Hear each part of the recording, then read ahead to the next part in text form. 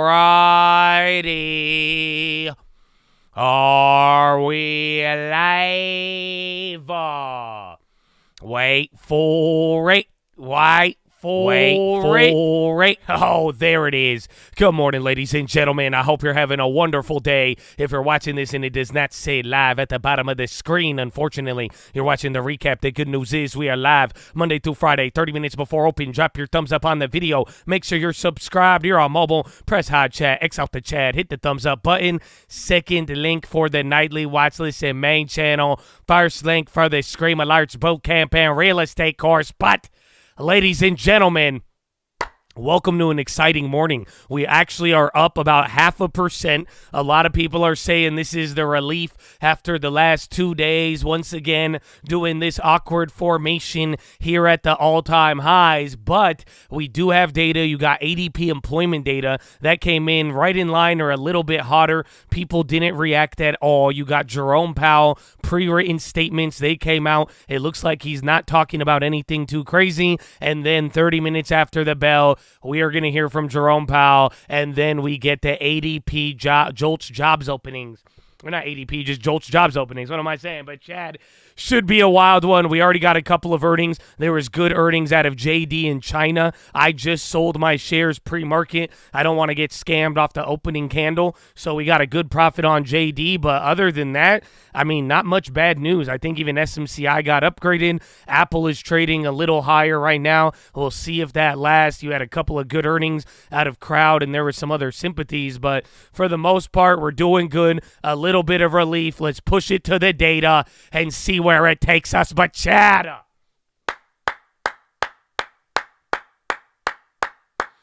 good morning.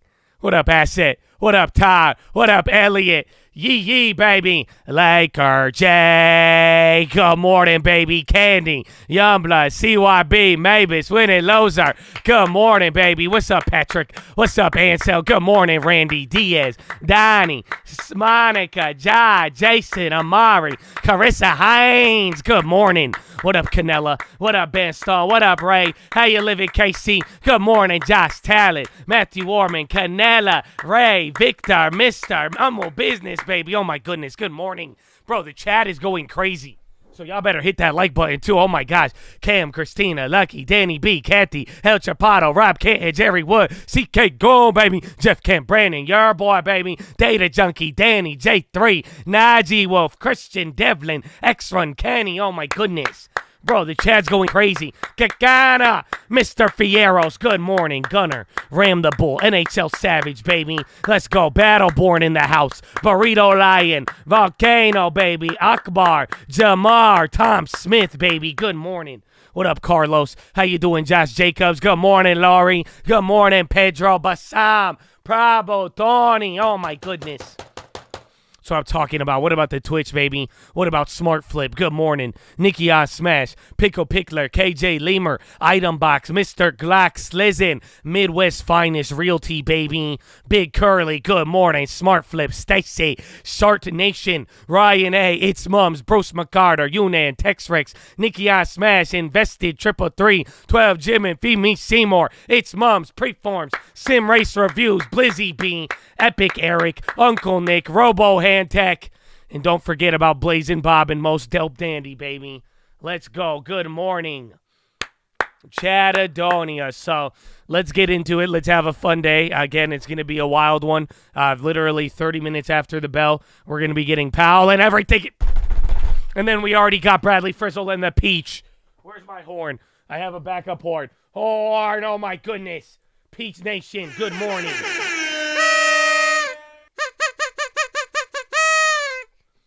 Oh, my goodness.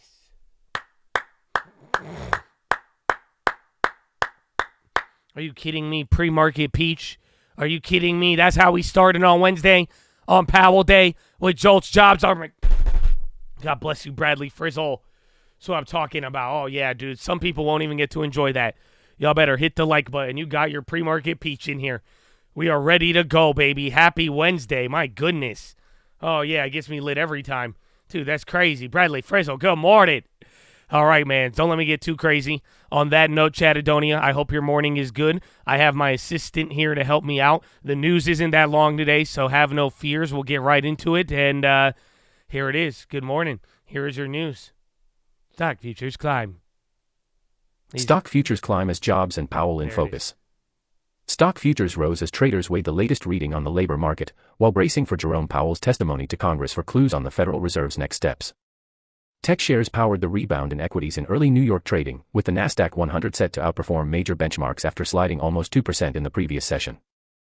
Treasury two-year yields, which are more sensitive to imminent Fed moves, fell 2 basis points to 4.54%. The dollar fluctuated. Aside from the private payrolls reading, investors will also sift through job openings data on Wednesday. Powell is expected to reiterate that the Fed is in no hurry to cut rates as the central bank tries to bring inflation to its 2% target. Later in the day, the Fed will release its Beige Book survey of regional business contacts. Corporate highlights. CrowdStrike Holdings Inc. gave a forecast for revenue and profit in the current quarter that far surpassed Wall Street's expectations, crediting a single platform strategy that has allowed it to gain market share. Nordstrom Inc. is forecasting muted revenue and comparable sales growth this year as sluggish demand at its high-end namesake stores offsets an improving outlook at its off-price rack stores. Foot Locker Inc. reported sales that surpassed Wall Street's expectations, overcoming concerns of a pullback in consumer spending on sportswear. JD.com Inc. initiated a $3 billion stock repurchase program and reported a better-than-expected 3.6% rise in revenue, helped by a broader product lineup and price cuts to target cost-conscious Chinese consumers. Grifols SA slumped after Moody's Investors Service placed the Spanish blood plasma company's rating on review for downgrade, and short seller Gotham City Research raised new questions on its accounting methods. Unsurprising, Super Tuesday. Donald Trump and Joe Biden edged closer to a general election rematch in November after racking up several wins on Super Tuesday. As expected, both Biden and Trump prevailed in nearly every Super Tuesday nominating contest. Nikki Haley clinched her second victory over Donald Trump, but reports out this morning indicate Haley will shortly exit the Republican presidential race, leaving Donald Trump on course to become the Republican nominee. Here are the key takeaways from the day. Separate reports suggest the Republican frontrunner also met with Elon Musk recently as he seeks to woo donors. Mixed messages. Price spikes for Bitcoin and gold are sending mixed messages about global risk appetite. For a brief moment, nearly everyone who ever invested in Bitcoin was profitable, as the digital asset surged to $69,191 on Tuesday before retreating. But a simultaneous record high for gold, traditionally a safe haven, makes for a jarring contrast. The two assets are typically driven by markedly different drivers. Bitcoin is generally considered a speculative play, whereas a boost for gold suggests traders are taking a defensive position on concerns of geopolitical tension or a possible pullback in equities. What's going on? Some say the twin spikes could be down to traders chasing short-term momentum across asset classes. It could also be that both Bitcoin and gold are viewed as beneficiaries of expectations of looser monetary policy, with swaps markets now showing a 62% chance of a Federal Reserve interest rate cut in June. Powell heads to Capitol Hill. And we'll hear more from the Federal Reserve today as Chair Jerome Powell heads to Capitol Hill for his semi-annual testimony before Congress. Unsurprisingly, the focus is on when those interest rate cuts are likely to come. Stocks rose after a two-day sell-off and Treasuries slipped ahead of Powell's testimony, in which he's expected to reiterate that the Fed is in no hurry to cut rates. After hotter-than-expected January prints, the U.S. central bank chief and nearly all of his colleagues have said in recent weeks that they can afford to be patient in deciding when to cut rates given underlying strength in the U.S. economy. But lawmakers will likely press the Fed chief on why officials are keeping borrowing costs so high, risking damage to the economy, when they've made so much progress on inflation. OpenAI hits back.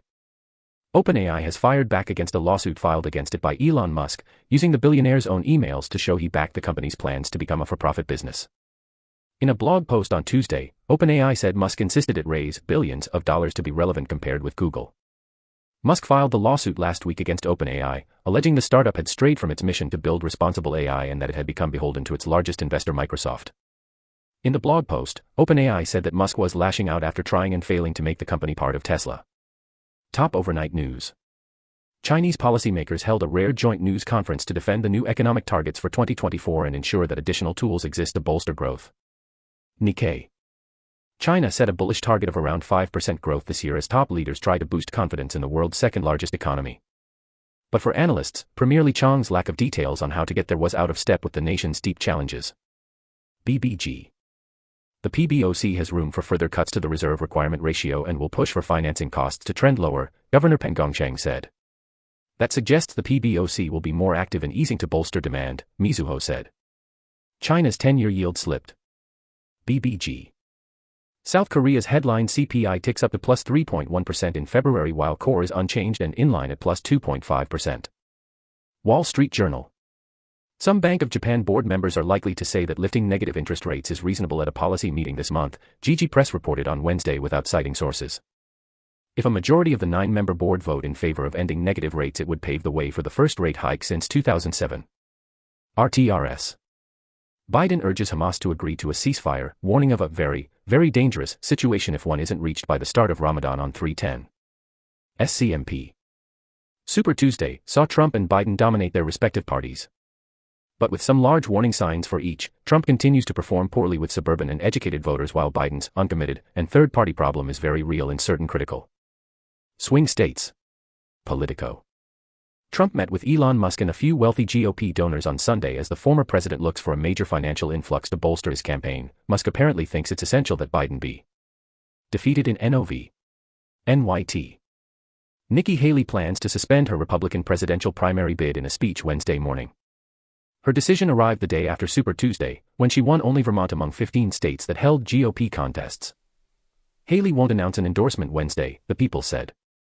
She will encourage Donald Trump, who is close to having the delegates needed to win the GOP nomination, to earn the support of Republican and independent voters who backed her. Wall Street Journal. Wall Street Journal.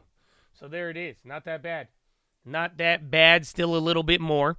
S&P futures are up by 0.5 Wednesday morning after U.S. equities finished lower on Tuesday, with the Dow, S&P, and NASDAQ all off more than 1%. Tech a notable lagger, particularly in terms of mega cap and software names, while bulk and semis are also down. Other momentum growth plays lagged as well, though some value cyclical pockets have moved higher, including banks. Treasuries little changed after rallying on Tuesday. Dollar down by 0.2. Gold is up by 0.1. Bitcoin up over 6. WTI is up 1.2.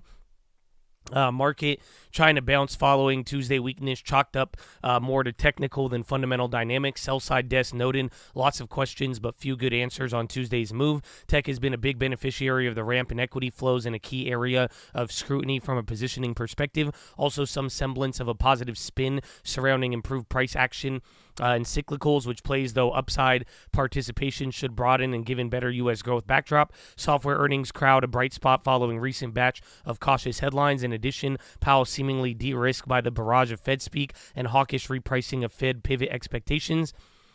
Powell reiterated it will likely be appropriate to begin dialing back policy restraint at some point this year, though he reiterated Fed still needs greater confidence inflation moving sustainably towards 2% target. Highlighted risk of both cutting too soon or too much and too little or too late. Daly and Kashkari also set to speak today. February ADP private payrolls missed, while pay gains and job changers accelerated for the first time since November 22, though gains for job stayers are the lowest since August 21. Jolts job openings at 10 a.m.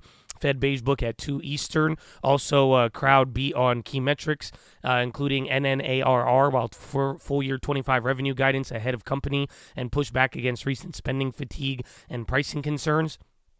Ross, big Q4 comp, street positive on share gains. EPS beat while full year EPS guide was just missed consensus at high end of company. Company is typically conservative. I forgot about Ross.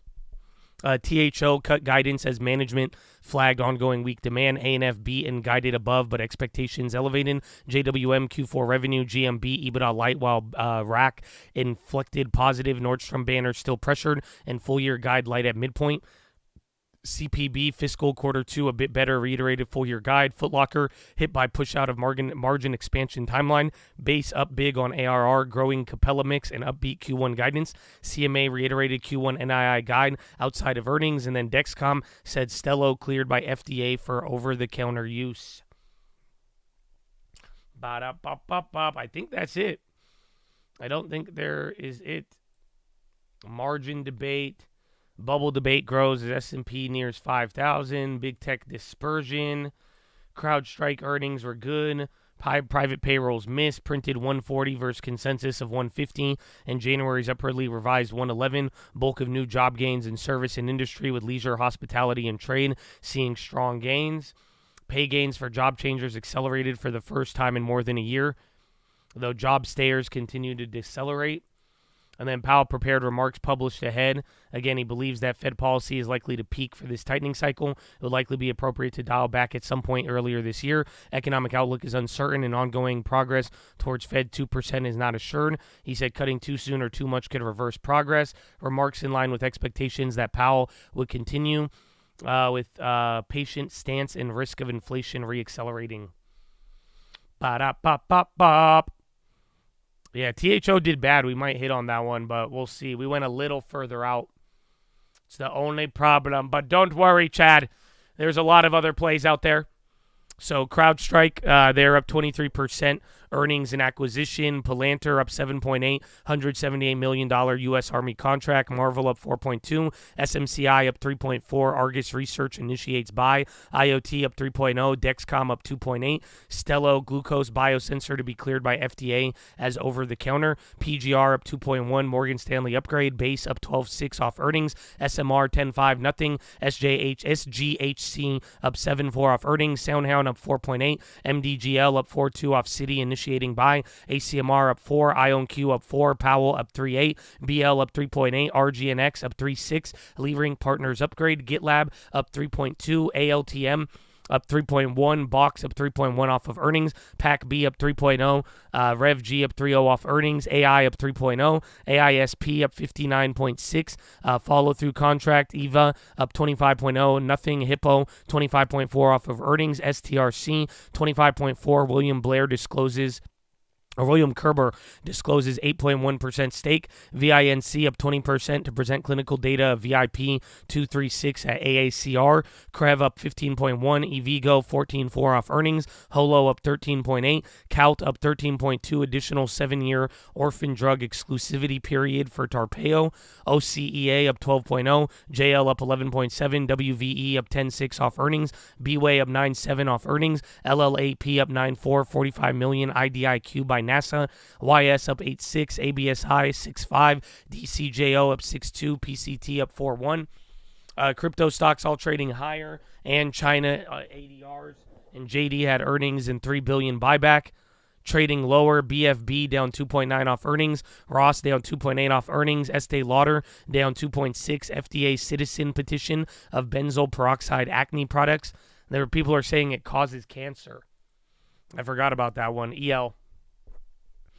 Ally down 1.4 off of guidance. THO down 17.5 off of earnings. ODD down 11.7 off earnings. Foot Locker down 10.8 earnings. Nordstrom 10.6 earnings. NVEI down 9.0. XRX down 8.9. Oh, that's a watch list. Which one was it? To offer a $300 million convertible note. NSCC down 5.6, Goggle down 3.6, DWAC down 3.5, Genie down 2.8 off of earnings, Abercrombie down 2.8 off of earnings, Taro down 2.6, FDA citizen position of benzoyl peroxide products, EVC down 45% off of earnings, Meta to wind down ASP program, that's like 50% of their income. AFMD down 18, 1 for 10 reverse stock split. Fund down 13, BYSI down 12, DTSS down 7, KMDA down 7.4, XCRS down 2.6, and Vinda down 1.4 CRL from FDA for supplemental NDA for Hetlios. Ba-da-bop-bop-bop. Perfect timing. Honestly, we're making great timing. Great timing. I think we're a little bit ahead. I got a couple of plays for you. So, Chad, hopefully you like the video.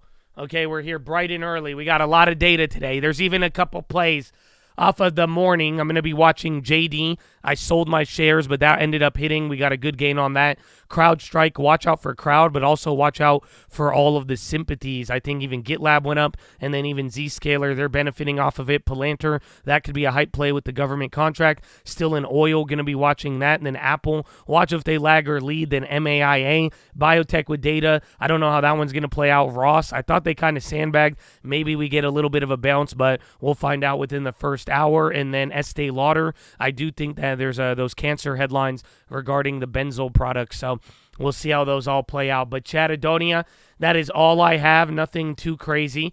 We'll see where it takes us. But now You got a couple of minutes here, so I'm going to go to the bathroom. I want you to think about your plays, listen to the people on the TV, and when I come back, I hope you are ready with a lot of plays, ladies and gentlemen. So like that video. Let's get ready. The morning's about to start. Follow me on Instagram at The Trading Fraternity, and I will BRB. I will BRB. And be supported by Congress in doing so. And what that does is two things. It perpetuates a support to the macroeconomy and the continued strength. Yeah. In addition to the fact of creating all that bond supply to fund those large deficits on an ongoing basis. Yeah, well, let's see what the ratings agencies have got to say about that, depending on who sits on Capitol Hill. Jim, it's probably a bit too early, and I think you make this point, which is it's a bit too early to put together baskets of higher tax, lower tax companies, or is it? No, I think it is too early. I agree with Bob that on a fiscal standpoint, they're both going to spend money, and that's going to make the economy stay strong, and that's going to keep the borrowing higher, full stop. Now, where they might differ is when you start getting into non-economic numbers, whether or not you're talking about foreign policy or you're talking about the south border or something like that and how that might impact it. But then again, even if we start getting into those types of things, it's really hard to say one policy differs from the other. So here's a basket of stocks you'd buy one way, or here's a basket of stocks or what you would do with the bond market the other way. So right now, I don't think that this is really playing. I know we like to ask the question, is the Fed really playing in the markets? And the answer might be yes or no. I would actually turn that around and say politics really isn't playing in the markets. But again, it's still 9 months away. If I said to the two of you, what is a gray swan event from the political spectrum, Bob, what would you say that could look like? I think the main question is dysfunction and whether or not they can continue to operate the government in a time where we still have divided government and it may become more divisive heading into the election. And that could create second and third order consequences and a drag on the economy if they can't get things like budget and spending done. And for you, Jim, what would you say could be a grey and disruptive emanating from political landscape? That the two candidates that we assume are going to be the nominees, that one or both of them doesn't. One's on trial and might be convicted, and the other one is running behind, and his party is very, very upset or very worried that he can't win and that we might see a change. It's a low probability. Jim, are those low probabilities very left-tail risks? Yeah, I think so. But I mean, they could really change. They could be very, very disruptive if you see one or the other or both winding up changing between now and, say, the conventions or election both. Day. Yeah, Egypt, IMF agree on new $8 billion loan. The Egyptian pound is getting rocked right now. Shout out my people, but that's not good for them. But ladies and gentlemen, boys and gals, you've heard the TV. Everyone talking politics. We just got over Super Tuesday. You got Powell before Congress. So on that note, Chattadonia, a couple of minutes to the bell. You're here, right now. Tell me, what is your first play of the day? Post it in the chat. What do you got for me, baby?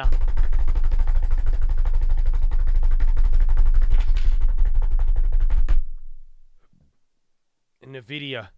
Crowd at 400, LUXH, SPY all day, closing Mara, NVIDIA, SPY puts, SOXL long, selling Coupang, JD, EVgo, Jake from State Farm, baby, Labu, Amazon calls, CL, SPY calls, Palantir long term, Palantir calls, AMD, JD, Gold short Shiba, full port, Palantir, AMD, 450,000, QQQ calls, Meta calls, GCT, SPY put, EL calls, EL puts, THO puts, Boeing 215, Apple shares, you better say AMD, K put, puts on PTA, AMD, Beto, Palantir calls, XPEL, SPY both ways in time, Tesla, IonQ, Amazon, AMD, DWalk, Avago, selling Mara calls, full port AMD, Costco, Pfizer, Apple, Google, UCAR, AMD calls, Google puts, Putlocker, cutting my losses, buying 100 GROY, Hello Shiba, Snap, Google puts, AMD, Beto, SPX long, JWN Day, buying Starbucks, Trump, MSFT, ChatGPT, buy more Apple, CRM, Google, IWM, long-term Pfizer, TSM, post Powell, Google puts, SPY calls, long calls, and the final plays of the day.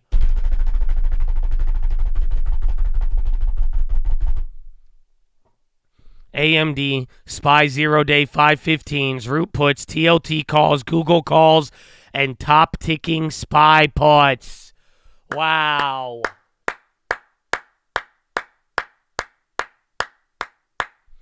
Not bad. Honestly, a little all over the place. Again, yesterday we had a decently sized down day. Now we're up. I'm seeing calls. I'm seeing puts. I'm seeing earnings plays. Oh, man. We got a good one in front of us. And bonds are green now. So I already told you guys my plays I'm going to be watching. I will be looking for a double dip there on JD. And then there's a couple of other movers pre-market. So, Chad, we got the plays. We've made good time. You have 30 seconds for any questions. We also got a little bit of time here to like the video. Remember, we need that 1,000 likes, baby. We need that 1,000 likes, baby. Hit that like. We're almost there, too. 15 seconds. Any questions? Any questions? Any questions? Why? Well, I got out of my JD play. So that's the beauty of it. I used the JD to get out of a play that I was down on for like 5 months. So that was a good one there. But we'll talk about it here. So we already cleared the JD. We'll find out. But ladies and gentlemen, there's something more important than all of it. More important than the plays, the info, the Powell, the jobs. And here at the Colt, every single morning, before we try to chase a dollar, before we try to enrich ourselves, we must pay homage to a very special group of people that has sacrificed more than most of us ever have and ever will. And I am talking about the veterans of the United States of America. So on behalf of the Colt, the people here, the people not here, want to give a huge special shout out, all the active servicemen, past servicemen, anybody who has served this country, even their family, for real. Thank you for making the ultimate sacrifice. Whether or not people have appreciated it, whether or not you agreed with everything you had to do, I hope you know we love you, and thank you for your service, and thank you for making it where we have this freedom we do today. So veterans, God bless all of you, and I encourage every single one of you to show that love and appreciation to those vets who deserve it. So God bless you, and thank you, thank you, thank you, and big shout out to anybody else out there giving back to their local communities, all the doctors, nurses, teachers, firefighters, police officers, the janitors, the garbage men, the coaches, anybody giving back, making their community run. That's where it all happens, baby. So keep it up. But ladies and gentlemen, please rise. Place your right hand over your heart. Say it with me. I pledge allegiance to the flag of the United States of America and to the republic for which it stands, one nation, under God, indivisible, with liberty and justice for all, baby. Set the Jets!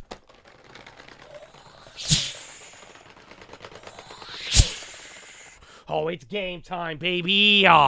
Horna, let's go.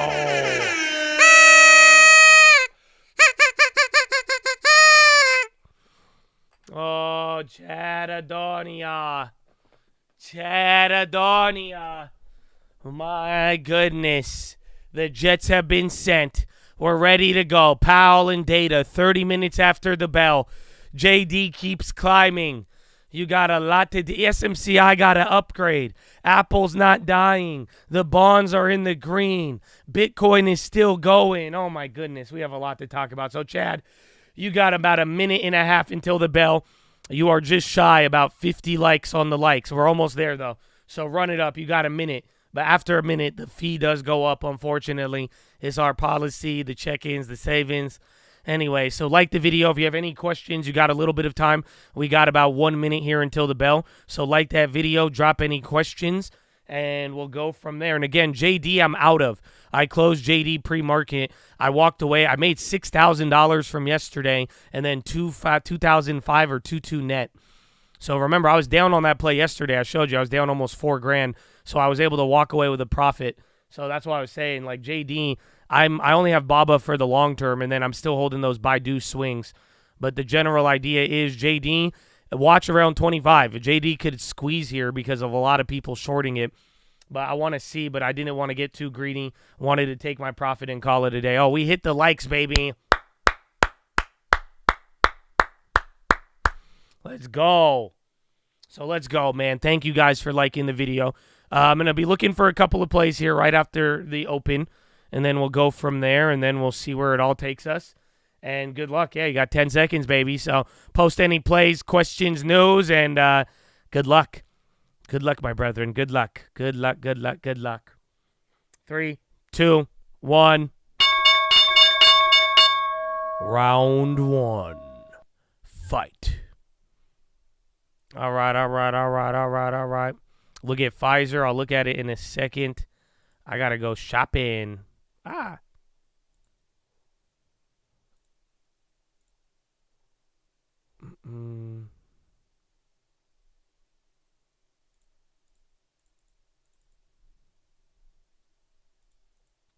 Market on close 415. Market on opening imbalance. Oh my gosh. Hey, we getting real data dependent out here. All right, some of the JD options, they've already moved a decent amount. Let me check Pfizer. Oh wow, they're up 3.6. They're killing it. And then even MO is up 2.6. I love it. AMD again, SMCI and the other ones got a upgrade. Again, I like some of the buy. The JDs are up 100%.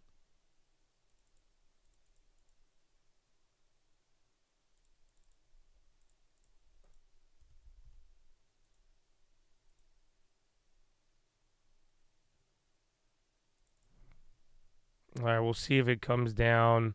I'm waiting a little bit on there. Big Pfizer buys. THO. That one should hit. We were a little further, though. Remember, I went with the cheap contract. That's the only problem.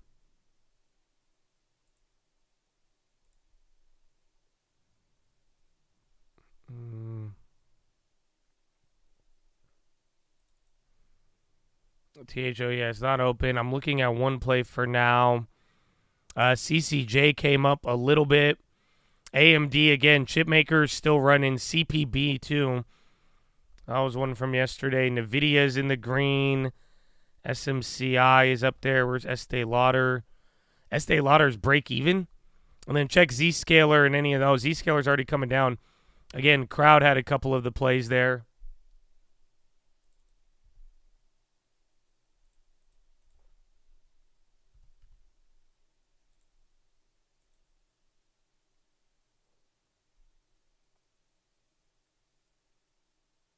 Oh, I don't think they're going to fill that.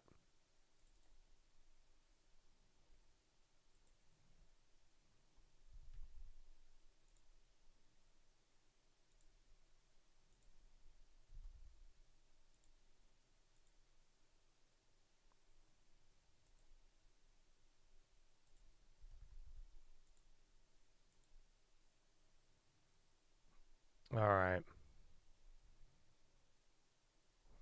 All right, I made one play. This is what I'm starting off with this. I don't know if I like it as much, though. We'll see.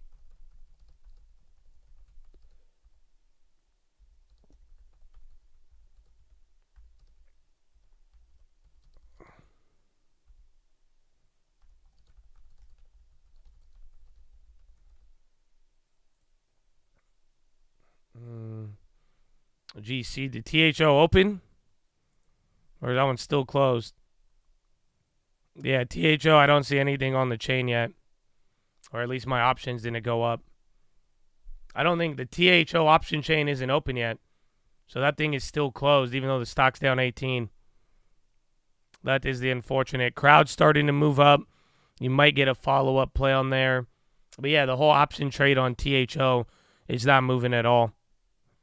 So be mindful, but not a recommendation. You will lose money. I went with a JD call. So I did a April 19th $30 call on JD. I grabbed one for 35 cents. So I want the double dip. I just don't want the same exposure I had. But those contracts, they're up like 80% on the day. That's the only problem. GLD, Apple, Foot Locker just open. So one JD call to start out. Again, we'll see if they get anything semblance of a squeeze. MO. Bro, value plays got a big bid today, bro. Both Pfizer and MO went up 3% today. But, again, MO is literally at 41.32 now. That's a huge pop, actually, out of nowhere. Spot gold hits record high, $20.43 an ounce. Oh, my goodness. Josh Med special dividend, $8. Sounds good.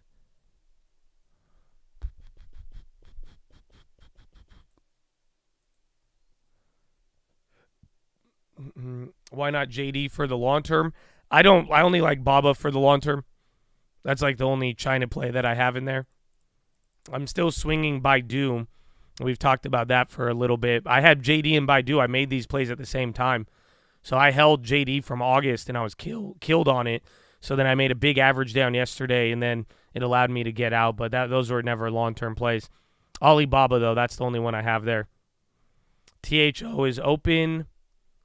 Are you sure about that? Let's see. I don't see THO open yet. Oh, there it is. Yeah, THO's open. The ones with more time don't show up.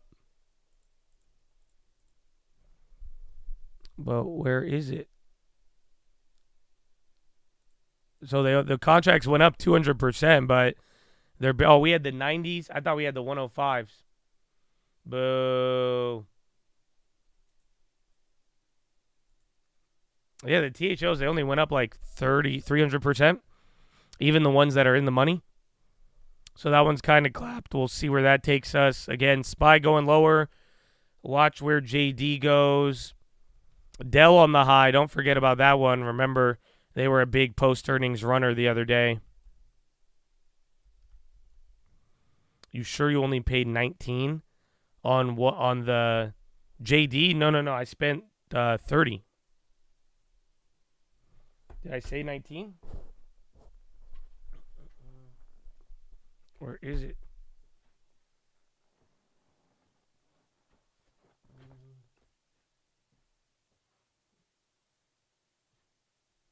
No, yeah, 35. You said April 19th. Yeah, it says 35. Yeah, April 19th. All right, THO, those are starting to go up. Target's running now, 175. That could have been a post-earnings. Powell's statements were uneventful. The pre-written statement, yeah. So, again, this is what we were saying. We're not really expecting much out of Powell today. If anything, during the Congress thing, it's going to be when they ask him questions.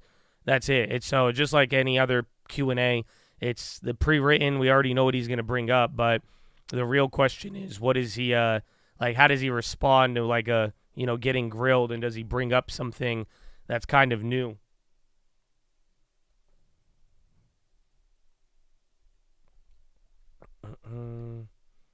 AMD. Yeah, those THOs kind of moving a little bit. But THO literally, option chain opened up. THO just ripped. That's like the FedEx, if you remember that one. T-Mobile on the high. Remember yesterday? We brought that one up a couple of times. They kept running. And then those Celsiuses are still up too. Keep in mind, they're hugging 90 still. I still like Ross, but they're kind of not moving as much. CrowdStrike, did they start rocketing up? They're kind of holding. Kind of looks like JD. Again, JD went up a little bit, but otherwise still holding. And Baidu's right at 100. Costco, 52-week high. Again, they have earnings tomorrow. Bristol Myers on the high. SPY is near the low of the day, but, we're still up a lot. Remember, NASDAQ was down like 2 to 1.5 yesterday. NASDAQ's up 0.7 right now. Russell 0.8. SPY 0.5. Dow 0.4. We're like right at 5,100, right above it again. We were 50 points below that yesterday. My goodness. T-Mobile on the high. Philip Morris is going up. Again, Bristol Myers up 2.5. Is there any news on that? Estee Lauder.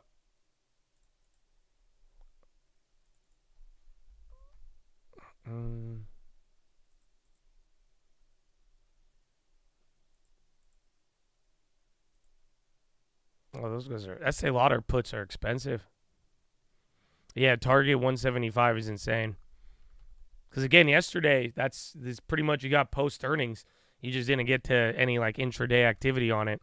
MO, bro, I'm so happy with MO right now. I don't think they even had any catalyst. Same reason when they dropped, but literally MO's up 4% now almost, 3.8. We just need that to actually hold. Banks kind of selling. Remember, they were holding up the last couple of days. There's JD. NVO on the high. Amazon is still green. Google's barely green. Remember, they had a good late day run yesterday. AMD 52-week high, 213. The Jolts hasn't came out yet. The ADP private payrolls, that's the one that came out. I thought it was hot, but some people were saying it was in line. So depending on what estimate you looked at, but I do think it was high. I think the wages wasn't good. Gold, man, gold is going to make me cry, bro. I should have been in that move. I hit every other gold move except that one. But yeah, I can't get into gold at 21. All I could do is just hit my gold coins together. Which is fun, which I have a lot of fun doing. I'm not mad about that. MTN, Vail up 6. Did they have earnings? Yeah, bro. Pfizer's up 3.5 too. Today was a very good day for value. So far, at least. Considering yesterday, a lot of the value still held up, even though the market was down. Crypto rises. Mara's up. Where's Coinbase? Holo. That was running up earlier in the morning. VRNT. Tesla's still down 1. SPY, a little bounce off the bottom, haven't moved. Again, we got data in 20 minutes. Dollar's down 1/4. Ethereum up 7. My goodness. Pfizer. Either way, any of the plays, because I wanted either Pfizer or MO. We went with MO, but both of those had a nice little literal just drop and pop over the last 48 hours. Meta 502. Yo, why is Meta breaking out? Myrna's on the high now as well. Myrna getting a pop, 2% into the high. AMD, NVIDIA still running. Abivi's getting involved now. Oh, Airbnb's even at 162. Jeez. But yeah, watch Meta. Meta is waking up out of nowhere. 3 mariners missing from bulk carrier off Yemen. 4s have sustained serious burns. Or? And then we're still up on the oil play from yesterday. That one came up. Jobs report is going to be in 18 minutes. Job openings. And then I have one caveat for the jobs report, actually, or the job openings. It's kind of a fun fact. And since you guys already like the video, I'm not going to bore you with asking you to like the video. You know what I'm saying? I love you. God bless you. So here's the fun fact. This Jolts jobs report, are you ready for it? Although it's like important, not important, and there's a lot that could come from it, here's the problem. This Jolts jobs openings, this is for January. So that's kind of a problem. Oh, no. Was I looking? Yeah, right here. So do you see why that's a problem? Because remember, the last non-farms, any of these last surprisers that have like really messed with us, and like it's a huge data set, and then the market like does its own thing. Unfortunately, it's all been January. So it's like it's going through the beginning of the year, updates, revisions, all of that. So there might be some changes that could skew this number. But remember, the last non-farms, this is essentially kind of equating to that for January. So that is the only caveat and problem that we are dealing with. Is good news? Well, I don't know. I have no idea if good news is. Theoretically, I believe that I think a low, like a bad print, like where we see that job openings like actually went down, I think the market would love it.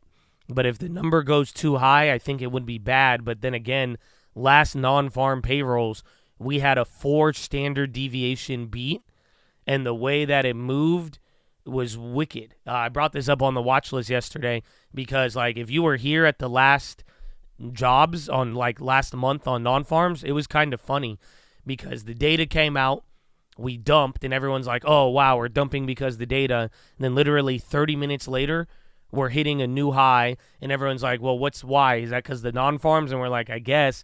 And then 2 hours later, we're hitting another low.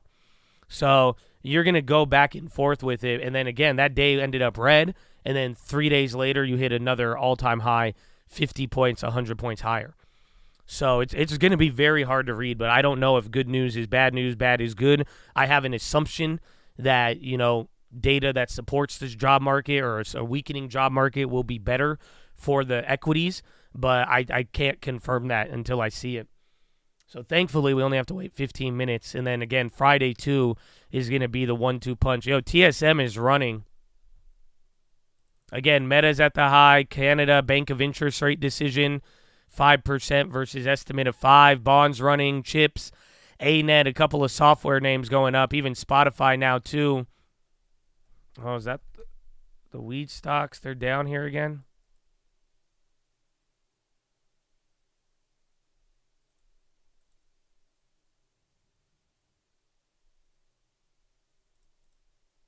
Real on the high.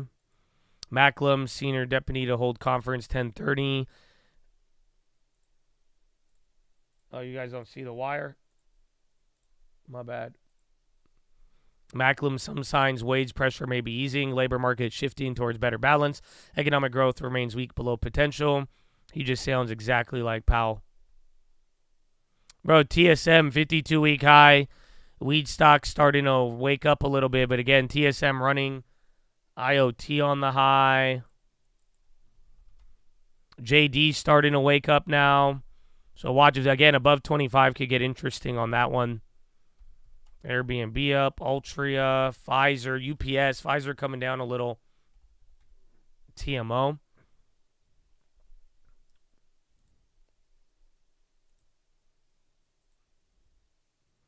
My reasoning behind MO, I just like it. I've held the company for a while.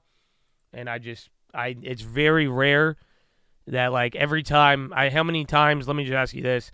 How many times have you seen me pull up a MO chart on the yearly and then cry about not getting it below 40? I feel like I've done that a lot in my life. So every time it goes below 40, I never pick it up and I cry about it a couple months later. So I just figured it dropped 3.5% that day on nothing. Dividend was right around the corner. I got my deposit. I was like, we just added Pfizer, so I wanted to go for the yield there and decided to go with it. But, I mean, it has been a stock we've held for several years. DKS up again. GitLab. I don't know if did the GitLab contracts wake up from yesterday? I don't think they did. They clapped us. Are those JDs moving? We might get a little bit.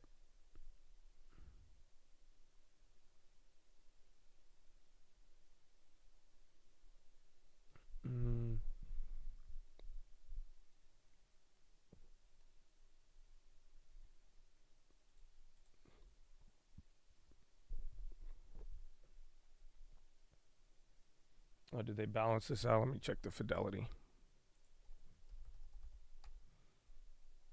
And then TSM coming down again. Chip moves there. Unity on the low, and then Google. Palantir 52-week high.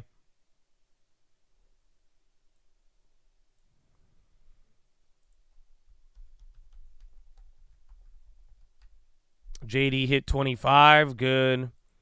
I wish I still had the shares, but I just didn't want to get greedy. Because that was nice. We got it. But the JDs are up 8% on the contract. So, again, if it really runs, we'll get lucky on the option. But other than that, though, I'm glad. Again, I'll do that play. I was down on JD since August. So to walk away with that play with like a green, I'm very happy about that. But yeah, JD's starting to run a little. Again, JD is like heavily shorted. You guys got to realize this was a name people thought was going to die in China. So that's what's helping it here. But now you're just getting back to where it was at like a month ago. So there's still a pretty wicked range on that stock. And CCJ came up a little bit. I'm still down on that from the beginning of the week. Oh, nope. Now it's dropping. Qualcomm, Skyworks on the high.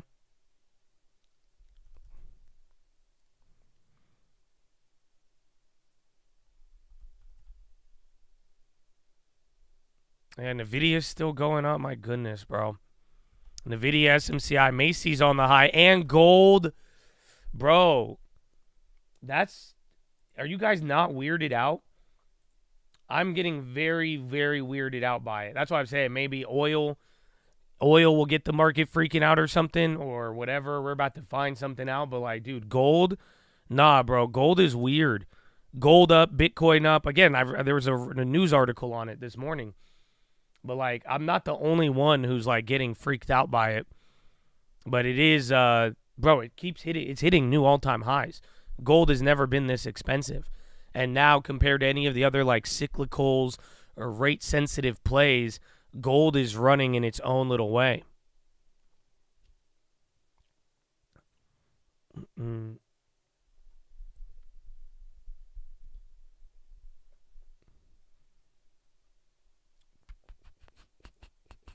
Is that worrying? It is, but it's like we just don't know what to worry about though. Right? That's what I'm saying is like it's definitely saying something, but I don't know what it's saying. I wish I had the acumen to tell you, but I really don't think anybody could. That's why, because again, it's London. It's a London exchange. Like gold is a very controlled price. That's why, like on top, that's the cherry on top. But to see it doing all of this with a strong dollar, and then again equities and all, even real rates. So like real rates are positive right now. Technically speaking, our rates are higher than inflation. If the inflation rate is at 3 and our rate is at 5.25, our real rate right now is at 2.25. So you're telling me in an environment with positive real rates, gold is appreciating 5-10%? What the fuck? That makes no sense. So that is the problem there, because it's saying that people are worried about both debt, the government, and God knows whatever else it could be, but it's still like it kind of highlights a sense of fear more or less. But then again, there's not really fear. That's what I'm sure we all can observe.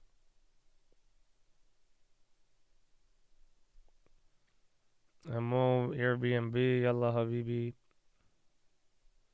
Okay, yeah, I adjusted.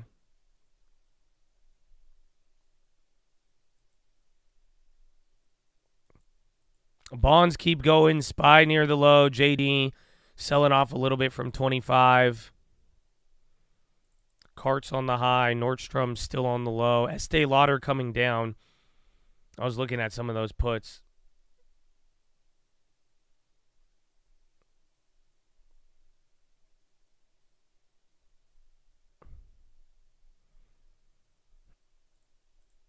eBay up though. I still have that contract. Where is it at? It's up 140. We have what, 52 calls?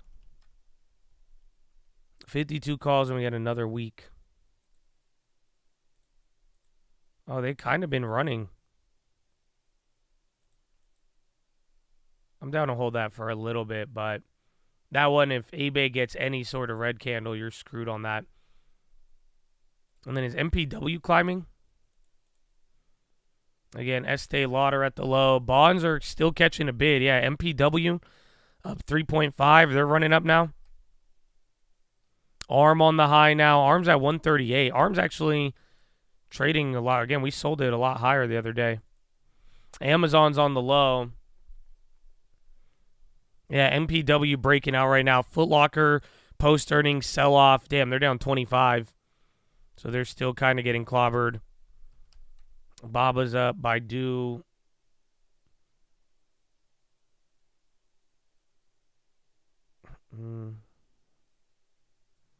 Could gold be election hedge? Maybe they're uneasy about election and positioning into safety. It could be, but then that just means people are worried about the election. But I don't think people have that general fear. But then again, it's like that part of that thing we read this morning. It was even just talking about how there's very competing arguments. Like, look at Bitcoin and gold. Both of them are near all-time highs. Both of them you could use to, like, if you buy them if you're worrying. But then also, like, gold is more fear-based. Bitcoin is more speculative. So why are, like, you mean, so people are both scared and speculative at the same time? That's a very weird combo.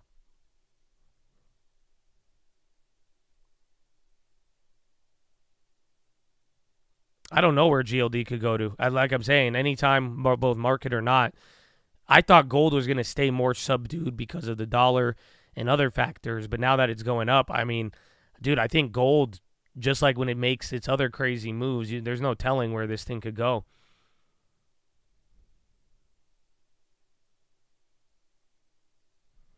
Microsoft red. ARM is still running. Again, they're still below 140. Again, we sold at like 140 something. We bought it like 135 a couple of weeks ago or a week ago.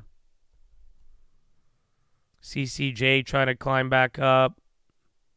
UAL on the high. UAL's like kind of running. Even Boeing trying to get up. SPR, they came down a little bit. Yeah, value play is doing good. Pfizer's coming down though, but still up 2.8. MO is still holding 3.6. That helped out a lot. It's up because of the threat of war with Russia. Well, here's the deal. I don't know. So all of your answers are as good as mine. And like that's all I'm saying is that wow, you should pay attention because it's fascinating. It truly is. It'll definitely get the gears turning and make you think about what's happening right now. But I don't know. Your answer is as good as mine. It could be a lot of things, but it also could be nothing, and it could just be momentum and God knows what else. But it is just something I pay attention to, but unfortunately it doesn't provide us like a signal to be like, oh, wow, this is exactly what's going on right now. But it's like, it's one of those things where it's like one of these is not like the other. Like it should stand out to you, and it should be something where, that doesn't just happen. There's been many instances where gold goes up, but very few of them are like where we're at right now. Again, it was kind of like this, leading into '08. And that's what we talked about around the rate cut when they had their own like '06, '07 rate cuts.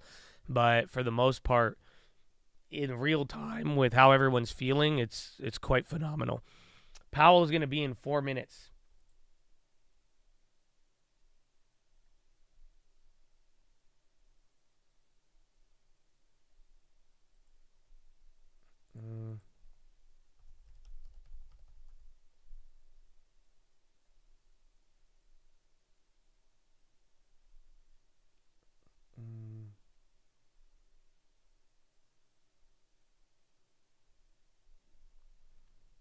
Yeah, and the Jolts too. So that's going to be the crazy part. We already have the pre-written statement.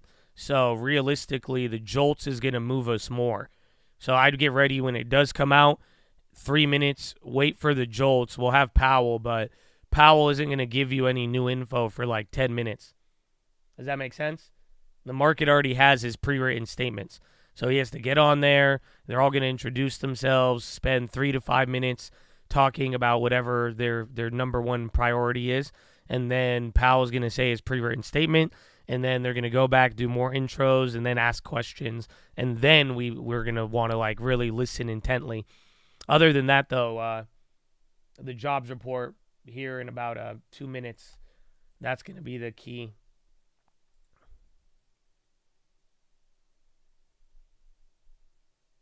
So, again, the number we're expecting is 8.9. A higher number would be bad. A lower number would be good. But then again, take that with a grain of salt considering what we witnessed last time. Abivi coming up now. They're in the green. They were red earlier. I hope Kennedy is there. I hope.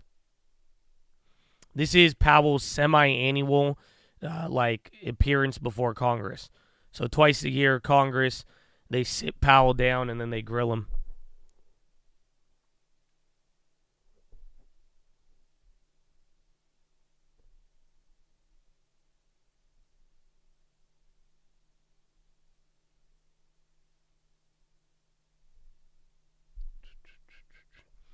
Oh, he's going to be there. He'll show up.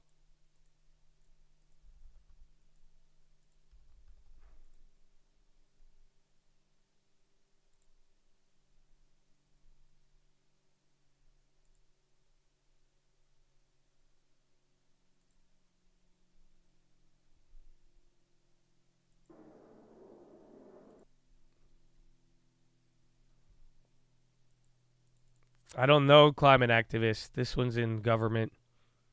It's not like out in public. Estee Lauder going down again. Yeah, weird news today. MPW still up. Baba selling off. JD gave up some too. And Baidu. So all the China names are starting to come down. You got 30 seconds. Get ready, Chad. 30 seconds. 8.9 is the number. Lower is good. Higher is bad.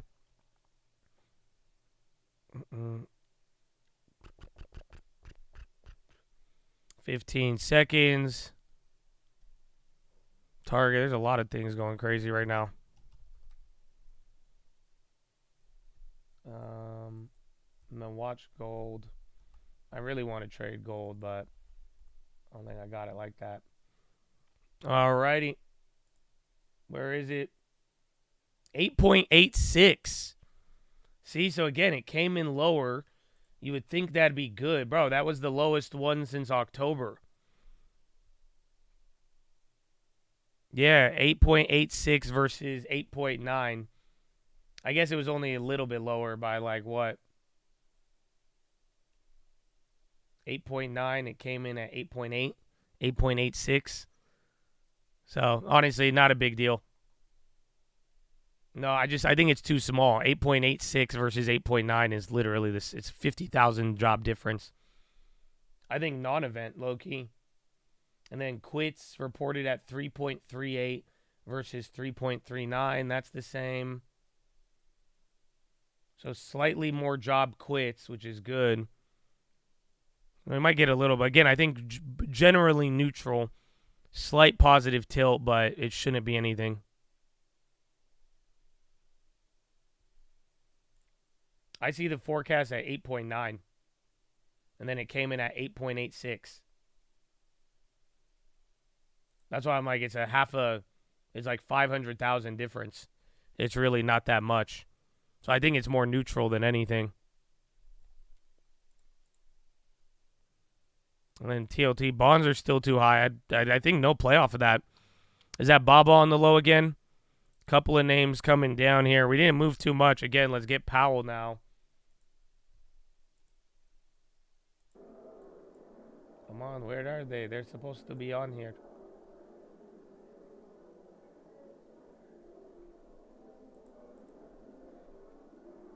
Just watch your speakers. I have the audio for Powell.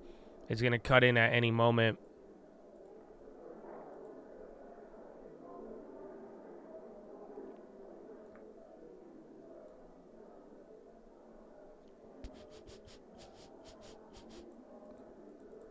Yeah, so we have more jobs. That's it. But I think so far, kind of a dud to the start of jobs data. Again, like we're saying, I think that data is neutral, slightly positive. Bonds are already substantially higher than the day before. That's the only weird part. That's why I'm like, I don't even know if you could really make a play on this. Does the 2-year even move off that? No. And then SPY going a little lower. Shop on the low. Google, Mara dumping. Coin. IBM on the high. That was running and Win. Both of those are running. Yeah, bro. MPW is just going up 5. I think they're about to fill the gap, no? So they're getting back to some of these previous levels, but if they get back to 498, I mean, that's going to be a very good recovery for them. Good morning. Blessings on blessing. What up, Sauce? How you living, man? Good morning. We are waiting for Powell right now. So Powell should be on any moment. Yeah, MPW. Isn't Snap getting killed? Remember, Snap was up, though, at 1160 off the TikTok shit yesterday. So keep that in mind. And then Meta, they were running up at highs all day earlier. They're still in the green. They came down. Cart's almost at 34. That one's ripping. Yeah, Powell is speaking tomorrow as well, too. Wholesale inventories, -3. Estimate was -1. Trade was 1.7 minus. Estimate was positive. So bad trade data, too. Or wholesale. All seems good, though, but I do think the Jolts was a little bit there. I think Jolts came in line. I guess it depends on who's, what's it called, consensus you're using. Oh, is this happening right now? Well, here, we're waiting for Powell. I'm going to go to the bathroom. Follow me on Instagram at The Trading Fraternity. You can listen to Nikki Haley and her 2024 bid. I thought they'd be talking about jobs. Gratitude for the outpouring of support we've BRB. received from Follow all me on Instagram across at The our Trading great Fraternity. country. Good morning. But the time has now come to suspend my campaign. I said I wanted Americans to have their voices heard. I have done that. I have no regrets. And although I will no longer be a candidate, I will not stop using my voice for the things I believe in. Our national debt will eventually crush our economy. A smaller federal government is not only necessary for our freedom, it is necessary for our survival. The road to socialism is the road to ruin for America. Our Congress is dysfunctional and only getting worse. It is filled with followers, not leaders. Term limits for Washington politicians are needed now more than ever. Our world is on fire because of America's retreat. Standing by our allies in Ukraine, Israel, and Taiwan is a moral imperative. But it's also more than that. If we retreat further, there will be more war, not less. The hearing is titled As The Federal important, Reserve's while we stand Semi-Annual strong for the Monetary cause of Policy freedom, Report. we Inventive must title bind we together use as Americans. semi-annually here on the We must turn Without away from the objection, all members darkness will have of 5 hatred legislative and days within division. which to submit extraneous I will materials. continue Chair, to for promote inclusion in the all record, those values, I will note at the as is outset the that right this of hearing has a every hard stop at American. 1 p.m., which will be strictly I sought the observed. honor of being your president. But in our great I see country, Chairman Powell being smile. a private citizen Just 3 is hours, privilege so enough in itself. I'll now recognize myself And for 4 that's a minutes to give an privilege I opening very statement, much and look welcome back, forward Chair to Powell. enjoying. Since you last appeared before In the all committee in likelihood, June Donald of Trump will be the- 2023, the conversation in Washington surrounding inflation has shifted significantly. Bow To be clear, tie. it's not because the inflationary fire has been extinguished. From the most recent data available, food costs are up 21% since President Biden took office. Energy costs are up nearly 32%. Shelter costs are up more than 19%. And you'll pay 37% more for a dozen eggs in America today. As you stated in January, people are still paying more for the basics of life, and the prices they're paying are still high. Families aren't happy about it, as you know, and as our colleagues know. But according to the Biden administration, many of my Democrat colleagues, they should be thrilled. In an attempt to score political points, many in Washington have decided the best strategy is to tell people what they're feeling isn't actually accurate. They claim Bidenomics has brought down costs, and their partisan so-called American Rescue Plan put our economy back on the right track. Of course, we know the opposite is true, since inflation skyrocketed soon after the American Rescue Plan was enacted, which was predicted by several former Obama administration economic officials. Instead of working to solve the underlying issues causing high prices, the administration has played the blame game, citing corporate greed and so-called shrinkflation. Some Democrats have even trained fire on you, Chair Powell, blaming interest rate hikes, which were necessitated by Democrat spending, for the high cost and brazenly calling you to make cuts prematurely. It's highly inappropriate for lawmakers to attempt to influence monetary policy. Chairman Powell, I have faith that you will not allow politics to cloud your judgment in the fight to tackle inflation. As I have always said, you're a steady hand, and I believe you are committed to the Federal Reserve's independence, as am I. Just as you have rejected the outside pressures of politically motivated agendas, I hope you will be just as attuned to the threats of politicization when the calling is coming from inside the House. Vice Chairman Michael Barr's so-called holistic review of capital requirements and the fatally flawed Basel III endgame proposal represent a concerning trend of partisan proposals taking priority over supervision.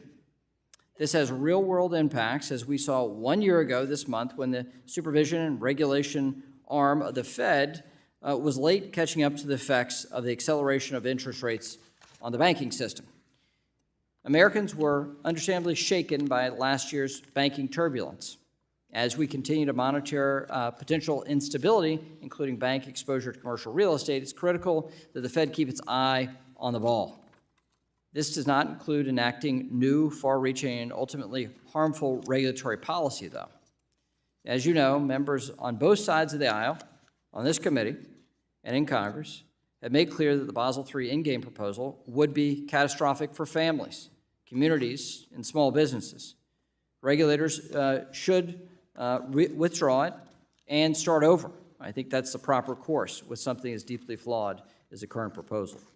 Additionally, given that other significant proposals would have to fit holistically together, regulators cannot simply proceed with them as separate modules or using a cut and paste approach. Most importantly, as the Basel III endgame proposal is discarded or altered, I strongly urge you and other regulators not to finalize the long-term debt proposal. Instead, Chairman Powell, I would encourage you to stick to the task at hand and follow the data The stakes are way too high to put politics over sound policy. With that, I yield back, and I'll now recognize the ranking member of the full committee. Thank you very much, Mr. Chairman. Good morning, everyone. Welcome back, Chair Powell. While I am pleased by the progress the Fed and the Biden administration have made to tackle inflation, we're not out of the woods yet. In fact, even though my Republican colleagues refuse to acknowledge this fact, housing is still the #1 driver of inflation. Based on the latest data, housing costs continue. This is an early to make investor up of nearly FTX. 70% of I overall meant price increases, Congress. outpacing modest yeah, wage it's gains. weird. This means that until we address the underlying housing supply shortage, Americans will continue to pay an increasing share of their income on housing. The affordability crisis will worsen, and inflation will remain too high. With that said, it's hard to understand why Republicans feign concern about the economy Dad, I have a when they're disgusting unwilling to idea. address the key driver of inflation, housing. I'm gonna wait. In fact, But I want a Republicans have short only goal. put forward legislation that makes things worse for millions of Americans. I don't want to do it though. I'm scared, moving but I'm not. legislation But I want to. to But I slash am. I don't funding know. for federal housing programs, staring at it, bro. including in rural America, I'm where just homelessness sitting is here, just rising. staring at me. This abysmal record on housing is par for the course for Republicans. Since they have been in the majority, they have convened only 6 hearings on housing, on top of launching baseless impeachment efforts, censoring members, and pushing our government to the brink of multiple government shutdowns. It's clear that Republicans are too focused on drama and chaos to deliver anything. And then for bond the yield's still American ticking people. up That's here. not how Democrats roll. When I was chair of the committee during the 116th and 117th Congress, not only did we JD back hold above 55 25. hearings on housing, but I and my fellow Democrats enacted 12 critical housing bills into law And then another ship in the hit by last Congress Houthis. alone that helped stymie a tsunami of evictions, foreclosures, and homelessness, keeping millions of people stably housed during and after the pandemic. Unlike Republicans, we don't just talk about the issue. Democrats make law. As House Republicans continue to disappoint, committee Democrats are offering evidence-based solutions to keep a fair and affordable housing Meta on the agenda low now, too. at the And then top bonds near the high. priority in Congress. That's why I and my Democratic colleagues reintroduce 3 groundbreaking bills to address the housing crisis and bring down inflation once and for all. This includes Housing Crisis Response Act, the Ending Homelessness Act, and the Down Payment Toward Equity Act.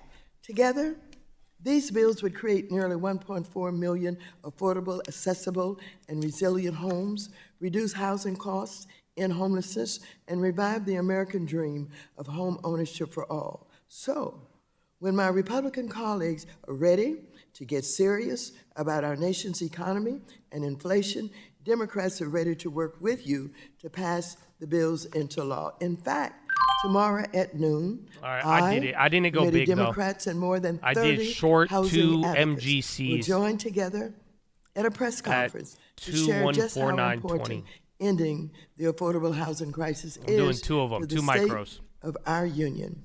And so I invite all of my Republican colleagues who say they care about this issue to come on and join us.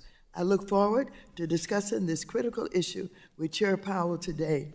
And, Mr. Chairman, I yield back my time. Chair recognizes Mr. Barr, Chairman of the Subcommittee on Financial Institutions and Monetary Policy, for 1 minute.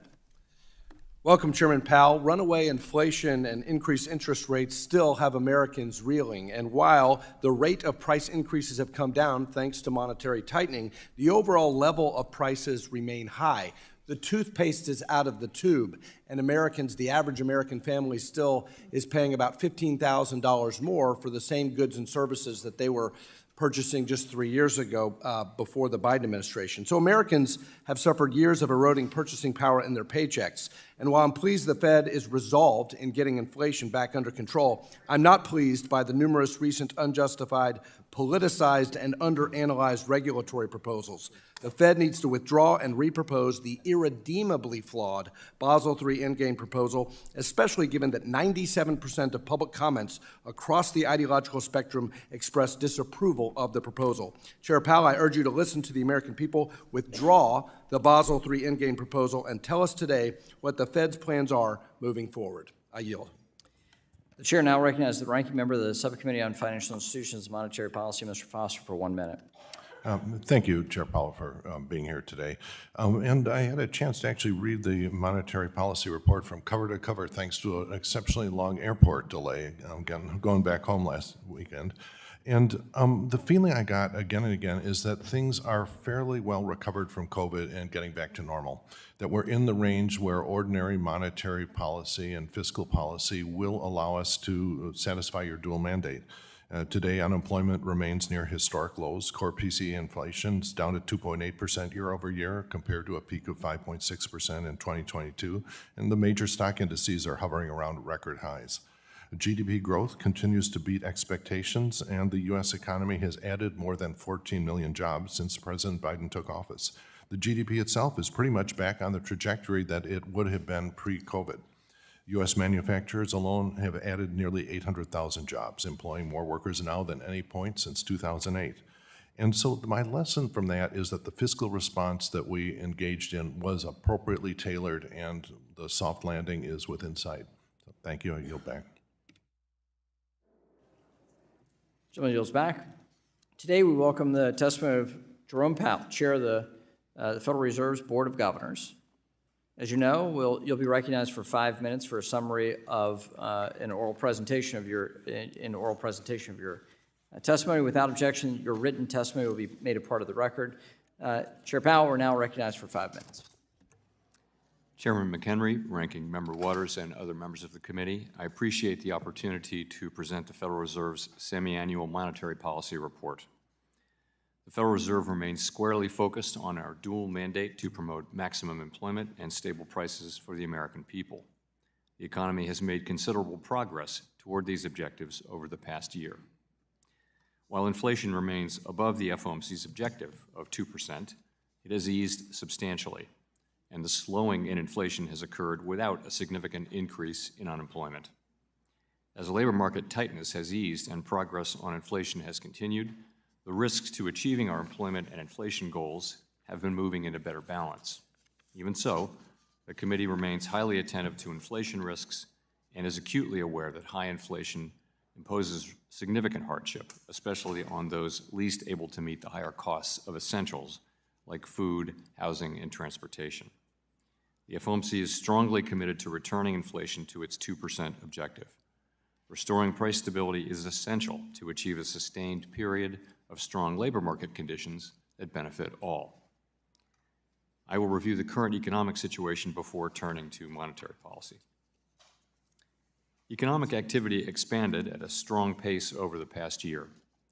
For 2023 as a whole, gross domestic product increased 3.1%, bolstered by solid consumer demand and improving supply conditions.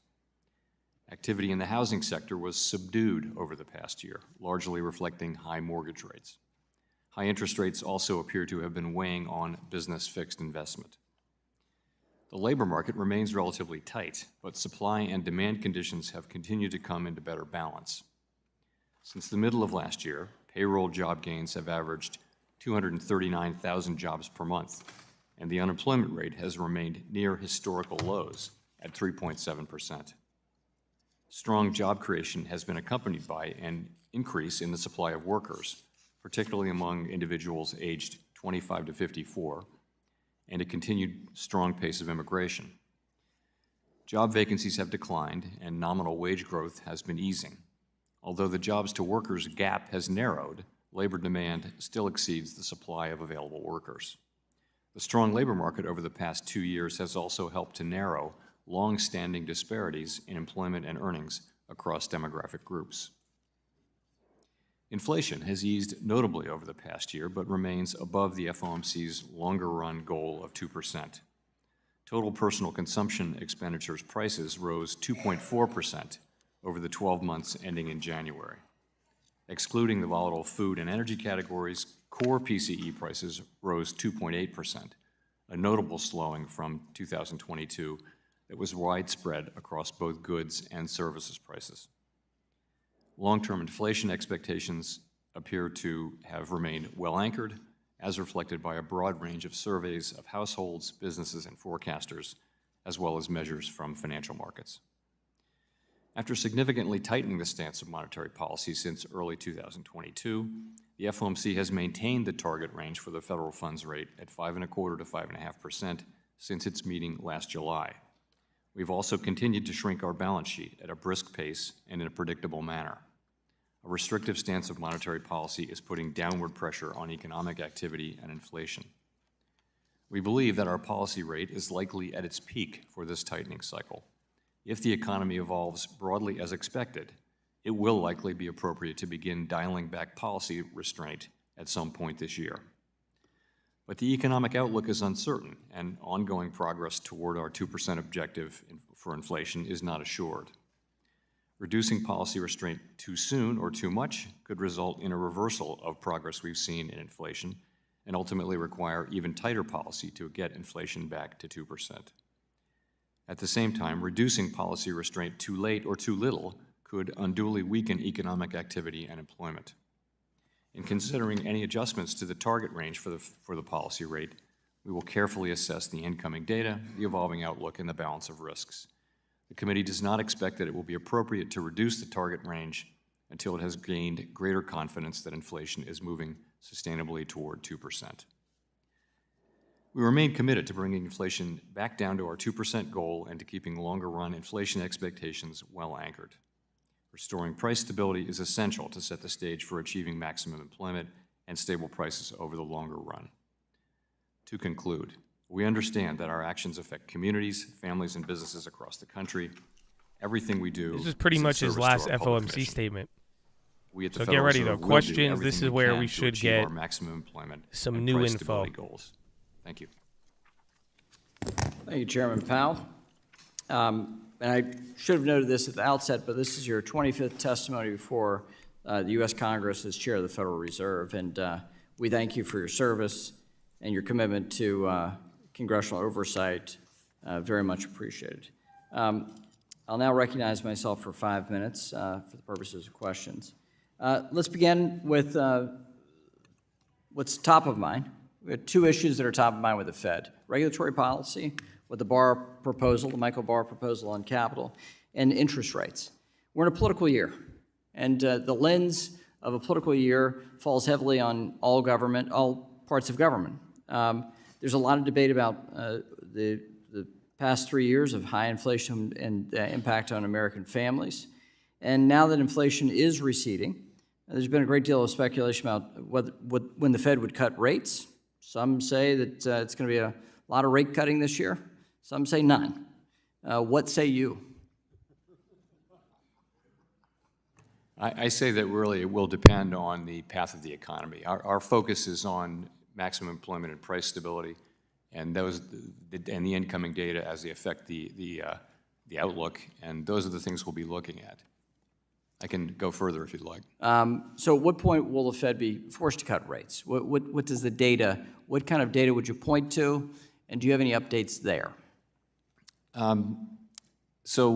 What we've said is that the committee would like to see more data that confirm and make us more confident that inflation is moving sustainably down to 2%.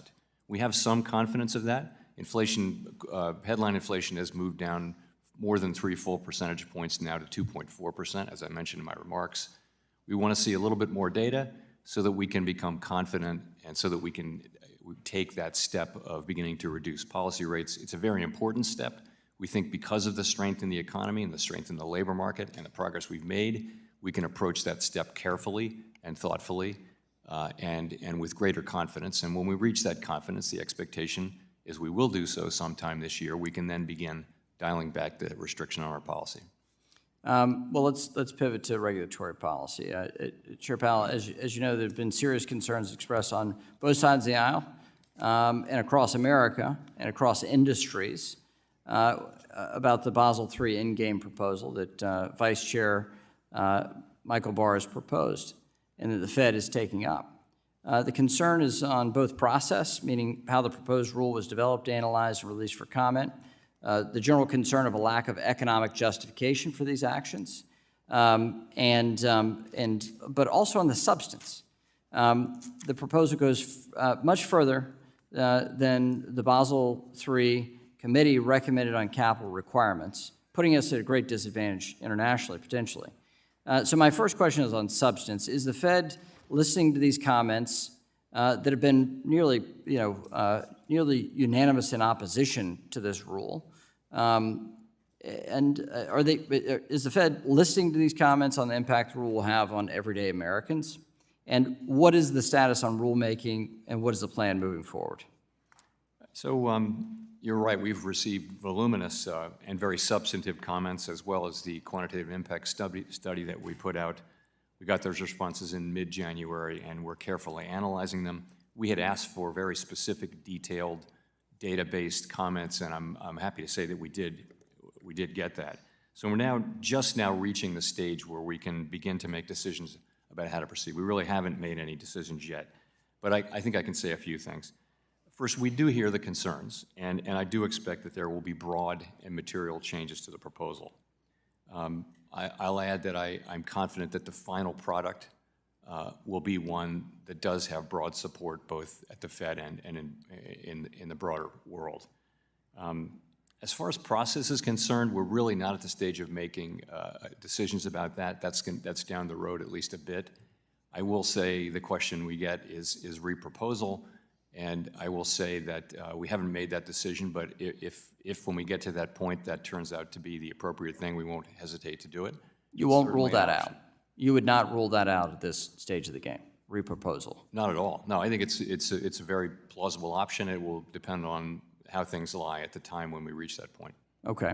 And there's a lot of concern about the interplay between different parts of the rule.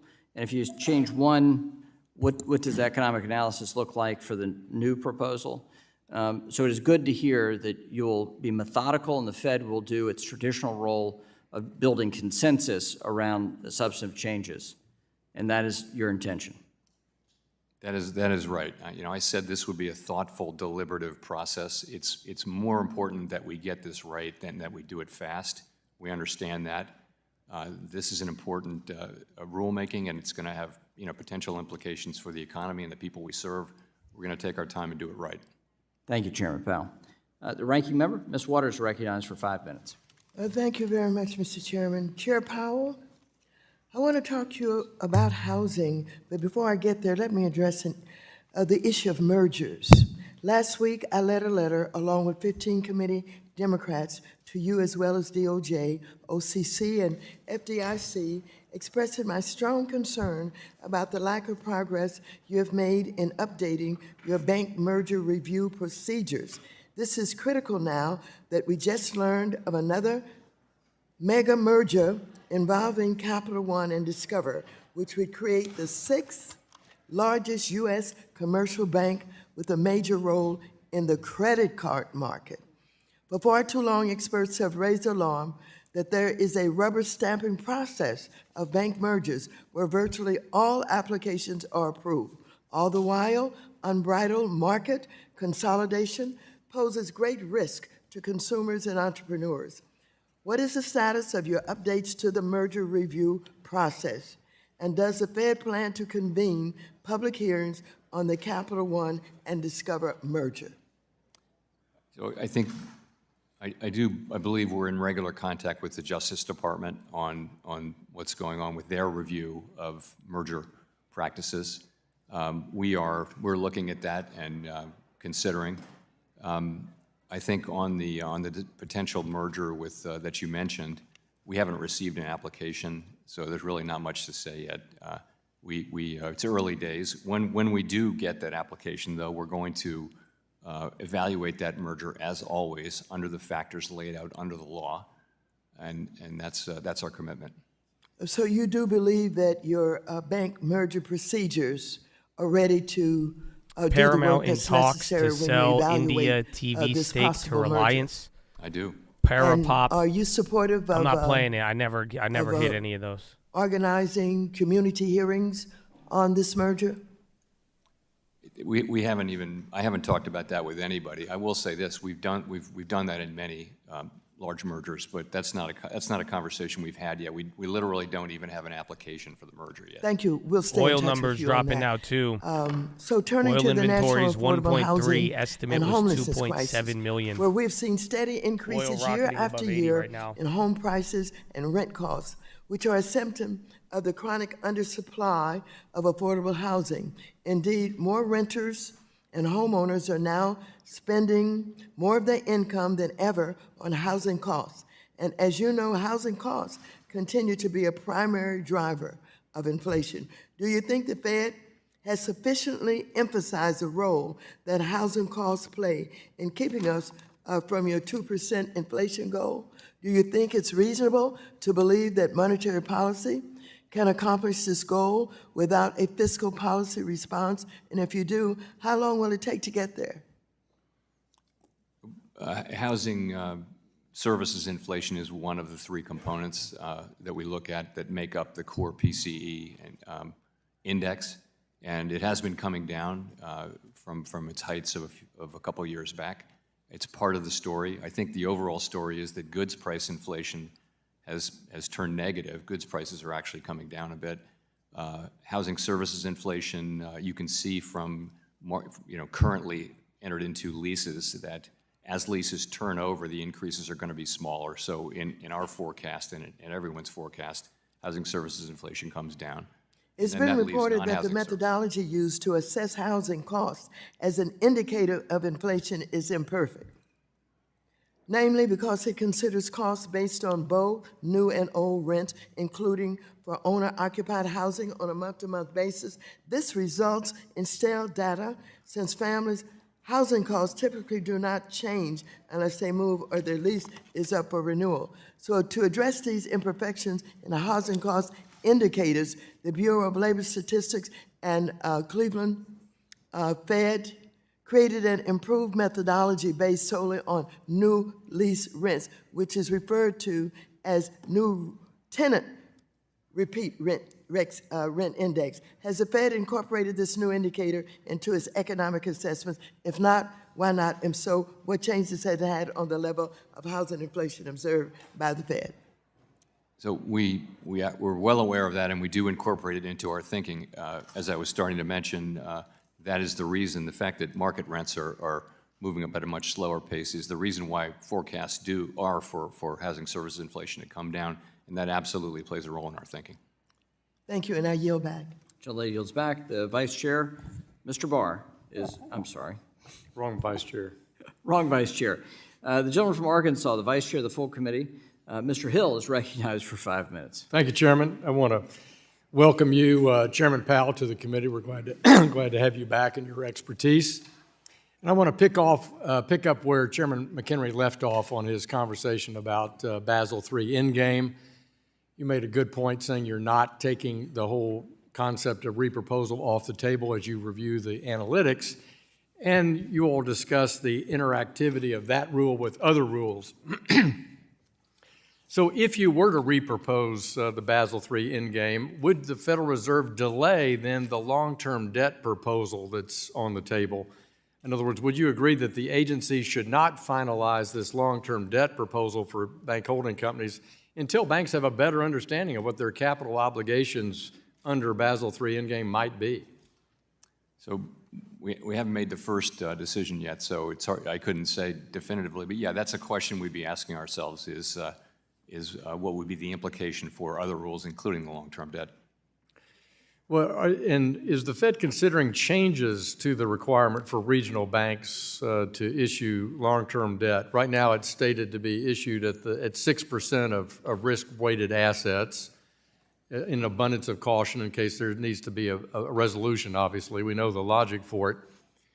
But as I understand it, it's being required at both the holding company level and down at the bank level, and that seems redundant to me. Are you aware of that, and have you considered changing that in your discussions? Yeah, so that's another area where the comment period ended a little while back, and so once again, we're in the process of evaluating the comments. There will be a thoughtful, deliberative process around that. We welcome comments on these kinds of things. They're very important implications for the banks that are affected. We want to understand the effects, make sure we understand them correctly so that we can evaluate, what a final rule should look like. Good. Let me turn to the monetary policy outlook. As the chairman noted, consumer prices are 17% higher for American households since President Biden was inaugurated back in January of 21.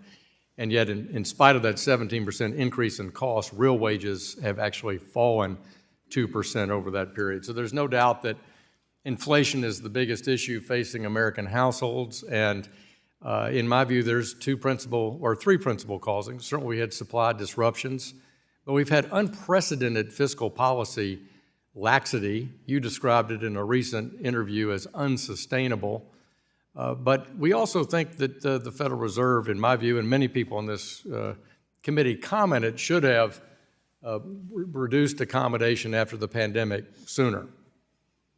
One of the things coincident with that, which is what I want to talk to you about, is that the FOMC announced in August of 2020 this flexible average inflation targeting framework right in the middle of the pandemic, which many of us didn't understand why the Fed would take that decision then, but it would give you flexibility on the 2%, saying the Fed could allow inflation to rise above 2% and stay there above that level for some time because the Fed had had such challenges in getting the price level to 2%.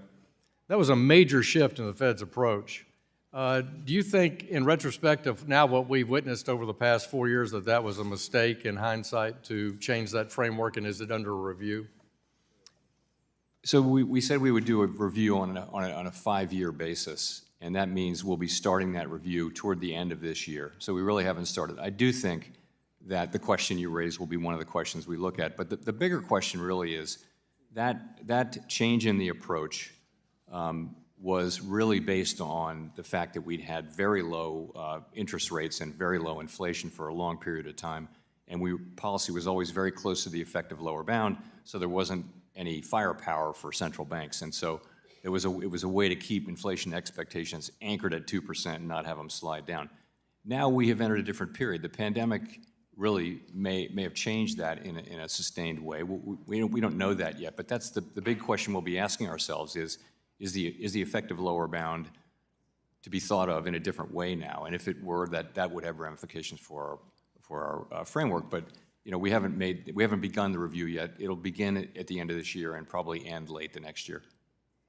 Thank you. Yield back, Mr. Chairman.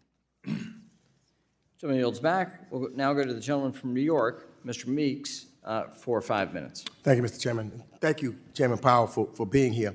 And I think I want to pick up a little bit right where we are.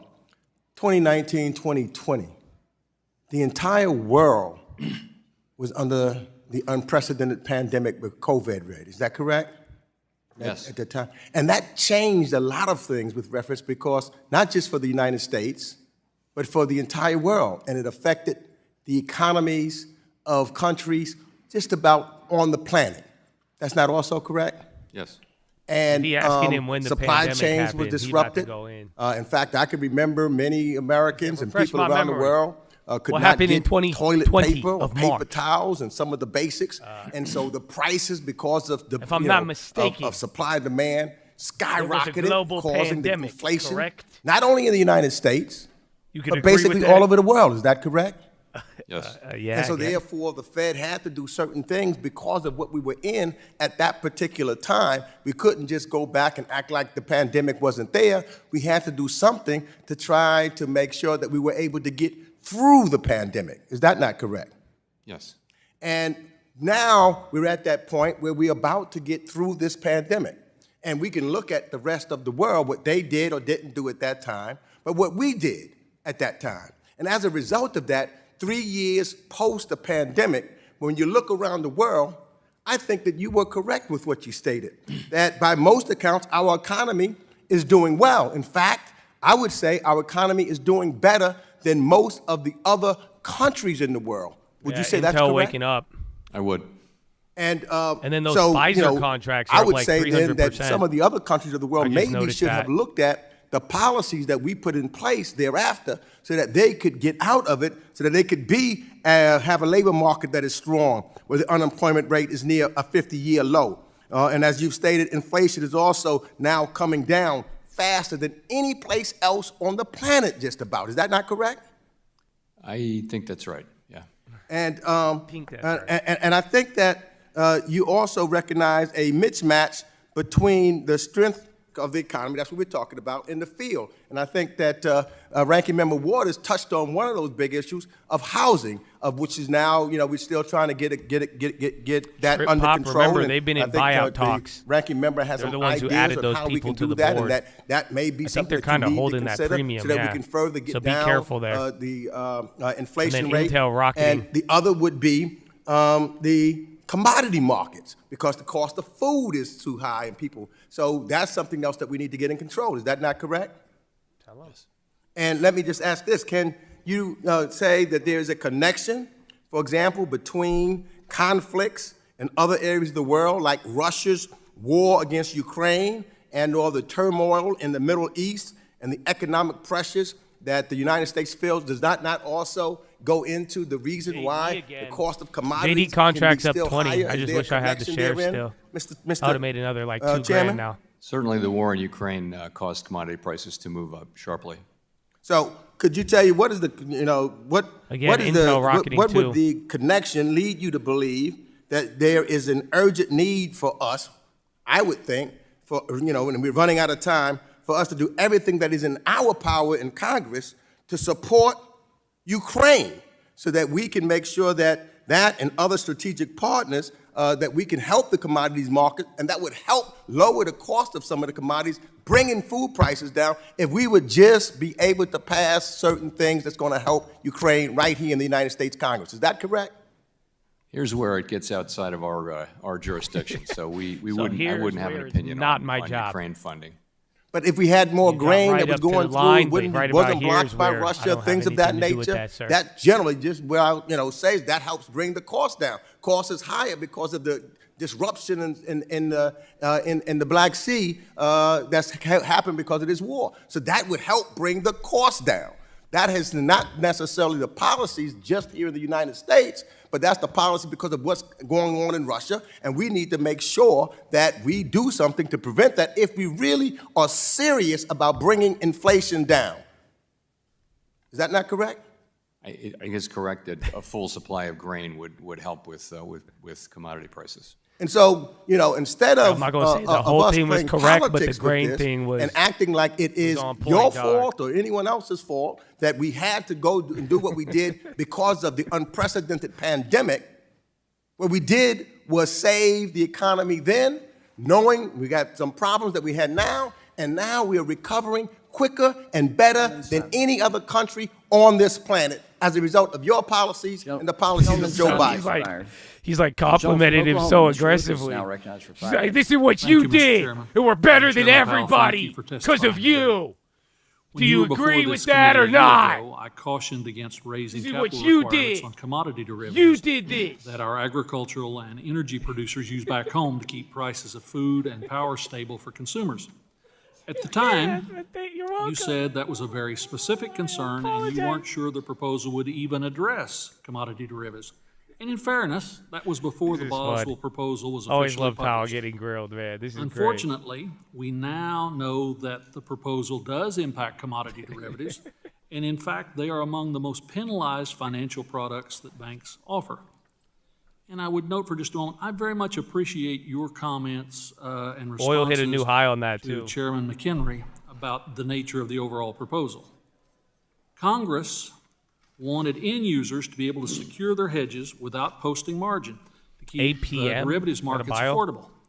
But I've seen estimates that some of these types of transactions for end users a couple of hype plays running face today. 10 times the capital I think requirement. we just had one up here, too. Chairman Powell, make me feel a little better. Ease my concerns here.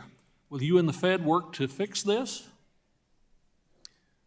Let me start by saying I want to echo the fact that our commodity markets and our capital markets another are a high. huge That one's starting to national go. asset, Contracts and we need to be 30%. functioning well and with as little friction as my water possible. does that. I Did now Baba go up understand too? that what you were referring to is the things that were done to increase capital requirements for various kinds of derivative activities. Yeah, we'll take it. And I'll just say that's an area where we're aware of the concerns, and it's an area that we're taking a very close look at. I appreciate that. I was a member of the Dodd-Frank Conference Committee, where there was bipartisan support to not disadvantage end users, He's not farmers, talking about the ranchers, small 70s. businesses. There was one recently. This had broad bipartisan support then, Like he was and in still Bretton does Woods? today. That's amazing. Unfortunately, the Fed could undermine this long-standing work done by Congress. I'd like to enter a few letters into the record, Mr. Chairman, that discuss the detrimental impact to end users. First, a joint Agricultural Trade Association letter from the American Farm Bureau Federation, the National Cattlemen's Beef Association, among 7 others. Next, a joint Energy Trade Association letter from the American Gas Association and 4 others. And lastly, a letter from the American Public Power Association and the National Rural Electric JD, another Cooperative high Association. Intel. Without objection. And then this is a huge Mr. level. Chairman. We're like right above 5100, Chairman SPY right Powell, below VWAP. I'd now like to focus on how the proposal is set to significantly disincentivize banks from offering clearing Nothing out of services. Powell has moved the market. In Dodd-Frank, Congress Anything, mandated bonds central still kind of clearing in, as a and way market to reduce all at the Jolts risk level. in the system. The number of banks that can clear derivatives for end users has reduced over time, making it harder for end users to find a bank to offer this service. There are some estimates that the Fed's proposal will increase capital for this activity by 80%. I'm worried that this will make it even harder for end users to find a bank to clear their hedges. This also comes at a time when the SEC, our friends at the Securities and Exchange Commission, has just finalized a rule in December that will increase clearing in cost in Treasury markets. This will have a real impact on market access and liquidity, not just in commodities, but the $26 trillion Treasury market that plays a critical role in the world economy. Will you work with the CFTC to address this problem? Again, I'll say that Honestly, we're the aware amount of of those commodity concerns, and we're questions to prepared start off the work day. with other agencies and also to make sure that our capital proposal appropriately addresses them. The strength of central clearing is entirely dependent on Qualcomm banks' willingness 52 to week high. Wow, participate. bonds are coming up here too. And SPY problems above with the VWAP. Basel endgame You're at the first warrant flush level of the full day. Again, we're still reproposal. green on everything all day Give though. us time to Again, appreciate the the aura of consequences. relief has And remained. there are real consequences, as you and I both know, Mr. Chairman. And with that, Mr. Chairman, I yield back the balance of my time. Gentleman yields Yeah, back. dollar did Gentleman drop from there in the last Texas, couple Mr. Green minutes, is pretty recognized for 5 harshly minutes. too. Thank Again, you, Mr. bonds Chairman. ran up too. And welcome again, Mr. Powell. It's an honor to have you before us today. I always enjoy hearing your commentary. As you know, recession and inflation, these are buzzwords, and they are used in some circumstances to He's risen him. I was gonna say, man, this guy sounds very soothing. a dim light on perhaps the Fed and others who are working to end some of these troubling circumstances we're dealing with. Are you now at a point where you believe that there will not be a recession? There was much talk about recession, and many people worried that we would But find Powell has ourselves said having to negotiate So I don't think the our market way will out get too of a much juice. recession. Again, bonds moving with that dollar. What is your position currently on a recession? So U.S. growth last year was in excess of 3%. What we're seeing so far this year is continued solid growth. My expectation, and that of other forecasters and of my colleagues, is that we'll see continued growth at a solid pace. I will say, so there's no evidence or no reason to think that the U.S. economy is in or in some kind of short-term risk of falling into recession. Having said that, though, there's always a possibility, Tell that to a meaningful gold, Powell. possibility that an economy will fall into recession. I don't think that possibility, though, is elevated at the current time. Thank you. I appreciate your saying this because we want to, at some point, eliminate the great deal of fear associated with just the term recession.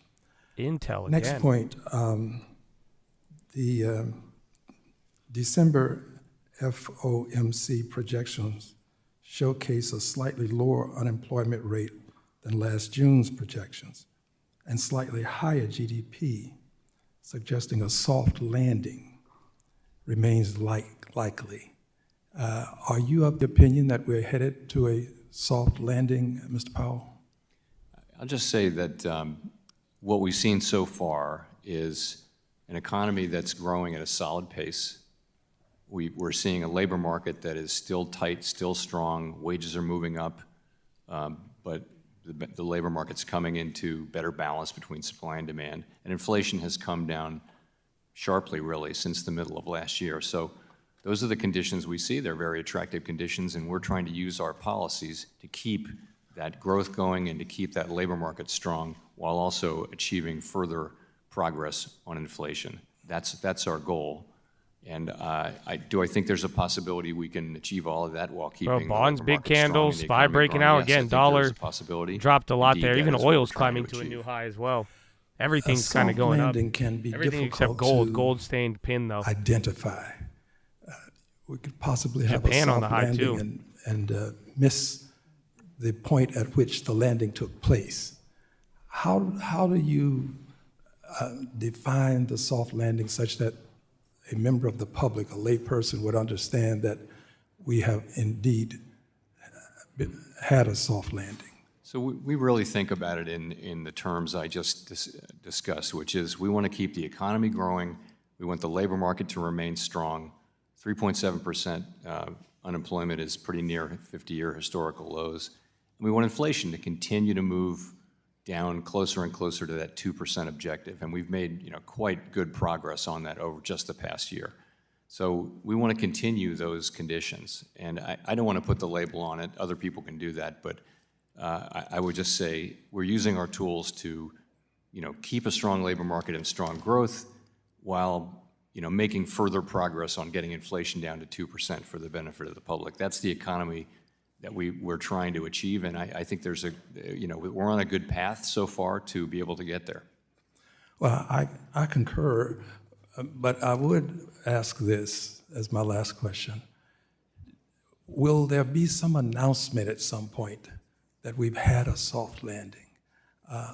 Because we have people who are continually indicating that we're not having a soft landing. Can we get like a formal, so will there like ever when be it does some happen, can we do official like a statement holiday? That would give people some comfort?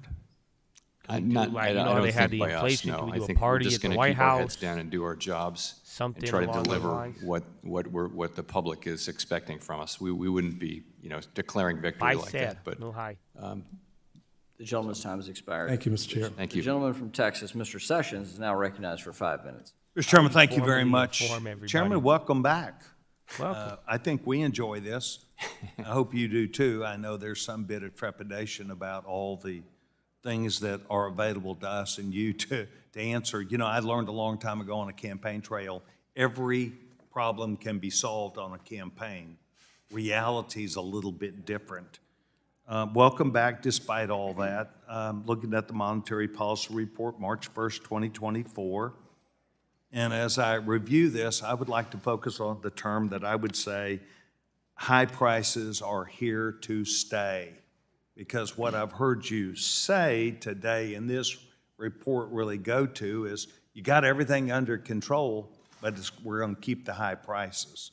And I think the high prices really take a toll on the American people, as you're hearing from our colleagues, no matter whether they be Republican or Democrat.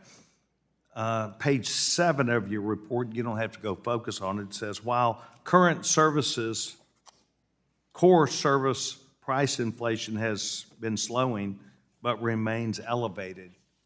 It does. Labor costs, as you know, and energy costs are a driver to your monetary policy.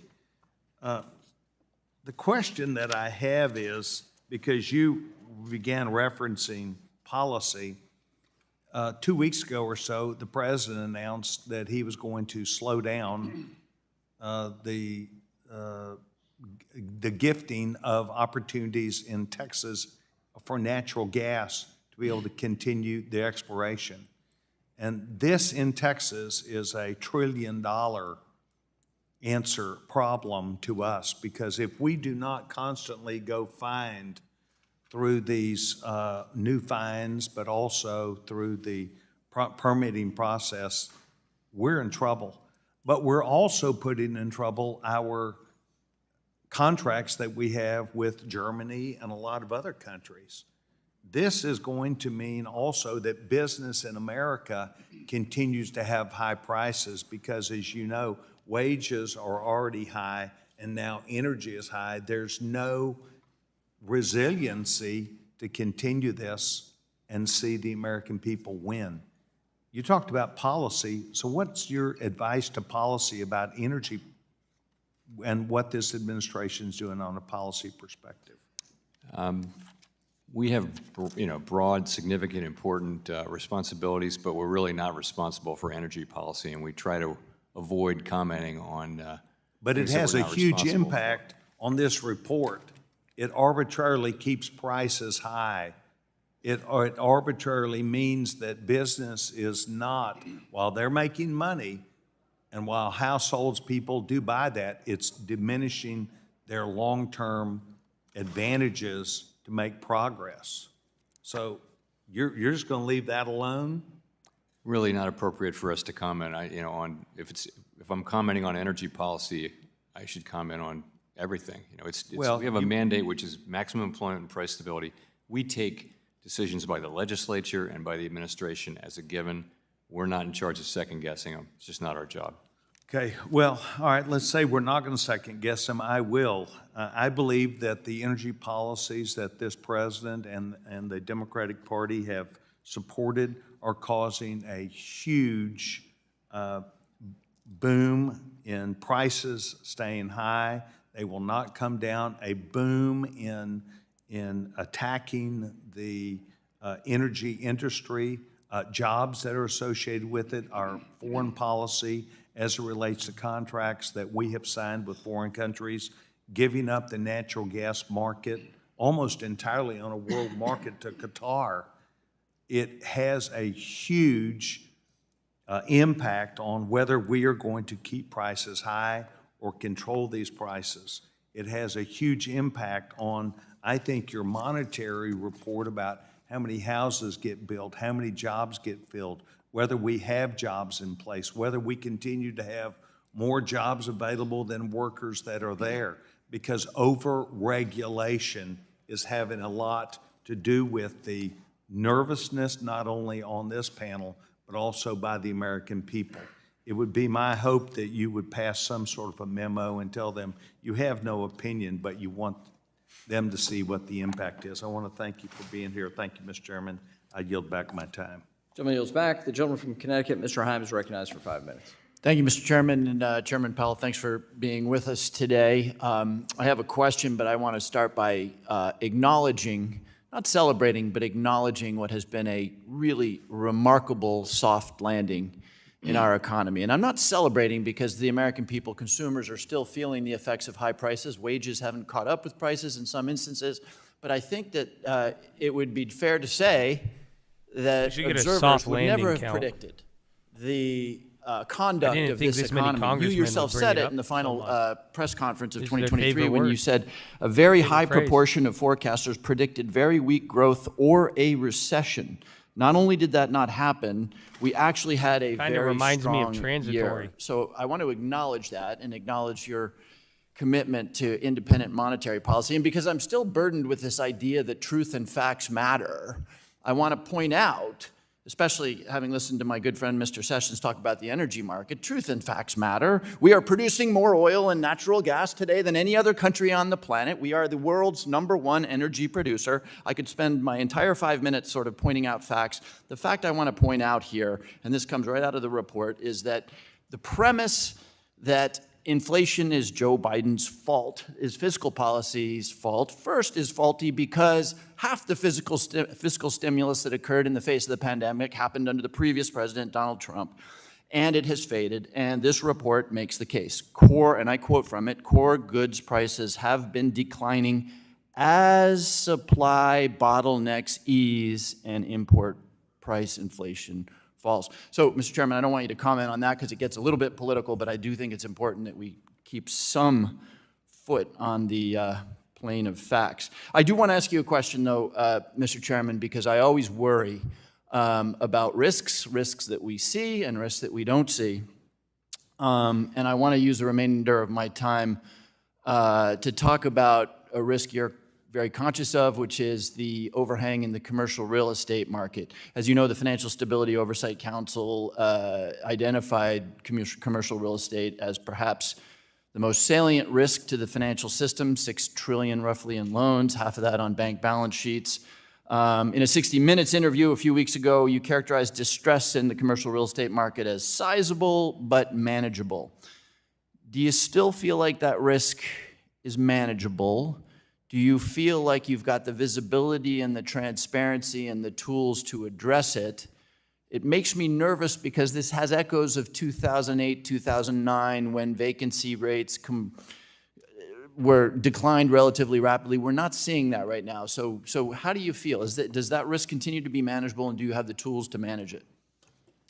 Yeah, I would say yes to that. I think it is manageable, and we've been working hard to management for some time now, really.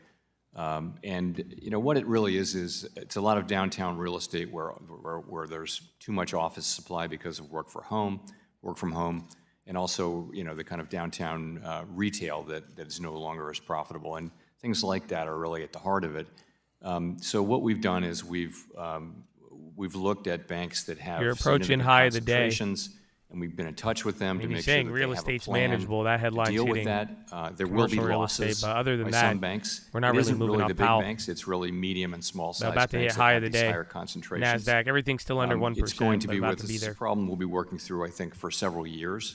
And the idea is you've got to have enough capital, enough liquidity, and a plan to take the losses that you're probably going to take. And so that's what we're doing. We're very active in this space with small, medium-sized. So let me ask you about that. Sorry to interrupt, but let me ask you about that. Silicon Valley Bank, wild irresponsibility inside the bank, egregious irresponsibility on the part of corporate treasurers who put so much on deposit. The Fed also had some self-examination to do because the examiners and the supervisors of the bank, quite frankly, were not doing what they should have been. So we might be forgiven for being a bit skeptical of claims of being on this. What has changed in the context of Silicon Valley Bank that gives you the confidence that the supervisors and the examiners will be on top of this? I see it with my own eyes, but frankly, there's a risk that we would overreact to something as significant as that. It's not like we wouldn't have reacted very, very strongly to what happened with Silicon Valley Bank, and we have. So I know that our supervisors are out there, and we're hearing back from media reports that we have been engaged with medium and small sized banks principally on this. So I am confident that we're doing the right things there, and I do believe it's a manageable problem. If that changes, then I'll say so. Thank you, Mr. Chairman. Yield back. The gentleman from Missouri, Mr. Lukemire, is recognized for 5 minutes. Thank you, Mr. Chairman, and thank you, Mr. Powell, for being here today. I'd like to associate my remarks, or myself, with Mr. Hill's remarks earlier with regards to the FDIC proposed long-term debt requirements that are based on the risk weighting of assets. I think it's an ill-thought-out proposal, and hopefully your position on FSOC, you'll be able to advise them and hopefully guide them that this is going to be held up until we actually get a Basel III rule. In October 2023, the board issued a proposal to update the debit interchange fee cap and regulation II. This is very concerning, given the data from both the GAO and Fed's own studies show that Reg II has significantly harmed access to free checking and other banking services for the country's poorest citizens. Yesterday, I introduced the Secure Payments Act, which would prohibit a final rulemaking until the Fed, among other things, studies the impact of the board's proposed rule, completes a quantitative impact analysis specifically as it relates to affordable banking services for low-income Americans, and reports those findings to Congress. I understand the Fed acted here because you feel you're facing litigation, but I urge the board to proceed with extreme caution with any type of price control proposals, especially since the first iteration was so clearly harmful. Chairman Powell, knowing of the hardship caused by this policy on low-income consumers, does it give you any pause to continue down this road? As you know, this rule is out for comment. We extended the comment period to May 12, so we don't have all the comments yet. We'll evaluate them carefully and make an assessment. I mean, the law does assign us a specific job, which is to assess whether an interchange fee received by a large debit issuer for processing a debit card transaction is reasonable and proportional to issuer costs. This is the obligation that Congress has bestowed upon us, not something we thought we sought, but that's our obligation under the law, and we don't know what else to do than to keep doing it for as long as that's our assignment. That's all we think we're doing, but I think that the concerns that have been raised will be things that we... Well, hopefully you'll study this and understand that from the previous types of rules along this line, they were very detrimental to a lot of low-income, middle-income folks. As you know, the price reductions that were promised during the Durbin Amendment, for instance, the added profits actually went to the largest retailers rather than go to the consumers as they were talked about. 98% was one of the studies that showed that the retailers kept all the money instead of lowering prices as they were telling us they were going to happen. So I'm very concerned about that. So what's the legal basis for updating your regulation? You've talked about it a little bit. You believe that there is something in the law that says that you need to be doing this updating all the time, or should you be studying it before you actually propose a rule and make all these things more appropriate? Well, again, I think our reading of the law is that it's not something you do once and leave it there.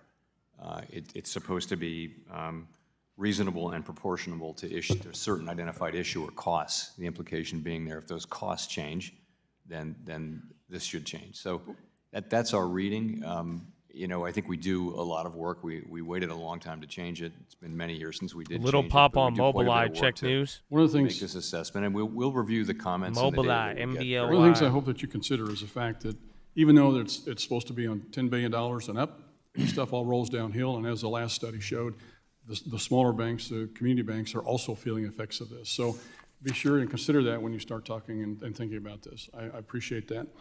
One of the things, yesterday I had two different foreign banker CEOs in my office, and one of them brought up the subject to me, which is very concerning with regards to artificial intelligence being able to impact financial institutions in this country and our banking system.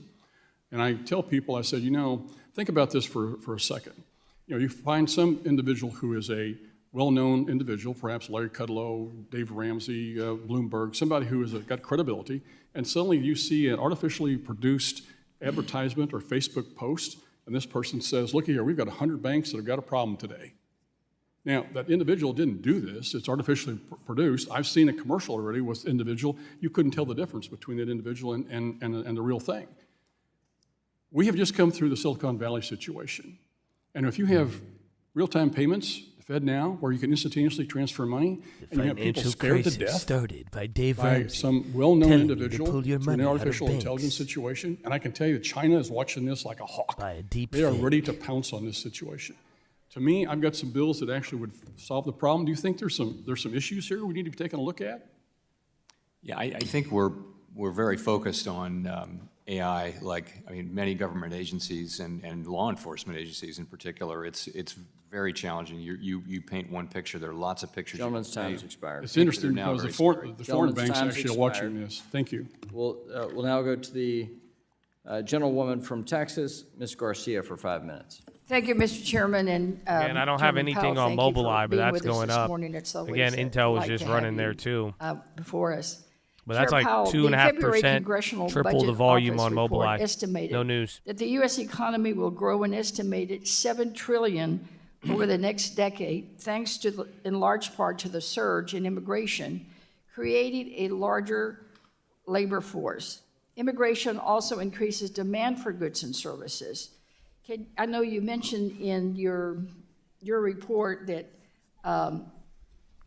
that the growth sometimes during COVID was held down due to some restrictions in COVID and restrictions on immigration. Can you detail how immigrants have been fueling our national growth? And did you consider this report from the CBO in this current report?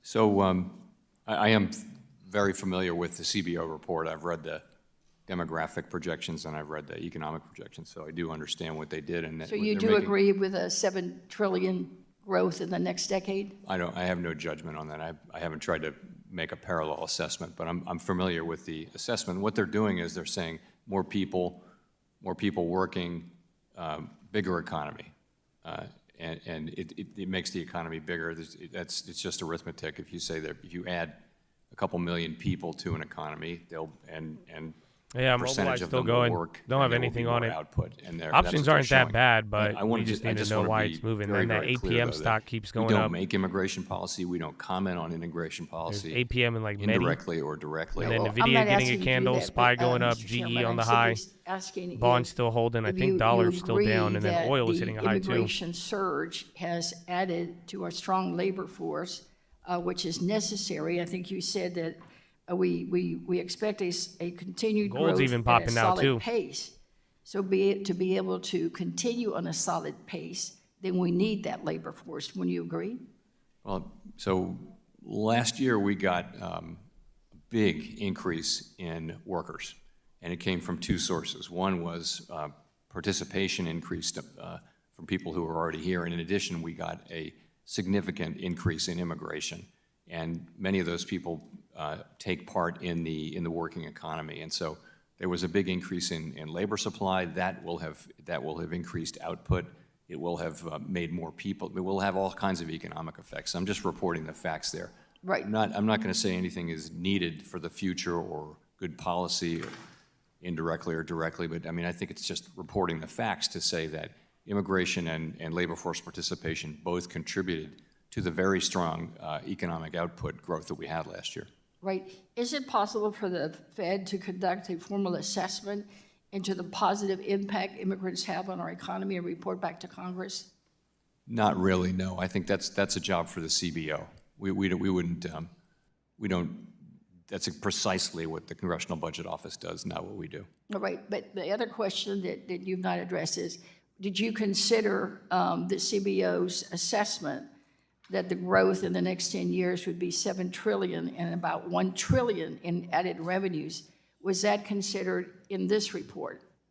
Because that was the February report, and this, I believe, is through February 29th. So I think that the answer to your question is 10-year growth projections by CBO don't have big implications. They don't have any implications really for the current stance of monetary policy. But I will say that the immigration that we saw was a notable factor of the 2023 and 2024 economic outcomes, and of course we're aware of that, and it plays a role in our thinking about appropriate policy and the path of the economy. Okay, well, thank you for that. And related to that, I know that the last time that you were here, you and I talked about diversity and diversity and inclusion efforts, both at the Fed, and I applauded you and applauded the President for his appointment of Dr. Adriana Kubler. I expect to visit with her this week. What other strategies and programs are you using in the Fed, not only in here, but in all the branches to ensure that there is diversity and inclusion? So in terms of intake of people, when we go to hire when the reserve banks go to hire a new president, those processes are very focused on having a diverse applicant pool, and you see the results of that more and more over the years. That happens. We don't have any role in appointments of governors, so that's not our job. The administration does that. In terms of, I'll just say internally, we're very focused on having an open and inclusive place to work, and also in hiring, we work hard to have diverse. Gentlelady's time's Thank you. expired. The Thank you, Mr. gentleman from Chairman. Michigan, Mr. Heising, is now recognized for 5 minutes. Chairman Powell, good to see you in person. Mr. Chairman, I've got to make a comment here. It's stunning to me that equating an underground economy, which is very different and not a healthy alternative, to the regular economy. Yeah, Mobileye did another 4. And basing I got that you the on call an out. illegal Again, I think those workforce options all that's written not out. legally able to The work, spreads are still pretty ultimately jacked up will on it. fail. That is not a strategy to my colleagues on the yeah. other side. So just ask any farmer No, who's yeah, going the to then spreads are crazy have somebody, on a there. regulator, That just come doubled in up. and That's up fine 9% them now. for employing people who are not legally allowed to be here in the country. That is one of their greatest fears. So that's just a fallacy of growth within this economy that is not sustainable. Chair Powell, last fall I sent Vice Chairman Barr a letter expressing my concern over the cumulative impact pending rulemakings governing products and services will have on consumers. This morning, there's been a fair amount of time spent on Basel III, but among the agencies, and here I'm including Fed, FDIC, OCC, CFPB, and the number of pending or final rules is frankly just staggering. Regulators last year finalized new rules for the Community Reinvestment Act. The Fed is also looking at Reg II, which in my opinion would unintentionally undermine recent significant progress in bringing low and moderate income consumers into the mainstream banking system. And just yesterday, the CFPB unveiled a rule that would cap late fees for banks. And I just literally walked out of a meeting with my credit unions who are very concerned about those things that may be in their future as well. So I think it's critical that we don't look at any of these rules in a vacuum, and we need to consider their total impact and full scope on that. So I'm going to ask you a question I've asked some of the other regulators. How much do you, as the Fed, and you personally, consult with other agencies on their own rulemaking agenda? Do you coordinate? Do you talk? So I don't lead that area of our business, but I know there's a lot of talking. Coordination, I'm not sure there is coordination. We're in government. There's always a lot of talking. I'm concerned about the coordinating. New high. All right. Well, let me ask you this way: when a rule is finalized, yeah, Mobileye, under bro. Do we have anything on that? Are you mandated or have any kind of policy? Yeah, to go APM back as a small and cap look at your other pending rules under Again, your I think purview is and see if moving too. changes need to be made because of these other agencies' rule makings?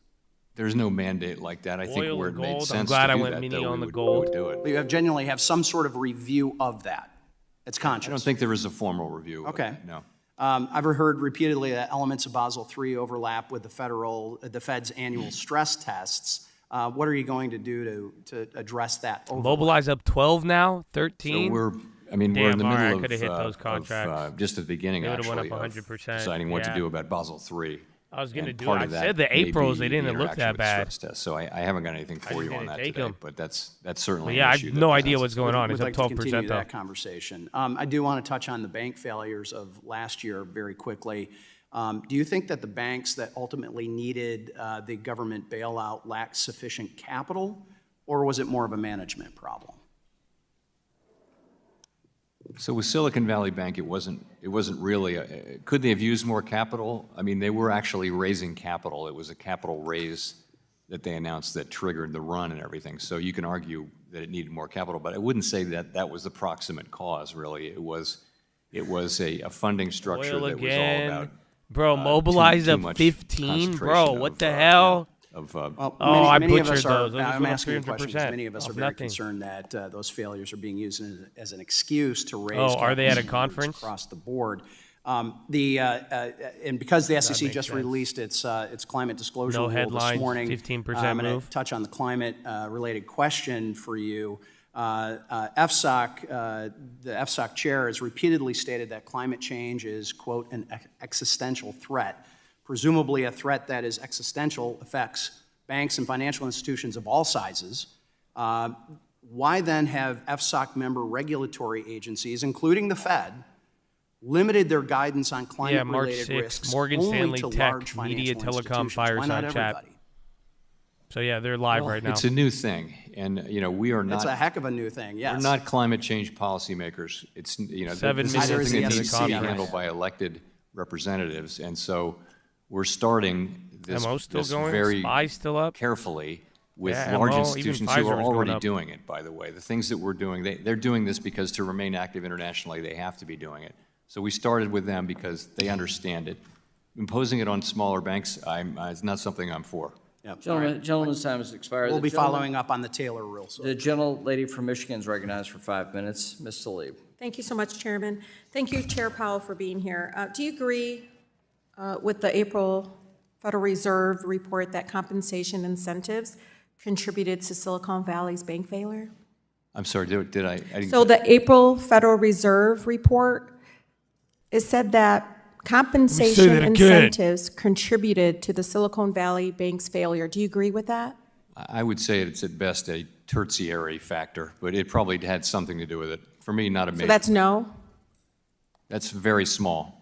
Okay, so it did. Okay. So do you agree the appropriate rules on incentive compensation could have reduced the likelihood of Silicon Valley's failure?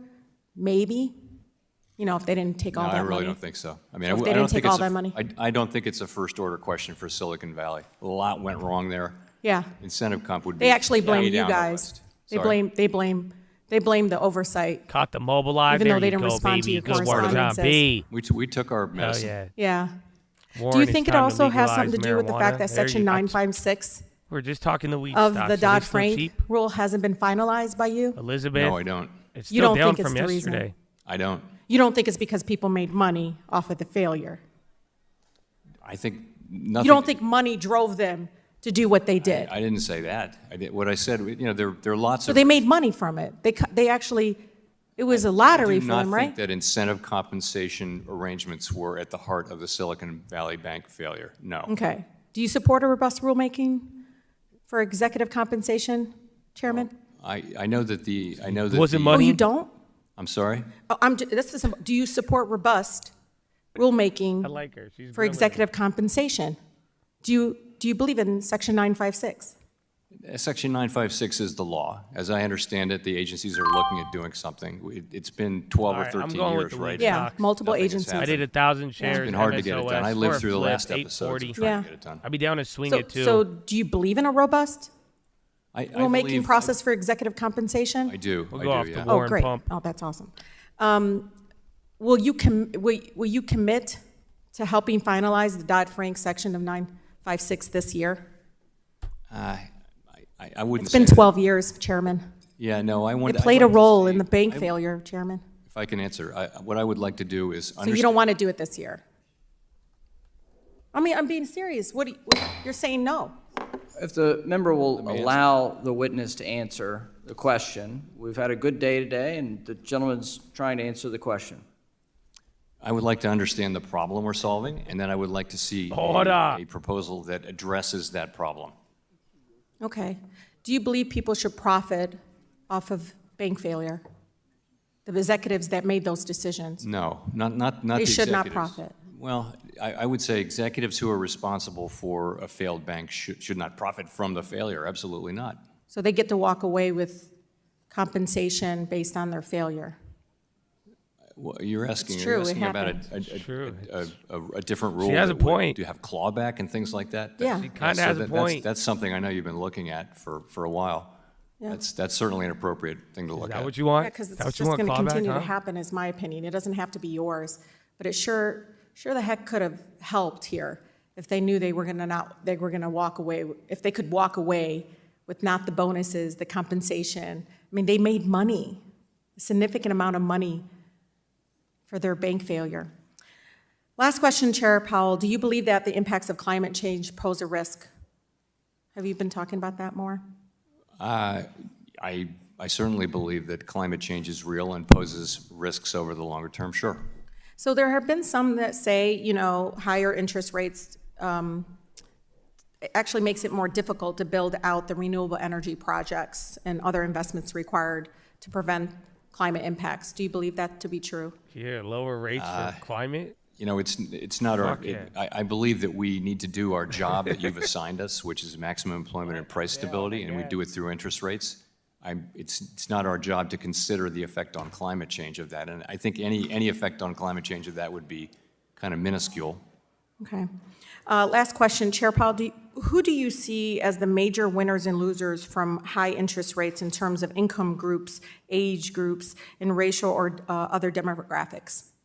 So the point of high interest rates in the current environment is to bring inflation under control. The people who are hurt the most by inflation, as you know, are people who are on a fixed income, who right away are in trouble when the cost of transportation, food, energy, and when those things go up, they don't have financial resources to deal with it.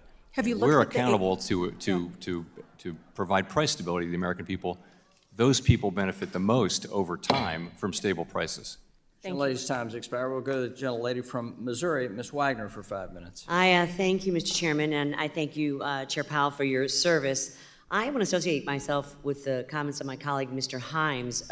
I am concerned about banks' commercial real estate exposure, and I do hope that the Fed is doing everything it can to ensure that the exposure that these banks have will continue to be, in your words, manageable, because this is a looming crisis it's just out crazy, there, given dog. the workplace changes and dynamics.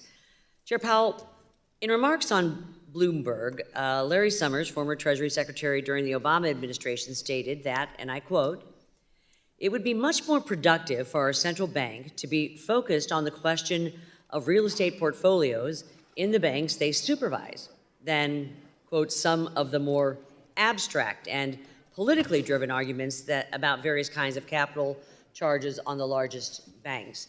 Do you agree, sir, that it would be more productive for Fed supervisors and regulators to keep their eye on the ball? AMD kind of flushing in here? this case, commercial real estate and other real estate investments. I absolutely think House we need to keep our eye Republican on the ball Gallagher says on American commercial real ByteDance estate. investors And, should urge yeah, I think we're Chinese doing that. government to allow sale of I TikTok. hope so. According to your semi-annual report, the median of members on your Monetary Policy Committee estimate that your target overnight interest rate will average 4.1% in 2024. Does that mean that the median number of members anticipate that you will be cutting interest rates sometime this year by as much or more than a full percentage point? No, it doesn't mean that. Actually, the Summary of Economic Projections showed a median of, this is in the December FOMC, so this is now 3 months old, showed 3 rate cuts this year. So that would be 75 basis points, 3/4 of 1 percentage point. You were quoting the next year's number, so you would add that on. That was through 2025, I believe. So are you anticipating that there would be more cuts here coming? The way I would say it is, we're making economic projections. You read the wrong box So on we the write thing. down a path of growth, what's happening in the labor market, what happens with inflation, and what goes with those forecasts is an appropriate monetary policy, appropriate interest rates. So we expect inflation to come down, the economy to keep growing, the labor market to remain strong, and if that's the case, it will be appropriate for interest rates to come down, significantly over the coming years. Good. What will really happen, though, it's not a plan. What will happen is actually what the economy needs. The economy will do something different from that, and that's what will actually happen. Chairman Powell, 15 members of Congress, including myself, Ranking Member Sherman, Chairman Barr, and Ranking Member Foster, sent a letter to the prudential regulators regarding the impact that Basel will have on U.S. capital markets activities. The letter highlighted critical areas of our U.S. markets, including securities underwriting, securitization, and derivatives that will be severely impacted by the Basel proposal. This was also a common theme represented throughout the comment file on the Basel proposal, over 95% of them. Considering that 75% of financing in the U.S. is done through our capital markets, which are the deepest and most liquid in the world, why would the Fed continue to pursue this flawed proposal instead of re-proposing a rule that would not have such a drastic impact on the U.S. economy? Well, in fact, the capital markets concerns you raised are among those that I raised myself in our open board meeting when we put this out for comment. And you said you wanted broad support, and obviously there is dissent among some of your governors, the FDIC, others. So how are we coming on this, and how are we recognizing? We're working our way through the comments, and we're coming to the point where it'll be appropriate for us to begin to evaluate what changes are appropriate. I've said I think those changes will be broad and material. Pfizer, even Altria. And that's where that is. But we haven't made any decisions yet. We just got the comments. In my role as chairman of the Capital Markets Subcommittee, I have seen SEC Chair Gensler push the envelope in terms of rules and regulations that go well beyond the congressional mandate, even encroaching on the jurisdiction of other Euro financial close in 1 regulators. minute. What is the Fed's response to another agency encroaching on its jurisdiction? Mobilize said something during a We do conference not about comment on inventories. other agencies' regulation. Bob However, is even still up. if they were actually, to take your hypothetical at face value, if they were to come into our jurisdiction, Oh, it's more than a hypothetical. and we would react. Good. Well, I hope you do. I yield back. Gentlelady from New York, Ms. Velasquez is recognized for 5 minutes. Thank you, Mr. Chairman. Right here. Hi. Hi. Thank you for being here, Chairman Powell. Property insurance rates are becoming prohibitively expensive or inaccessible for homeowners and developers in my community. The FSOC's annual report identifies property insurance rates as an increasing risk, and I recently raised this issue with Secretary Yellen. Is the Fed monitoring the rising cost of insurance and its impact on macroeconomic? No idea what that is. What happened?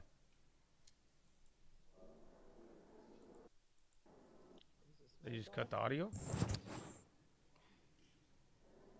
Well, we'll pause the clock. You can have staff take a look at the microphone. Always so much drama lately with Powell. We need clock being frozen is out of respect for Ms. Get the body Velasquez. moving. They don't Or out have. of good They're gonna luck, have a I'm not recess, sure. I think. Remember, this is a clock. 2-day event. But we'll get staff You to got listen like to- we'll what just 4.5 suspend more for a moment. hours event of We need today. to invest in So get the body moving, infrastructure for baby. this Relax community. those shoulders. No trauma We're trying traps. to do electronic voting. Release the and- trauma. You'll be okay. Everything No. will be okay. It's hard enough to just get the microphones to work. Madam Clerk, thank you. Yeah, man. Relax the jaw too. Do the dragon breath, chest to the sun, So flex all the the core, tuck photographers the have hips left, in. so Do all of awkward it. They're photos fixing for- the microphone for, right now. You Trish get your will be body moving. less I'm gonna awkward. Stand up a little bit. Yeah, and market's hitting a high right now. Again, Mobileye, they were during a conference. A couple of the China names came up. Oil's been running. Gold even popped up. The dollar dropped. I'm trying to think. Puts on mic. I think their mic is literally broken right now. I don't think we've watched a lot of these. I don't think we've ever seen this happen. Yeah, man. Lift is lifting. And even the market, again, this 5120, this is going to be a pretty key level. This is where on Friday you kind of like ran through, and yesterday when we kind of dropped below here, I mean, you just started dying yesterday. You were even way below that. So we're in a nice little We're getting a new weird mic. middle ground. It may not be better, but it's a different one. A little recap. But yeah, get moving. I'm standing up. I'm going to balance. I'm going to hit my resistance. Yalla, it's early, man. It's early. Just Euro close. So keep in mind, again, Euro close is right at this level.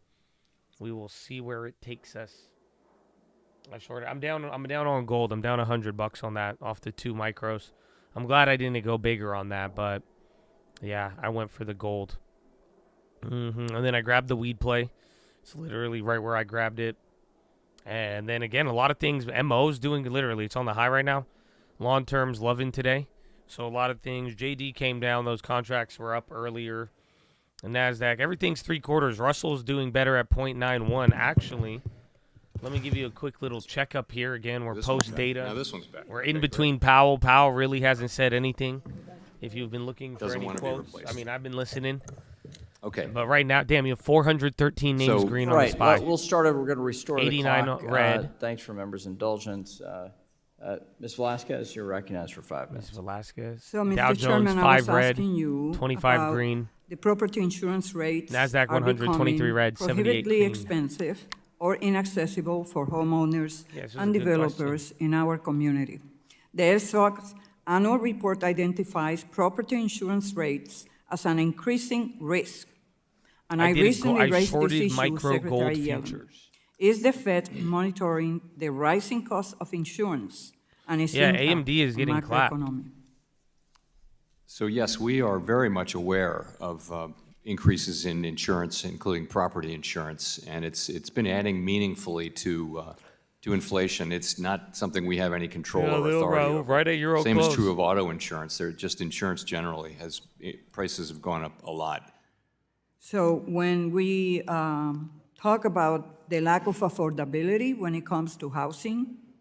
The insurance, the rising cost of insurance is an important factor that is affecting the availability of affordable housing in our communities. And I hope that there are some discussions among the Fed because it is an increasing risk and it's going to have a direct impact on our economy. Chairman Powell, I know you spoke with Chairman McHenry a little bit on inflation and interest rates. Can you explain what evidence you're looking for before inflation has returned to 2% and interest rates can be cut? Sure. So we're not looking for inflation to go all the way down to 2%. That's not what we're looking for. What we want is just more evidence that will give us more confidence that inflation is on a path down to 2% sustainably. So that will come in the form of good inflation readings, really. We want to see, just a bit more evidence so that we can be confident. We don't want to have a situation where it turns out that the 6 months of good inflation data we had last year, that didn't turn out to be an accurate signal of where underlying inflation is. So we're just being careful, and because the economy is so strong and the labor market's so strong, we think we can and should be careful as we approach that decision. And when you say evidence, what evidence? If there's anything. So just more, we'd like to see more good, relatively low inflation readings. We're not looking for better inflation readings than we've had. We're just looking for more of them. And what will happen is that as we go forward, the 12-month inflation will continue to drop because it'll be lower than early last year.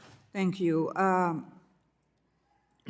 Mr. Chairman, I would like to pick up on where Ms. Tlaib left off and reiterate the importance of the rulemaking on Section 956. This is an issue that I also raised with Vice Chair Barr, Chairman Grunberg, Acting Comptroller Sue, and I told them when they came before this committee that I will be asking for a status update on the rulemaking at every future hearing because it's well past time, 12, 13, 14 years. If you are employed in a company and you are given a task, I will think that you will be fired if you don't get it done, and it has taken 12 long years. So you are the chairman of the Fed. How is the Fed working with other agencies to propose the rule? So there's a lot going on in regulation at the Fed right now. My understanding on 956 is that there have been discussions between the regulatory agencies, and I think it's not 3, I think it's more like 6 agencies that have to agree. I know. I have not seen a proposal. I think something is under consideration, but it's not something that's gotten to me yet. I will ask the next time, and believe me, I'll be here. Great. Thank you. Gentleman yields back. Gentleman from Kentucky, Mr. Barr is now recognized for 5 minutes. Mr. Chairman, good to see you.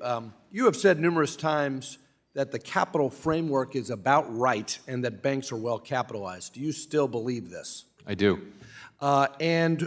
Given that you believe that, and given the fact that the Basel III Endgame proposal dramatically increases capital requirements on banks, would a reproposal that implemented Basel III in a capital neutral way, could it do so without jeopardizing financial stability? Could. I mean, hypothetically, yeah. Okay.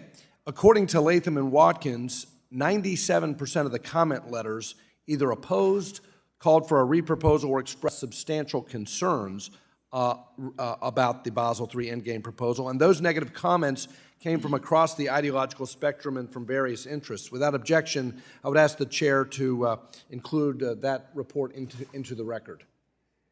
Without objection, I'd ask the chair to include that report. Without objection. Thank you. And Mr. Chairman, did you see that report? I did. Does that concern you, that 97% of the comments were negative? So we didn't do our own count, so I can't make an assessment, but I would say it's unlike anything I've seen. The Basel III comment period ended on the same day as the Fed's data collection on the proposal, which is an odd process since the data should have been collected far earlier, analyzed, and the results should have been available for the public to comment on before the comment period ended. Why did the Federal Reserve choose to do a quantitative impact study during the comment period for the proposal, foreclosing any ability by the public to comment on the results of the study? Well, I mean, the movie's not over. We are where we are, and Vice Chair Barr did commit to putting the QIS out for comment. We will receive those comments, and those comments will be taken into consideration as we think about the path ahead. Well, speaking of process, you've got your excellent general counsel right behind you there, and I don't want to get into privilege here, but have the lawyers at the Fed raised any process concerns or Administrative Procedure Act issues with the board? Let me just say that we're committed to doing transparent and reasonable and data-based rulemaking in compliance with the Administrative Procedure Act. Well, of course, giving the public the ability to comment on the quantitative data that has been provided obviously is consistent with good process. Sir, Governors Bowman and Waller, Vice Chair Hill, and Director McKernan all dissented on the proposal, and Vice Chair Jefferson expressed concerns with it during his statement. Under your tenure as chair, can you identify any other regulatory proposal which has elicited this much dissent? No. Have you in the past acknowledged in front of this committee that you will not move forward with proposals without consensus? Or you have acknowledged that in the past, and we appreciate that commitment to consensus. Have you achieved consensus yet on the Basel proposal? Let me say I am confident that we will, but that's a process that as I mentioned, we're evaluating the comments. We're just coming to the place where we're going to start talking about the path ahead, and I am confident that we'll achieve very broad support on the board. Mr. Chairman, do you agree that the heterogeneity and business model diversity within the banking sector contributes to system-wide financial stability? I strongly do. And do you agree that a concentrated business model in the banking sector would present a potentially systemic risk? Potentially, yeah. And this is one of my major concerns with the proposal, Mr. Chairman, because by de facto repealing regulatory tailoring, subjecting Category 3 and 4 regional banks to one-size-fits-all standards that currently only apply to large GSIBs, discouraging securitization, which is the private sector solution for dispersing risk, eliminating the use of internal risk models, and transitioning the industry and regulators toward only a standardized framework, actually would push the industry into a smaller and more concentrated looking industry, and as a result would, in my view, actually increase systemic risk and decrease market competition. Do you share that concern? I think it's a real concern. And again, I think that's part of what goes into my thinking, certainly, about the proposal and where it needs to go. Well, given all of these concerns, we hope that you can commit to reproposing the Basel III endgame, and we strongly urge you to take that into consideration. With that, Mr. Chairman, I Gentleman from appreciate Massachusetts, the time. Mr. Lynch, is recognized for 5 minutes. Good morning, Mr. Chairman. Welcome. Good to see you again. I want to go a little deeper into the commercial real estate issue and the potential impact on regional banks. This morning, Scott Rector, who's a member of the New York Fed Board of Directors, released a white paper on CNBC this morning describing the trillions of dollars in commercial real estate loans that will come due over the next couple of years. He described it as a, quote, slow-moving train wreck, close quote, and for our regional banks. He went on to predict that it will force a little over 500 banks, thereabouts, to either fail or consolidate. He also described what he termed as a doom loop where, similar to Silicon Valley Bank, when people lose confidence, when depositors lose confidence in the bank, they pull their money out and we end up in a bad situation. Now, I don't believe everything that I read or hear, but in Congress we do tend to repeat it. And I just wanted to get a sense from you. I am seeing in my own city of Boston, we've got 20% vacancy rates in office space. We rely on that for a lot of the tax revenues for the city. But I'm just wondering your thoughts on that issue. Is there a systemic concern here, or is this isolated? And might lowering the interest rates help some of those banks? Because I hear from my developers in our area that no one's lending. So, you got a crack at it? Sure. So I haven't seen that report, so I can't comment on it, but I can comment on commercial real estate. So we've had a secular change in the economy, which has left office rentals in many places, office buildings. The demand for them is significantly lower, at least temporarily and perhaps for a long time.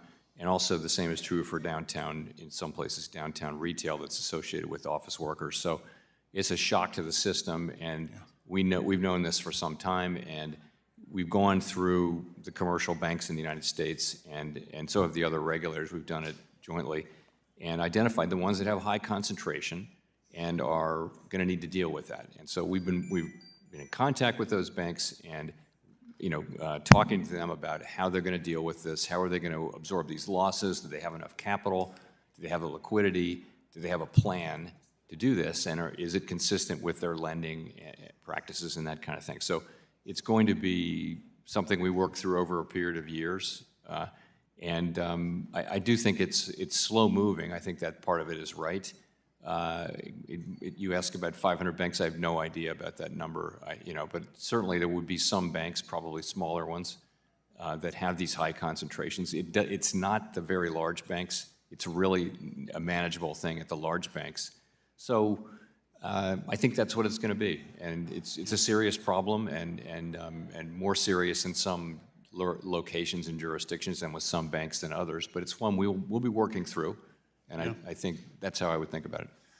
Does the Silicon Valley Bank situation, Signature, the money moves so quickly in those cases. It was instantaneous now. The velocity of money moving out of those banks really, I think, in some ways contributed to their failures. Are we looking at anything technologically that might be able to address some of that or mitigate it?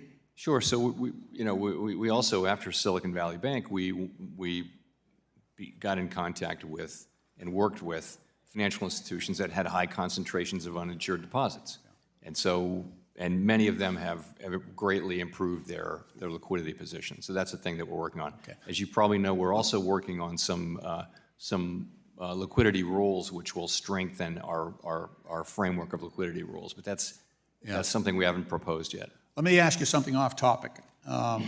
So we know that Russia has about $300 billion in U.S.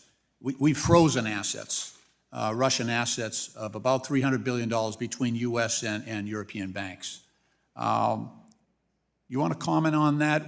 What I'd like to see is us give that to Ukraine, to be honest with you. I know that's a very simplistic idea, but I'm just wondering if there's any historic example that we could look to if Congress has to take the necessary steps to redirect that money to Ukraine so they can feed their people and fight that war.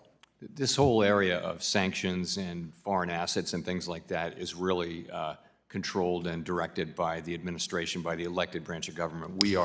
All we are is just a technical seat around, in the back row to help. We don't make those decisions, and I wouldn't comment. I know you're big on history. I was just wondering if there was any examples out there that we might provide guidance to us. Gentleman's time's expired. The gentleman from Texas, Mr. Williams, now recognized for 5 minutes. Mr. Chairman, thank you for being here. When I'm back in my district in Texas, I'm constantly hearing concerns surrounding the fundamentally flawed Basel III. We've talked at length about that today, endgame proposal. These concerns are not only coming from my banking industry, but also from farmers, ranchers, small business owners who are concerned about how this proposal will impact the ability to access capital in the future. And to all of us, did it not raise alarms? And we've heard about the 97% today of public comments on this proposal, and they all came out negative. And Americans across all sectors are worried about the disastrous implications that will follow this proposal and have tried to make that known to banking regulators who continue to ignore them. It is time for federal regulators to take these concerns seriously and, quite frankly, just, I believe, start over. So I urge you and your colleagues to rethink the misguided policy and do what is best for American people, small business, Main Street America, and withdraw the Basel III proposal. Now, Chairman Powell, given the concerns raised by financial institutions, again, farmers, ranchers, et cetera, and other communities across the country, can you elaborate on how the Federal Reserve is responding to and addressing these comments that are mostly negative and request modification, delay, or complete withdrawal of the proposal of Basel? Yes, I will. So we're in the process of reviewing the comments. They were quite voluminous. They were very detailed, a lot of data, a lot of analysis, and that's just what we wanted. So we've got those, and now it's a lot. It's hundreds of them, and we're going through them, and we're just at the point where we're about to begin then turning to the question of what changes should we make to the proposal. We haven't made any decisions. We haven't really gotten to that stage yet, but we're getting, remember, we only got the comments less than 2 months ago, so it's just we're at that stage. So we're looking at it. As I mentioned, my own view is that there will be material and broad changes to the proposal as we go forward, and we haven't really made decisions yet, though. It's just a little bit early for that. We're glad you're looking at it. I want to bring up the long-term debt proposal rule, which would require banks to issue enough long-term debt to cover capital losses. Now, Congress worked to pass legislation requiring the tailoring of regulations to the size of a financial institution. This is meant to protect banks of all sizes and allow for families and businesses in my district to have options to meet their lending needs. So the Fed's long-term debt proposal would undo any sort of regulatory tailoring and puts into place a new long-term debt issuance requirements on regional banks, which require these banks to issue long-term debt both at the parent holding company level and the IDI level. Now, these regional banks will face increased costs when they are already facing towering regulatory burdens from this administration, and those are the banks that people do business with. So, Mr. Chairman, do you believe that this proposal rule goes against the requirements of S2155, the Economic Growth, Regulatory Relief, and Consumer Protection Act, and will you commit to exploring this issue further with your colleagues? So we're committed to implementing 2155. We believe that the regulatory and supervision, regulation and supervision of banks needs to reflect their size and activities, and that's something we'll be considering as we go forward with this. Okay. Short time I got left. Americans continue to feel the pain from runaway inflation created by the Biden administration as everyday costs continue to stay expensive. As you know, I'm in the car business, and inflation is just running rampant in my industry. And the irresponsible and partisan American Rescue Plan forced through Congress by Democrats only made inflation more of a problem. And now American families and businesses have been forced to deal with runaway inflation for 3 full years now, which has caused some major hardships. So quickly, the ARPA injected nearly $2 trillion of deficit spending to our already struggling economy. And how does this type of inflated spending, combined with economic headwinds like supply chain shortages, impact the economy? And doesn't this kind of reckless spending actually fuel the pressures of inflation? I think there are a lot of causes of the inflation we've seen. We saw this inflation everywhere in the world, so the reopening of the economy after with very strong demand and constrained supply. You saw inflation in all the advanced economies. It was a little sharper here at the beginning. I think there's a role for monetary policy in that. There's a role for fiscal policy. There's a role for the pandemic, a starring role for the pandemic. Our job is to deal with it, and that's what we've been doing. Well, thank you for always keeping small business in Main Street America in your calculations. And with that, Mr. Chairman, I yield back. Gentleman yields back. The gentleman from California, Mr. Sherman, is recognized for 5 minutes. Mr. Chairman, I want to thank you for recognizing in your opening statement the importance of immigrants in keeping costs down. And I want to thank you and the administration for what has been an excellent 2023 economic report.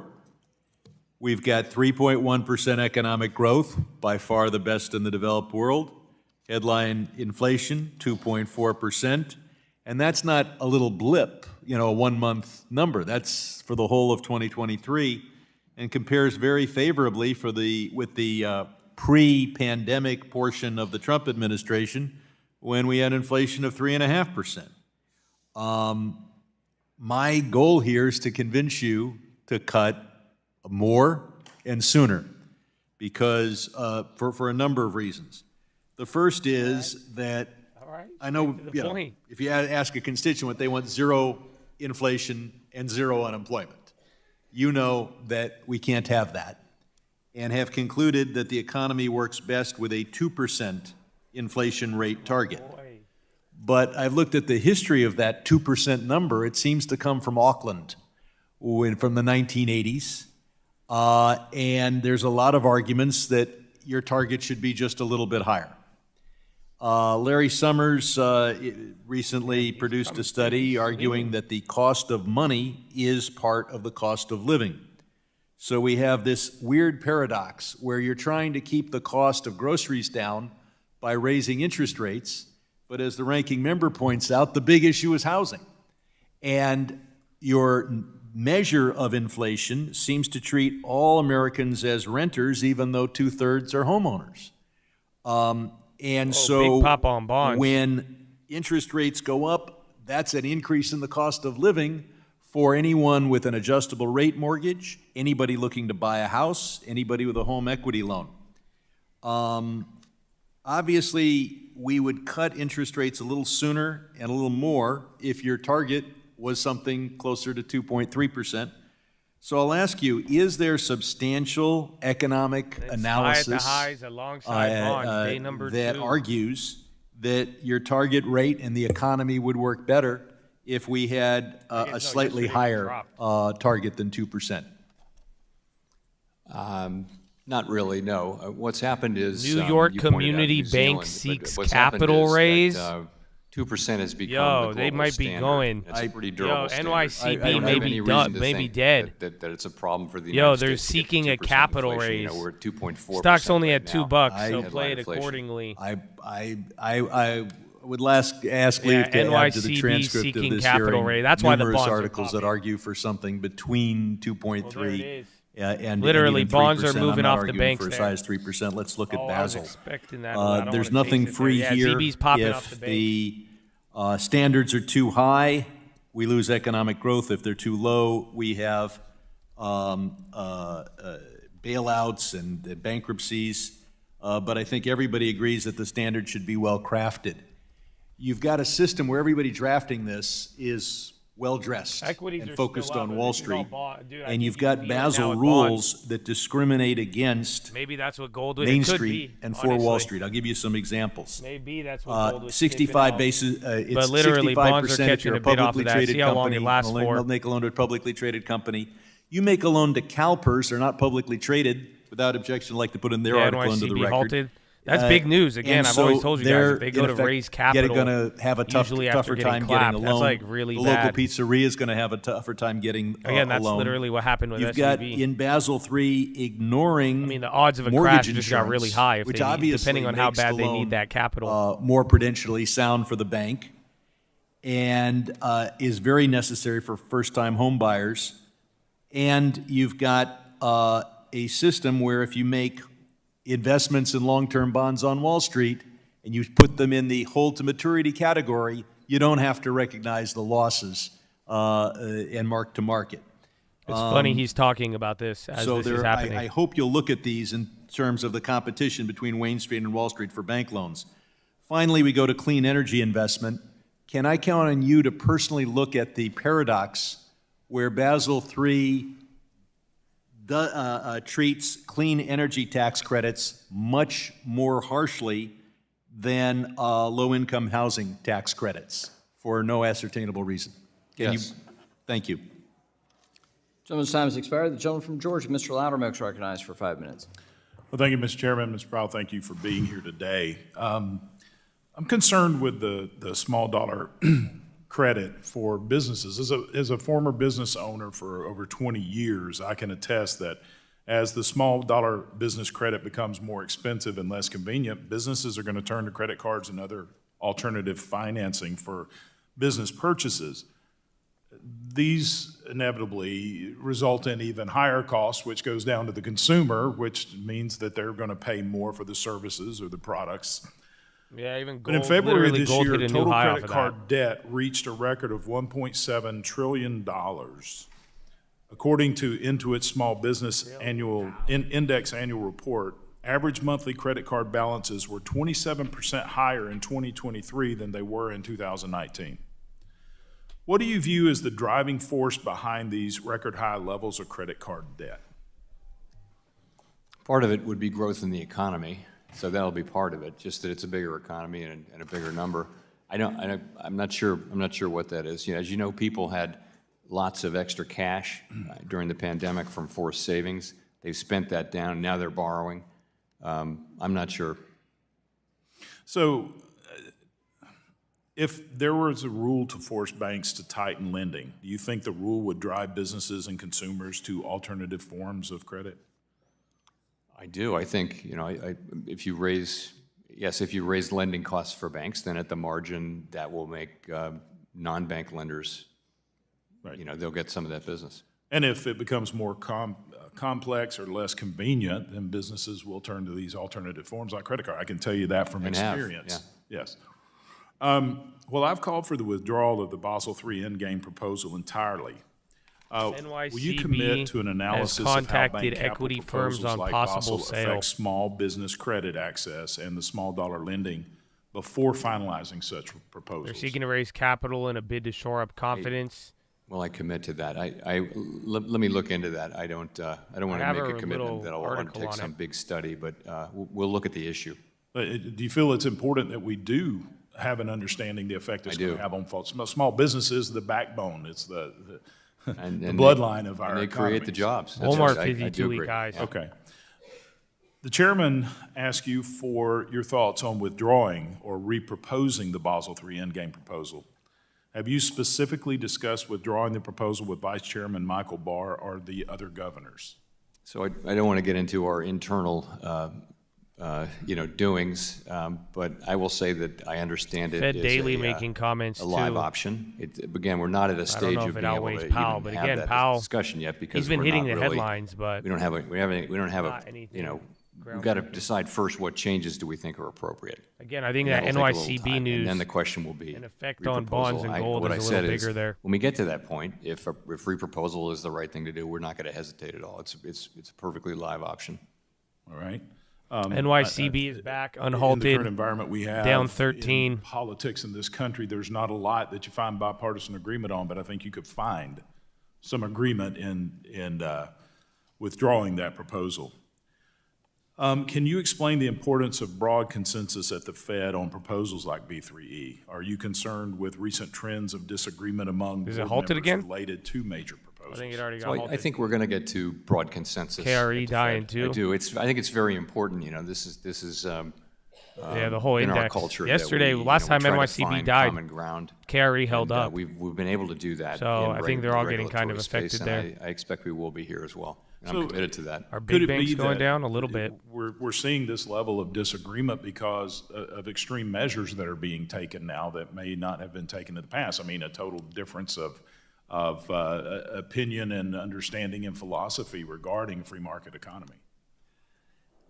I won't speculate, but I will point out that 4 of the 7 governors during the open You could board probably meeting play at which we put it KRE up for or comment, FAS if expressed you want. real I don't think concerns, very NYCB, I specific think it's concerns very about the difficult to proposal play to the and- downside. And said we would look at Very the comments low- when they came in, and that's what we're doing. Low You feel return, that high they risk. have validity in their concerns? I was one of the 4, so yes. With the few seconds I have remaining, there's a recent report of FinCEN working with financial institutions to query legal purchases made by American citizens. Has the Federal Reserve been instructed within the past 3 years by Treasury or anyone else to search Americans' legal transactions? Not that I know of, no. Okay, thank you. I yield back. Gentleman from Illinois, Mr. Foster is recognized for 5 minutes. Thank you, Mr. Chair, and thank you for being here. As Ben remarked, there's a near-term emergency to get the $60 billion in military assistance to Ukraine. And separate from that, there remains a longer-term need for reconstruction assistance to Ukraine, which the World Bank estimates is somewhere north of $400 billion. Now, at the start of the Russian invasion, the free democracies of the world froze roughly $300 billion in Russian currency assets, primarily at European banks and financial institutions. And the Biden administration and many of our allies have recently taken the stance that those assets should be leveraged somehow to provide reconstruction resources to Ukraine. I support this concept, and I believe that additional action should be taken to ensure that we hold Russia accountable. But there are real concerns on the impact that this might have on central banking system, on the primacy of the dollar, the euro, and so on. And so my question is, have you seen just the act of freezing these assets, and not seizing them, but simply freezing them, have you seen deleterious effects on the primacy of the dollar, the confidence in the central banking system? Is there any visible downside from the act of freezing that's visible so far in the 2 years since we've done it? I can't point to any. I can't point to any. Okay, so that's an interesting observation when we think of taking the additional step of actually seizing them, that at least so far. Because, Bonds are to my climbing mind, back up, having so them watch if frozen it breaks is back as up violent as, and as violent Again, as I think we're going to seizing need them more outright. updates on the banking So thing. that's interesting that so far we haven't seen that. KRE's now, in regional terms of bank the ETF, Basel FAZ III is like a and bank so share on, inverse, but I don't know if there FAZ is is a, related to the regionals. I think that might be there's a related to the big frustration I've banks. had I would over target the fact that regionals, or you could directionally play the bonds. effects I of mean, these are again, clear, maybe but this the is what magnitude gold of was effects are not. sniffing You know, out. for example, if you talk about the effect on the We're gonna have prices to seen see, by though. It's derivative very, end very users interesting. of increased capital requirement. SPY Directionally, it's could clear. ignore. If SPY, you again, if raise bonds capital may get a requirements, big bid banks off of it, will SPY might end withdraw up from liking these it. Oil markets on the to low? some extent. Other Yo, players will CVX, step I don't know if in it's oil or is that partly and take CVX up part in of the general. slack, and Yo, the spreads will CVX increase dying. and so on. Is CVX, the data check that you've news on collected CVX. I enough, don't think oil is for dropping. you to actually estimate the magnitude I of guess these oil's effects coming and down say a it's little bit. simply the direction? I think it's really hard to get down to the US micro SEC level votes and 3 to and 2 try to assess adopt that, climate because you're risk right, there would be disclosure rule. multiple effects. Exxon, But you do Chevron, know and that you Guyana know the arbitration direction, you to know take what place the through science ICC. That's right, but if you can Yeah, avoid oil's came financial down a little. crises I mean, with a oil's down almost microscopic $1 off the high. increase in prices seen by end users, that's one thing. If it's a very large difference in the price, so that the magnitude matters a lot. See, when as you're long as doing it these bounces from balancing there, things. it's over. And, I'm not too and sure a what lot the of it arbitration depends is. on, actually, you need a model for how the different market players will react. And is that really not going to be in the scope of the analysis that you anticipate from the quantitative? I believe we have done some It's still work on dropping, that. though. And I think the banks and other participants have done work on that as well and come up with a range of answers. I also see But the SEC this is adopts climate I mean, rule. there are just an awful lot of variables in these expected. equations, so it's hard to say with any confidence. That's why it's Chevron it's attempted hard to the circumvent job of Guyana deciding the contract precise rights. level of appropriate capital is a hard one. Yeah. And now with another candle. we've had Chevron's two still major dropping. crises, Regionals with are both still the going fiscal, lower. I don't know if and NYCB's monetary unhalted. response. It is. Are there the lessons that 267 you down can learn now 17. that It may get I halted believe, again. And it seems like your testimony indicates that we're kind of approaching back to normal now. And we've seen in the crisis of 15 years ago, we See, saw it's not what halted many yet. It people lasted thought was longer than an a minute. inadequate fiscal response, that the fiscal response was less than half of the output gap. And we limited by political will to do things. And then, of course, you were limited by the zero bound in what you could do for most of a decade, and we had a long recovery.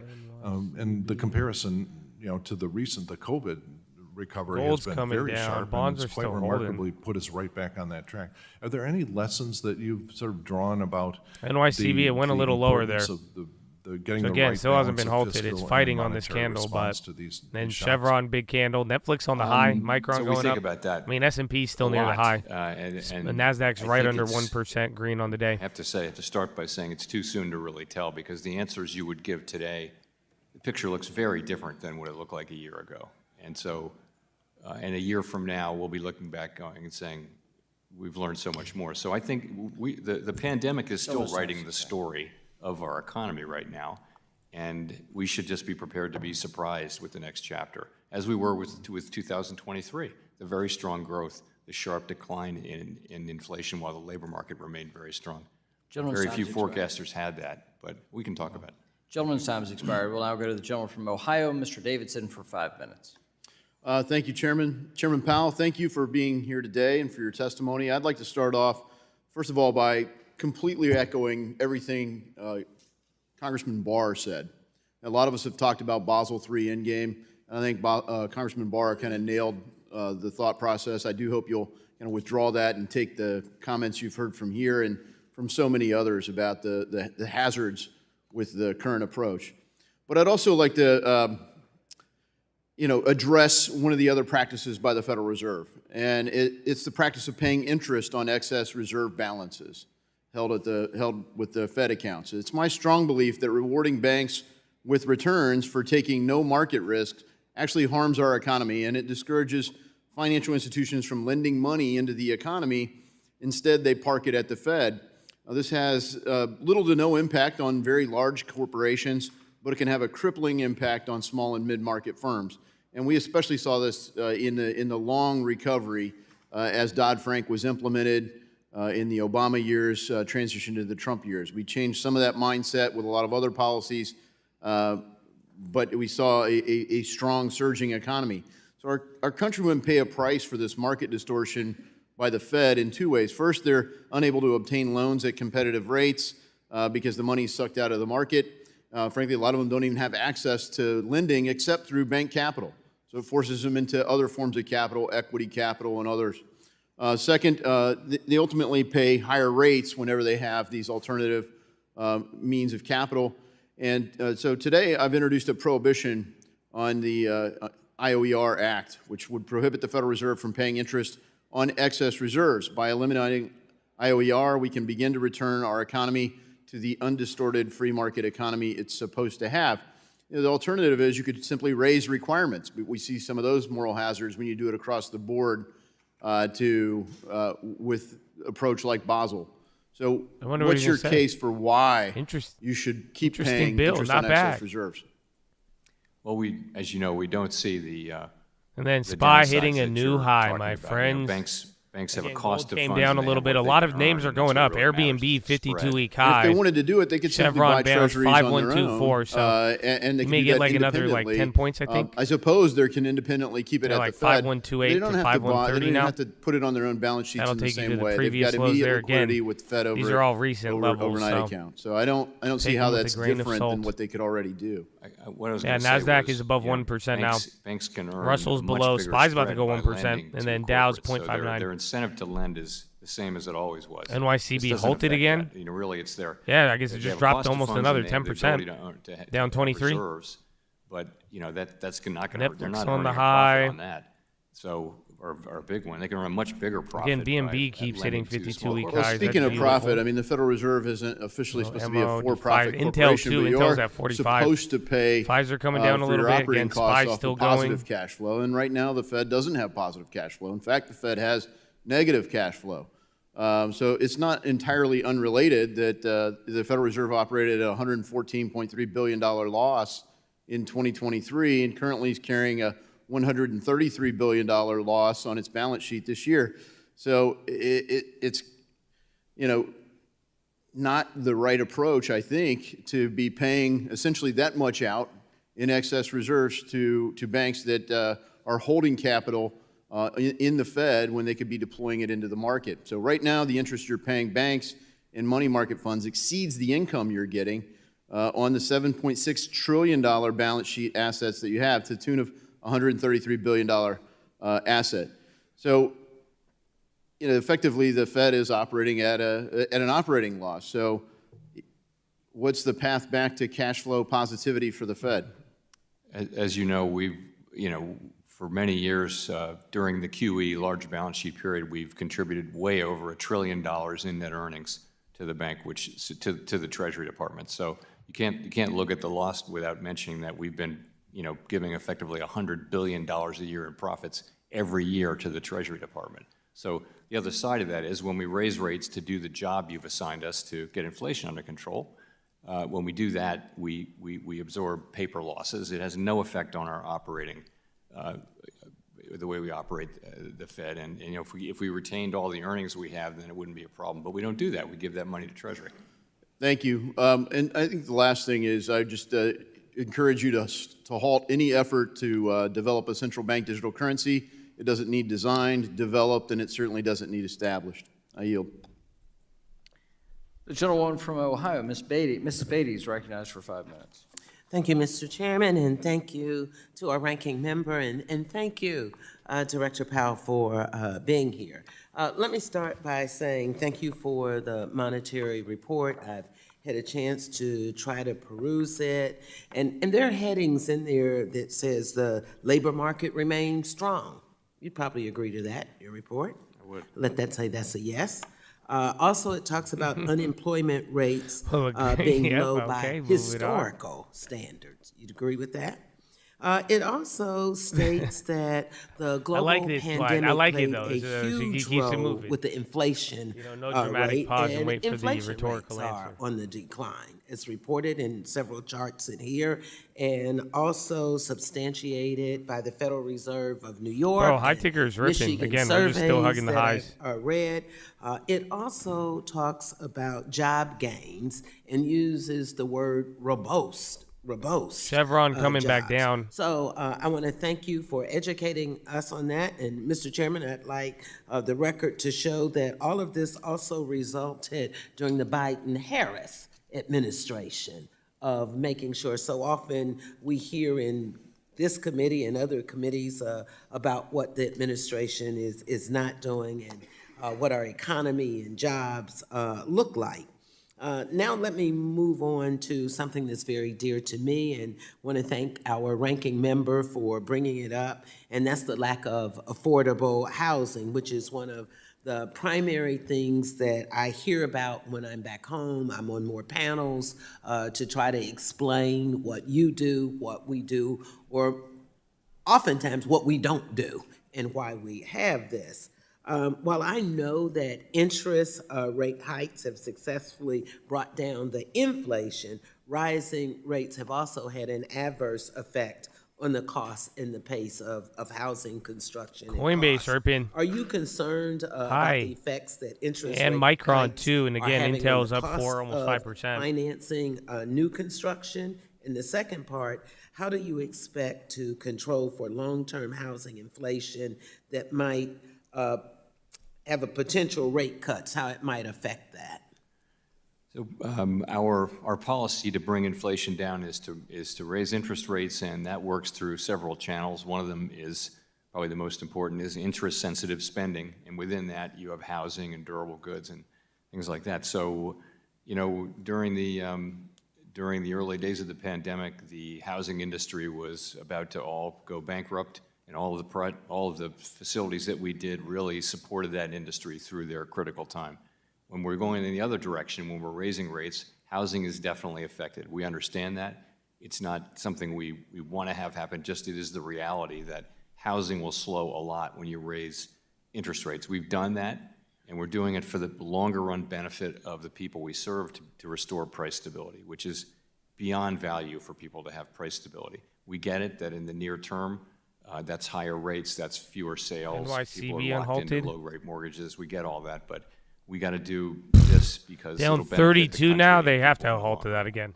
And I have a great appreciation. Yeah, bro, it might be dead for that.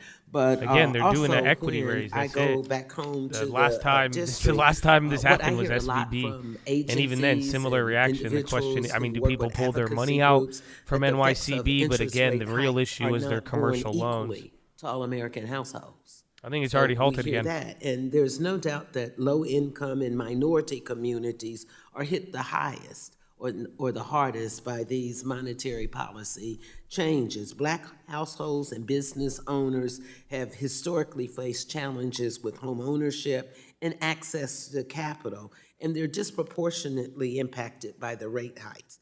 Does the Fed, do you have anything that you could help me with this dilemma and how we can better achieve economic goals in a more precise and equitable manner? So I think it's working. You see inflation coming down, and that's why I do think it's likely at some time this year, if the economy, proceeds along the path we expect, that we will begin to reduce rates. So that's really the path that we're on, and I do hope it works out that way. And when you say, I don't have a lot of time, but when you say economy, what does that mean? Helping poor people and black people get more jobs, more money? So our forecast is for continued strong growth, a continued strong labor market. with, wages going up and also with inflation coming down. So that kind of an economy. Okay, my time is up. I yield back. Thank you. The gentleman from Tennessee, Mr. Rose, is now recognized for 5 minutes. Thank you, Chairman McHenry and Ranking Member Waters, for holding this hearing, and thank you, Chair Powell, for being with us today. I'd like to start by discussing the independent automated teller machine owners or operators section of the Bank Secrecy Act examination manual. I want to ensure that financial institutions will not be discouraged from providing banking services to the independently owned ATM industry. In 2021, you made it clear that the industry does not automatically present a higher risk for illicit finance. I'd like to know what efforts have been made by the Federal Reserve to fully communicate that position to financial institutions across the country. I will have to get back to you on that one. All right. Thank you. Well, and so I might just add, listening to independent ATM operators over the time that I've served in Congress, I've come to understand that unfortunately, and it was in the Bank Examiner's Manual up until just about a couple years ago, these operators were identified as being extraordinarily risky, and that was causing them to be debanked in many cases. So I do hope that you'll take a look at that and make sure that we're communicating that to financial institutions and, most importantly, to the regulators. Chair Powell, Tennessee is home to over 1,000 foreign-based businesses that have chosen to invest in our state and create more than 160,000 jobs. These jobs are reliant upon cross-border financing provided by global banks, including foreign banking organizations. The Federal Reserve has long maintained the principles of national treatment and equality of competitive opportunity when regulating foreign banks and assessing them based on their U.S. operations. Are you still committed to these principles? Yes. And how will these principles be reflected as you move to finalize the Basel Endgame proposal?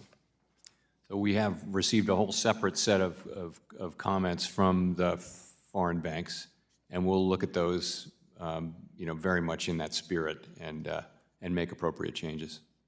Thank you. Chair Powell, the Basel III Endgame will incentivize firms to transfer credit risks off their balance sheets.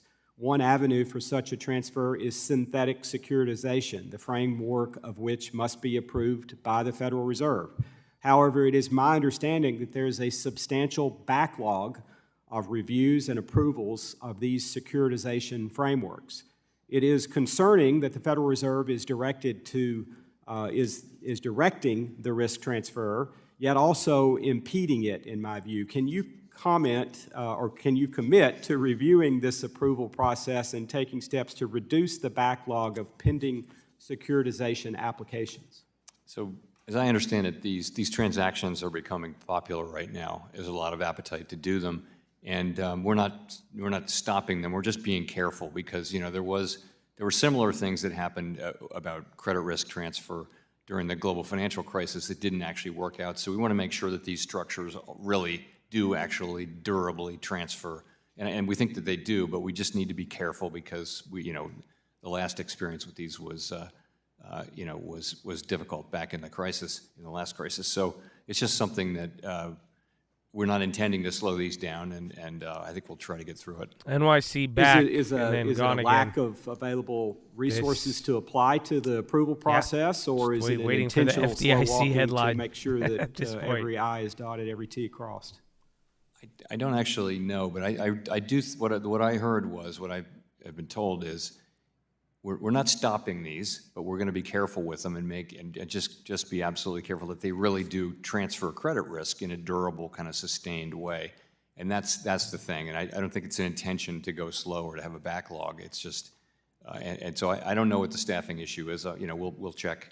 All right, thank you. As the Federal Reserve continues to consider proposals designed and debated in Europe, such as Basel III, has the Federal Reserve's Supervisory Climate Committee or the Financial Stability Committee had any discussions regarding the adoption of ESG risks in capital requirements?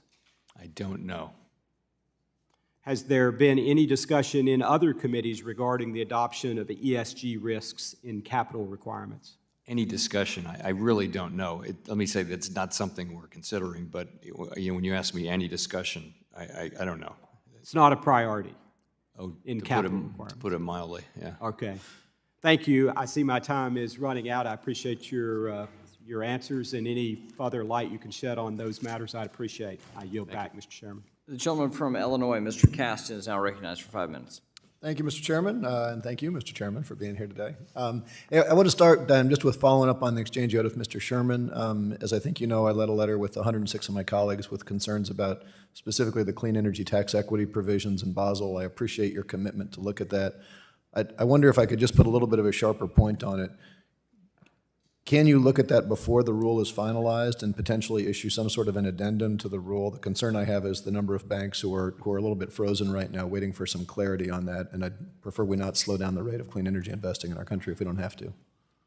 I don't know. I mean, I think there's a proposal, and we're well aware of the commentary, and we're going to react appropriately. I don't know that we can pull one thing out of line and deal with it. But we're making good progress, and I think we'll be back reasonably soon with some answers. Okay, well, time is of the essence. I appreciate anything you can do. Second thing, good thing about Foot Locker, they're breaking new lows. Again, this was bad earnings. Congresswoman Garcia here. But they were just staying pinned. I really appreciated your comments in the 60 Minutes interview last month when you NYCB's mentioned that down immigration 40. is a big part of the story of the labor market again, coming right back after it into opened. balance.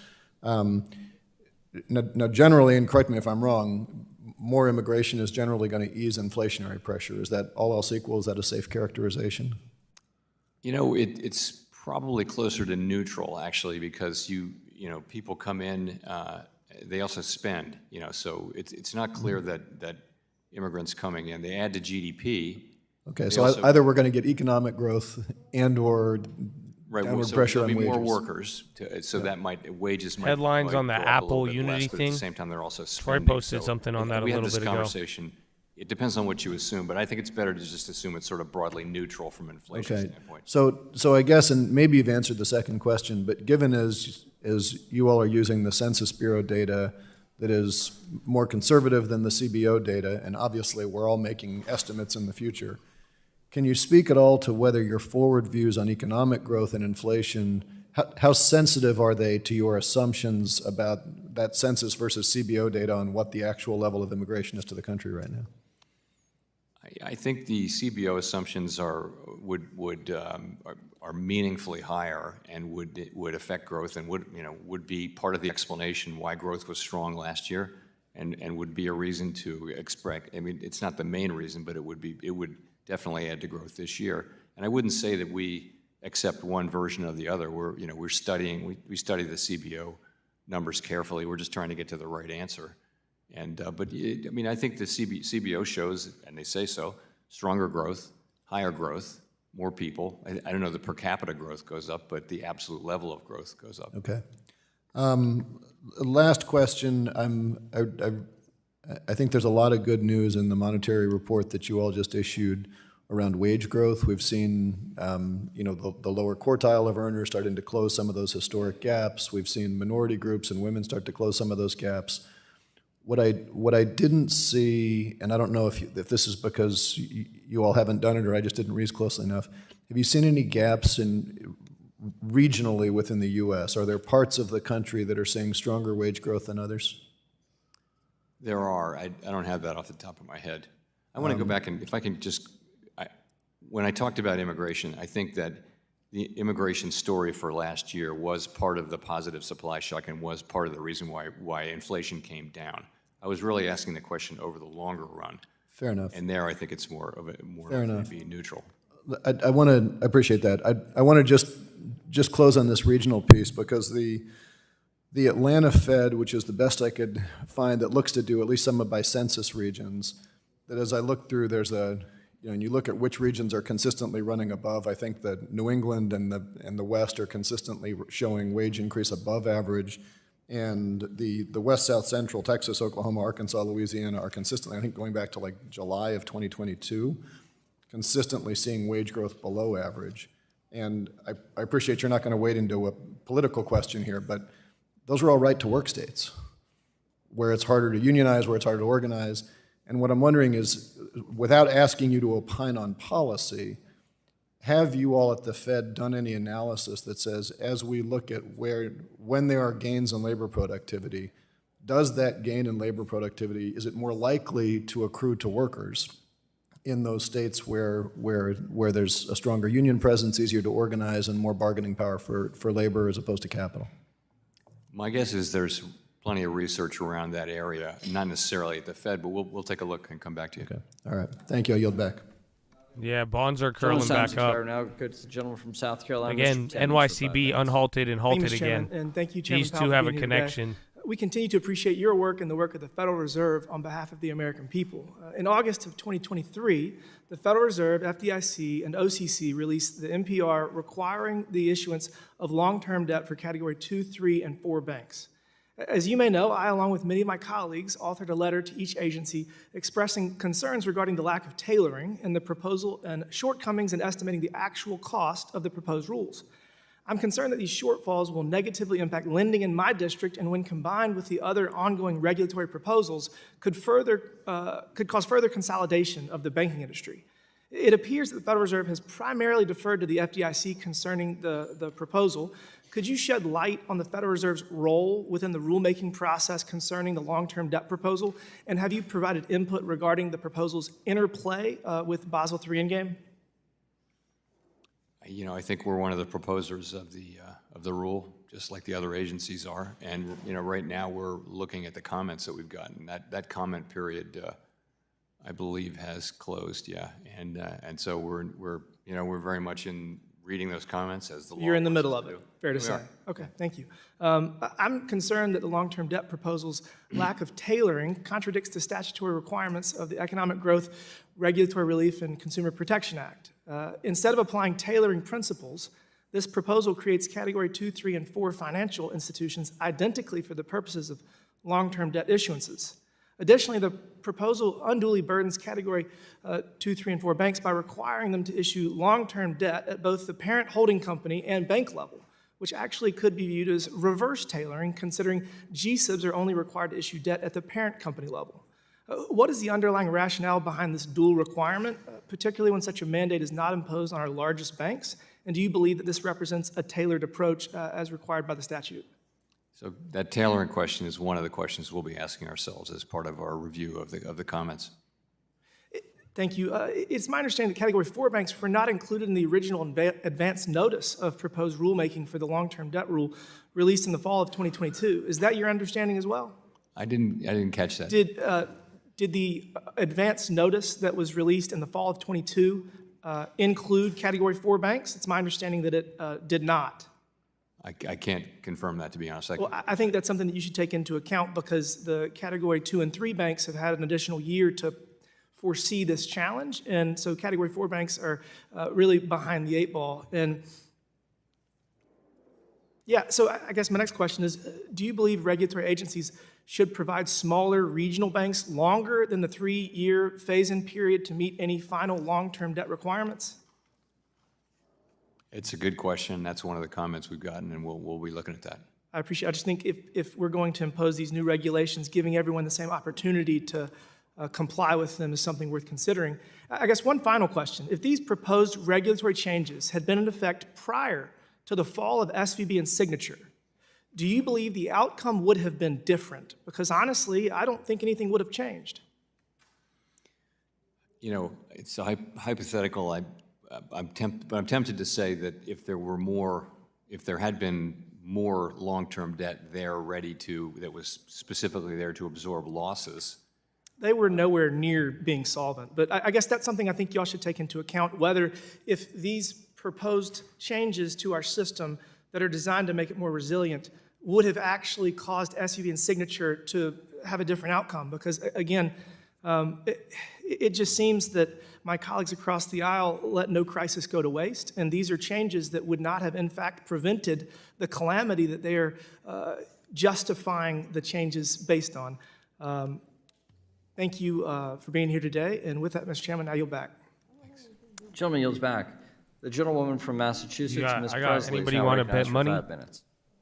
If any congressperson brings up what's going on with NYCB, interest rate hikes, unhalted, mortgage this rates have time green, surpassed I think it's 7%. halted right away. rising to 20-year Yeah, this is highs, NYCB. leaving They announced many the equity creditworthy raise, and mortgage-ready home and buyers they got clapped. without a path to home ownership.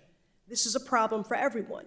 It's an urban issue, it's a suburban issue, it's a rural issue. Chairman Powell, I welcome the decision of the Fed to pause rates at the end of last year. But for families in my district and across the country, that is not enough. We need the Fed to start cutting because, like the rent, interest rates are too damn high.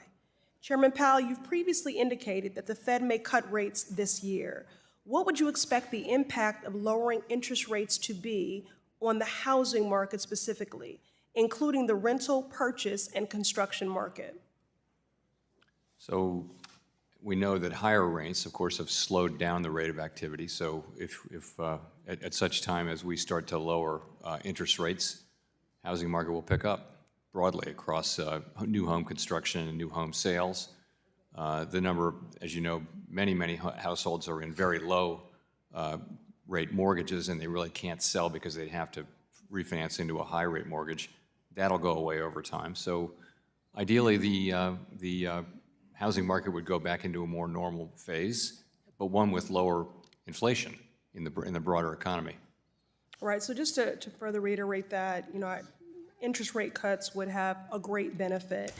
Just yesterday, actually, I met with a number of representatives from state housing finance agencies from throughout the country, and they were talking about the barriers to affordable housing projects given the current interest rate environment. Obviously, higher interest rates have raised costs for affordable housing developers, and many of them have chosen to slow down or halt construction entirely. So fewer homes are being built, which means fewer people are being housed. So given that we already, would you agree? So given that we already had a massive shortage of affordable housing supply prior to the pandemic, when interest rates were below 2%, the current rate, 5.5% rate, has been devastating. And the price of homes across the country have remained stubbornly high. It's clear that the current state of our housing market is impacting everyone and disproportionately hurting those who need stability the most. Does this concern you? So our job is to do price stability and maximum employment. We don't target the housing market, and we're doing our jobs. That's what we're doing. It's not something we want to see, but does this is impact the on the path housing to restoring market? price stability. But does it concern you, Chairman Powell? Does it concern me? Yes. It would Fewer homes are being built, so fewer people are being housed. This is the job we've taken on. All right. Well, it concerns me greatly. NYCB news Chairman pending. Powell, the Fed's interest rate hikes have not been sufficient So in it may addressing not trade housing the rest of the day. Do you agree that we need a more robust fiscal response to increase the supply of affordable housing and to lower Halted costs due to news nationwide? pending. We don't take opinions. We don't express opinions on things like that. I will say that there is a structural housing shortage in the United States. And that's maybe really either the FDIC or they're going to announce that they problem with high sold. interest They could rates, raise the short-run capital. problem. Maybe Long-run somebody problem gives them the is money. lack of supply. But it's either one. I mean, Well, that's why it is I can critical flip a that Congress coin pass legislation and and let you appropriation know, bills that but- will make those necessary investments in housing for all. Given the way that Ranking Member Waters fought for a $150 billion investment in housing and Build Back Better, I know on this side of the aisle that my colleagues and I are ready and waiting for the Republican majority to take housing inflation seriously. Housing affordability is the #1 issue I'm hearing about from my constituents. Families in my district and throughout this country need relief now. I truly hope the Fed will listen to them and cut interest rates. Thank you. I yield. Gentlelady yields back. The gentleman from South Carolina, Mr. Norm, is recognized for 5 minutes. Thank you, Chairman Powell. I think other people have noted about the crisis in the office building market across this country. That's a line of work we're in. I can tell you it's real. I can tell you the buildings that are effectively vacant, it's going to have an effect on the taxes paid. It's going to have an effect on rents. As far as affordability in housing, the rates are one thing, but my good friends on the other side of the aisle don't realize that housing has got over 200 components to it. One of the biggest is gas prices. And as long as we're buying gas from countries that hate America and don't manufacture our own, housing isn't coming down. I don't know how you define affordable anyway. It's going to continue a downward slide. And I'm from a state in South Carolina that people are moving in. And we're not going to have the housing starts that we should have. Are determined by the because of gasoline policies that you're of the buying from Biden people who hate administration, which is train America wrecking this and what's entire affordable economy. anyways. On regulations, Have you thought on about Regulation 2, which is has the guardrails for credit card fees. I think How do we you get our answer boy the- tomorrow. and I know the think we get caps Kennedy you're looking tomorrow. at adjusting that. How do you answer the charge that this is really should not be, you're getting in the way of banks charging fees according to what their costs are? How does the regulations affect that, particularly Regulation 2? Is this a Fed regulation we're talking about, Yes, or is this the CFPB regulation? No, this is, for my record, it's the Federal Reserve has finalized the routing restrictions and proposed tighter and adjusting the price caps that currently exist. Is that not right? It doesn't ring a bell with me. It may well be right. I'm not familiar If you with could that. look at that, I know will. all the credit unions and banks have got some concerns on that. I will come back to you on that. Okay, I appreciate it. Do you need a letter from us? Or No, we'll come back to you. Okay, thank you. CRA, for those of us who have been involved with banking for a long time, the regulations, having a clear set of standards that we abide by and know where to put the money to, when should we have regulations out that we can read about what's going to be acceptable and what's not? Sorry, I didn't get your question. The regulations on the changes in regulations for CRA. Right. What about it? I'm sorry, I missed your question. When are the regulations going to be out that we'll know, the banks will know what's acceptable for CRA and what's not acceptable? So the final rule, of course, is out. I think we're working on, there's a lot of work to do. The requirements don't really kick in, most of them for a couple of years at least. So I think we're working on the follow-up regulations. Okay, that's really important for all the banks, because they want to make sure they qualify, and where the dollars are spent, they need to make sure that it's going at the right spot, because the credits won't be applied unless that's it. The Fed now, where the Federal, I think, Reserve launched and is operating this now, how is the participation rate going with that? Slow, real slow. It's early days. There are network effects. These things they go slow until they don't. And it was the same way with ACH. You may remember back in the day. Right. So we're at fewer than 500 banks are in there now. We're working away at it. We expect it'll take some time, but it's there, and we think it'll be beneficial. We had a lot of support from smaller banks to build it, as you know. Is the pricing below cost? I don't believe so, no, not longer run cost. Okay. Okay, that's all the questions I have. Thank you for being here. Gentleman yields back. The gentleman from Nevada, Mr. Horsford, is now recognized for 5 minutes. I want to thank the chairman and the ranking member for this hearing, and to you, Chair Powell, for appearing before the committee to discuss the recently published monetary policy report. As we continue our work on behalf of the American people, we have to keep in mind that our mission here is to grow the economy from the bottom up and the middle out. It seems as if there has been a constant series of shocks to the economy, both domestically and globally, and yet we can all see just how resilient the labor market has been as it has maintained its strength. With a robust gain of 353,000 jobs, the January numbers are a continuation of the trend that Democrats in Congress delivered through historic investments in our workforce, putting people over politics. In light of this relative economic strength, I really want to implore the Federal Reserve to take stock of the holistic economic picture before making decisions on monetary policy, and to pay particular attention to those communities that have been historically left behind during times of accelerated recovery. I want to add to the questions from my colleague, Congresswoman Presley, Chair Powell. At a time where it has become increasingly difficult for working people and people of color in particular to purchase a home, I worry that rising mortgage rates will put working families even further behind on accessing the wealth and equity that a home provides.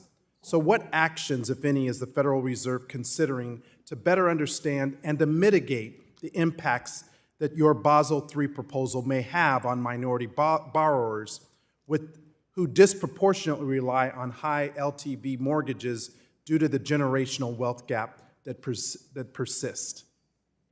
We've received comments, including many, on the mortgage changes, and we understand the concerns, and we're looking very carefully at that. Haven't made any decisions, but we will announce them when we have. Are you concerned that these shifts in risk weights will reinforce the decade-long retreat of banks from the mortgage market and push more originations to non-bank institutions?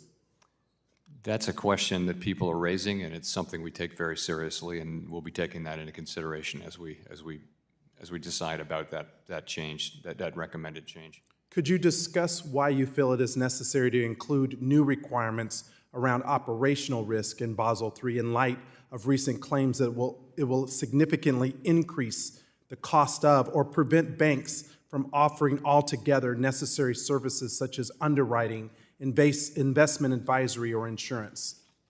That is one of the concerns that's been articulated about the proposed changes to operating risk. We take those concerns seriously.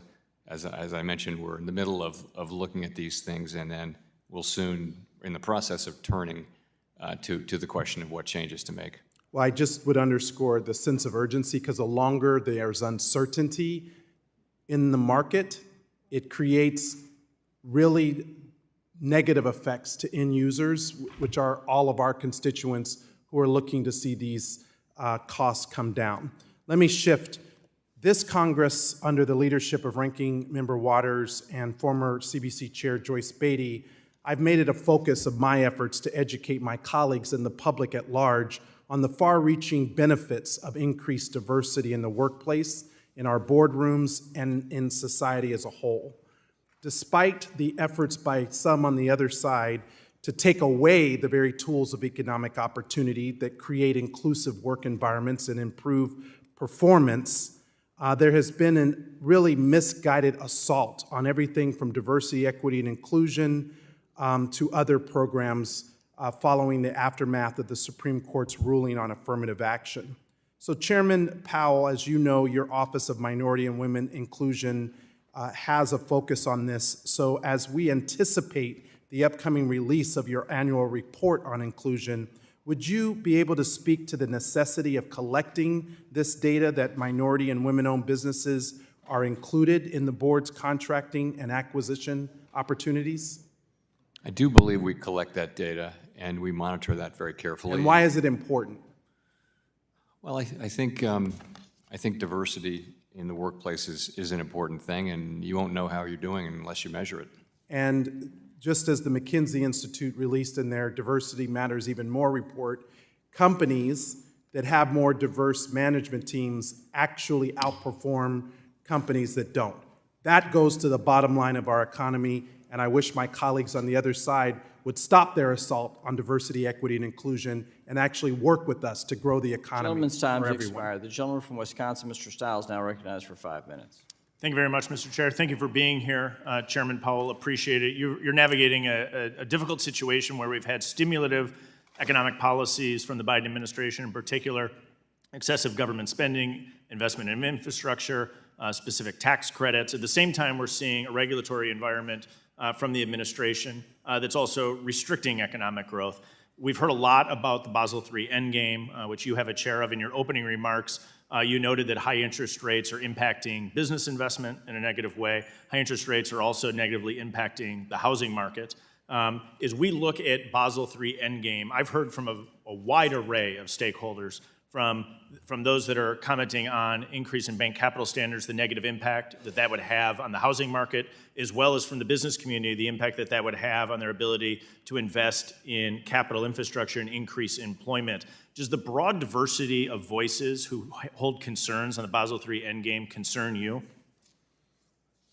I would say that I've articulated concerns, and we're reading those comments, and we're very much in the process of assessing what we need to do to address them. Thank you. I appreciate your time on that. Shifting gears slightly, as you may know, the Securities and Exchange Commission held an open meeting today to approve the final climate change rule. It's a significant regulation that I think would have a significant impact on the economy. Can you comment how the Fed thinks about the economic impact of this new regulation or regulations more broadly, and in particular their impact on both inflation and on employment? We don't comment on regulations of other agencies, sorry. And you'll review that if it's put in place, or you'll review the economic impact as the empirical data comes forward? We're not in the business of scoring, CBO does that. They'll look at this and make a careful assessment of the economic impacts and budgetary impacts and that kind of thing. Thank you. I'll shift gears again. One of your two mandates is to maximize employment in addition to maintaining price stability. And as you know, government hiring has accounted for a large share of total job creation. More than 600,000 public sector jobs were created last year, and the federal government now employs nearly 3 million workers. So when you're examining employment data, how does the Fed view the impact of the public sector employment growth relative to private sector economic growth? In other words, how do the two data points factor into your assessment of how the broader economy is performing? So the jobs are jobs, right? But I think we would tend to look at private sector jobs to get a better assessment. Private sector job creation is a better indicator of kind of the private sector momentum in the economy. But we look at both. They both count. And does the dramatic increase in the private sector number of jobs give you any pause or concern as it relates to? You mean in the public sector? In the public sector. Sorry if I misspoke. Yes, the public sector. The truth is the public sector was unable to hire at the beginning because wages went up a lot in the private sector at the beginning of the pandemic inflation, and public sector can't respond to that. So there's some catch-up hiring going on there now. Now that things are settling down to normal, I think there's some catch-up hiring. I'm not sure it's an issue we're concerned about. Okay, I'll shift gears in my final minute just to talk a little bit to get your perspective on the macroeconomic developments that are having an impact on our monetary policy, specifically as we think about the potential for a productivity boom, from AI to work at home to other factors. The data is probably too early to tell whether or not we're having a true productivity view, but how does the Fed view the adoption of some of these new technologies, in particular AI, as it relates to labor productivity?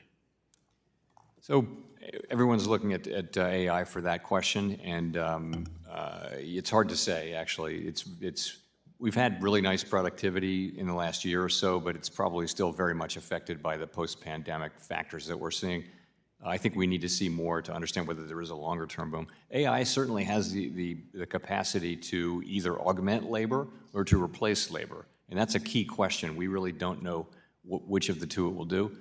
Tons of money being invested in it, and so it's likely to drive significant productivity. I would say right now technology, but also higher labor mobility, a lot of people quitting during the really tight labor market, and also the rise in startups. There were a lot of people started companies during the pandemic. Those are the kind of things that do add up to higher productivity over time. So there is hope that we'll see some productivity out of this. Thanks for your comments today, Mr. Chair. I yield back. Gentleman yields back. We'll go to the last questioner of the day, the gentleman from New York, Mr. Torres, for 5 minutes. Thank you, Mr. Chair. Mr. Chair, I have several questions about some of the most common complaints that I've heard about Basel III Endgame. I have an open mind on the subject, but I want to hear your response to some of the arguments that have been leveled against it. First, the Fed has repeatedly reassured the public that the banking system is well capitalized. Yet the Fed is advancing Basel III on the assumption that the banking system is undercapitalized. So the first question is, how do you reconcile the Fed's repeat assurances about a well-capitalized banking system with Basel III's assumption of an undercapitalized banking system? The second question, if the purpose of Basel III is to align U.S. banks with their banking peers elsewhere in the world, why is the Fed imposing requirements that are more stringent than those prescribed by Basel III? In other words, why is the Fed, quote unquote, gold plating? The third question is, how do you reconcile Basel III's recommendation for standardization with Congress's statutory requirement for tailoring? Standardization would seem to be in conflict or in tension with regulatory tailoring. And the fourth and final question, do you think that Basel III could have the unintended consequence of reinforcing the trend toward shadow banking, which would mean less regulation, not more? Is there a sense in which we are transferring risk from the regulated sector of the financial system to the deregulated sector? So I bombarded you with 4 questions, and I'll give you the time you need to answer them. I'm going to have a hard time reading my handwriting here, but I'll start with yes to the 4th one. I'll give you that one because that is clearly a risk. We've seen intermediation activity moving out of the regulated system, and this has the risk of doing more of that. So what was, in a word or two, what was the one again? Just you said, and you testified, capital, yeah. Repeat reassurances about the capitalization of the banking So system. I addressed this in my remarks in the open board meeting. You know, higher capital is always going to add to safety and soundness, but there's a cost. Right. And so identifying the precise right level is very, very difficult. It's hard to do it objectively. I've said for years in these rooms that I thought that the level of capital in the U.S. banking system was about right. So I posed, and I voted for all these increases during Dodd-Frank, so I think it's a very fair question. We'll be looking at that. The second one was? The concern about gold plating. About? Gold plating? Oh, gold plating, yeah, no, it is, and I said this in my public remarks, that we're exceeding the minimums with this proposal, and we also exceeded what the other big jurisdictions are doing, and so that's a question. That's a good question. I'll agree. Okay, great. And the third? And the third is, I think you more or less, and standardization versus tailoring. Standardization of, it was something specific. Yeah, so Congress passed a statute requiring regulatory tailoring. No, that's an and do you think question. Basel III is in compliance with that statute? I addressed that in my comments too. I think you're right. We do need to take on board the lessons of Silicon Valley Bank as it relates to the smaller, large banks, but we don't need to throw away the tailoring that's required by the law, but also that is appropriate if we're going to have a diverse banking system. You know, the collapse of SVB was largely a story about liquidity risk and interest rate risk, yet the focal points of Basel III are credit risk, market rate risk, and operational risk. Like, what is your response to the criticism that the Fed should focus its energies on addressing the forms of risk that were responsible for the SVB bank failure rather than focusing on forms of risk that were largely unrelated to it? So I agree with that, but I would say we are working on a package of liquidity measures which directly addresses the Silicon Valley Bank situation. We've also taken a lot of supervisory actions with other medium and small sized banks that had a lot of uninsured deposits and a lot of real estate risk and things like that. So we've been doing quite a lot on the supervisory section that it doesn't require new rules. And then finally, as you know, the crippling cost of housing accounts for a third of inflation. One of the most powerful tools for producing and preserving affordable housing is the low-income housing tax credit, which has financed nearly 4 million units of affordable housing. The banking system accounts for 85% of LIHTC investments, and there's a concern that Basel III, in its present form, would diminish the availability of LIHTC and the amount of affordable housing development. And so I'm just curious, is that on your radar, and is that something you're willing to examine? Yes, it is. So with that, I'll leave it at that. Thank you. Gentleman yields back. That's the final questioning of the day. We committed to the chair that we'd be done with a hard stop by 1 p.m. It's nice when we can honor our commitments. So I'd like to thank Chair Powell for his testimony today. Without objection, all members will have 5 legislative days in which to submit additional written questions to the witness to the chair. All right, thank you. I don't think we're going to get anything crazy. I think it's good timing to close it out, baby. Actually, very good timing. It's around 10 o'clock. Not too bad, ladies and gentlemen. It's honestly been a wild day. I don't know if you guys saw me looking at that. I was going back and forth between yesterday and today. So, well, like, I don't know. How do you want the news? You pretty much you've given back, or you've gotten back almost all of the losses of yesterday. At one point, we're a little bit below that. We did move a lot pre-market. We did have the jobs data. It's kind of crazy because today's like a decently big move, but Powell didn't really say anything, and the jobs data wasn't too crazy, but we have this move. And then if anything, during that speech, I have KRE up here, NYCB. They announced that they're trying to get an equity raise to raise capital, so that wasn't good. The bonds got a bit off of that. They got clapped. They're halted now pending news. So all of that is very interesting, but a pretty eventful day. I mean, a lot of movement, to say the least, Chad Adoni, and then even Coinbase ripping. I have that. Airbnb hit a 52-week high. The value plays got a bid. NASDAQ 1% right now. Russell 0.97. Dow 0.45. SPY 0.81. Not bad, ladies and gentlemen. Not bad. Not trusting it. Well, we have jobs on Friday, but like I said, I mean, I thought the jobs were going to be confusing, and even today, though, it all came in line. So we'll find out what Friday brings. But Powell didn't really do much. We're going to get him tomorrow. I only look forward to potentially hearing Mr. Kennedy. Exactly. I can't wait to ask Powell a couple of questions about the soft landing and rainbows. Exactly. So we'll find out what that brings, but he shouldn't say much. Again, we weren't expecting Powell to say much. So I don't know if that's the good news or the bad news, but yeah, like I said, on the watch list 2 years ago, in March of 2022, Powell was before Congress, and he started talking about how he wanted to raise rates and shocked everybody, and that was new, and then that caused a big market reaction, but not this time. Not this time for Mr. Powell. You want to play some ZQs after the NYC? Oh, yeah, huh? Ooh, I kind of like that idea. Not going to lie to you. I like that idea a lot. What are they at? ZQK24. It all depends. I mean, limited amount of loss. Where is it? Oh, no, ZQ.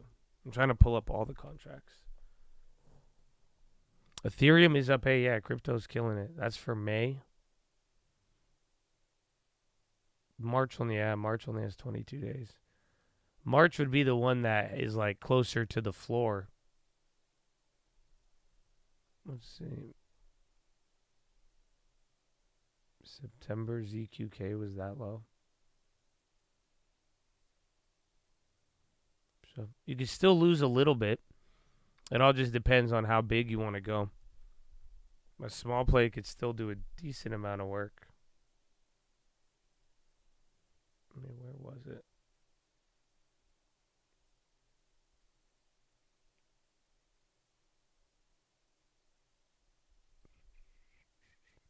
What is ZQK? You have to say it out like go Zoc. Zoc. You have to yell it like that. That's how you pronounce it. But it's Fed futures. So it's the interest rate probabilities. Yeah, you got to yell it. You got kind of like get more. But it's the Fed futures. So I made a play. Like literally, I was like clapped on this one. Earlier in the year. It was like end of last year, and then I got out of it beginning of this year. Actually, a couple of weeks ago. But it is like betting on interest rate probabilities. But now Danny brings it up related to the banking stuff, which is a great idea. And then, what I usually do, like my thing is when I see it ever like pricing in like 99% probability, I like to buy them just in case, especially if something is going to happen or ahead of a data event. So ahead of jobs and then even ahead of the banking stuff, that's not too bad of an idea.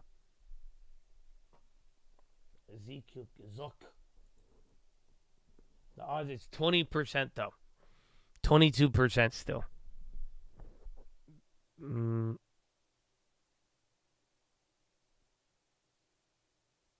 So I don't know.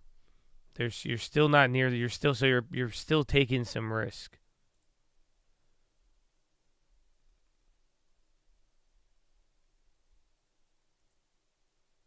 So they're not near the floor, but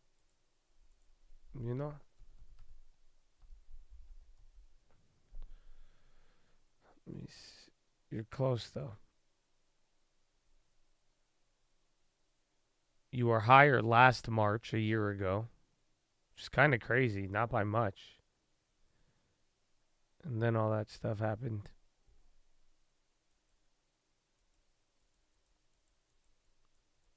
Bitcoin's going up. And then Abbeville 2. I'd be down to play that, though, with the data coming up.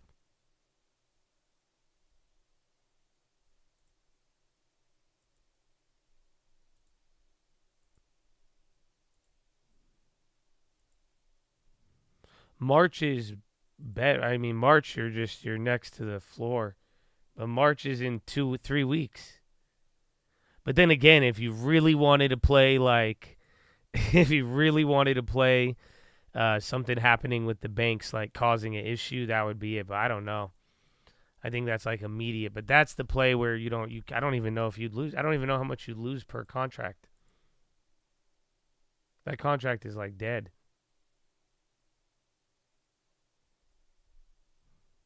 I don't even know if you could trade it still. It doesn't even look like it has been. Or maybe ZQJ.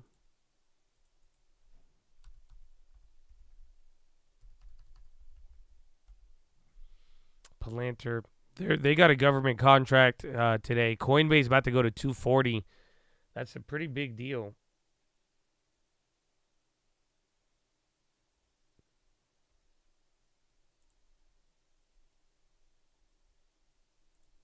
April, there's not a meeting, though.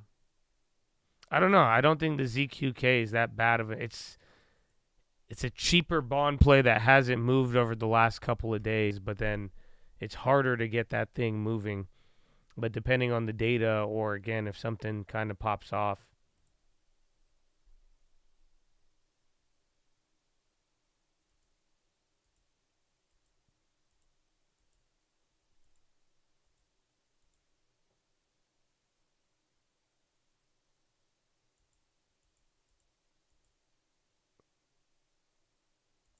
Yeah. I don't know. That could be a good gamble though for non-farms. Non-farms, I don't think Powell will move it. Airbnb, another one. Did Coinbase hit 240? I think that's a big level. Regionals are staying pinned. Airbnb, wow, Habibi, 52 weeks. It's still nowhere near the high, the all-timing, but still very good, Habibi. Wow, good job, Airbnb. XOM, that's oil. That's Exxon Mobil. Yeah, and Chevron, they had that news. They're coming down, actually, again. Good timing on asking that question. Where's Pfizer? Those Pfizer plays, the ones we made free yesterday, they're up 300%. 378. That's actually insane.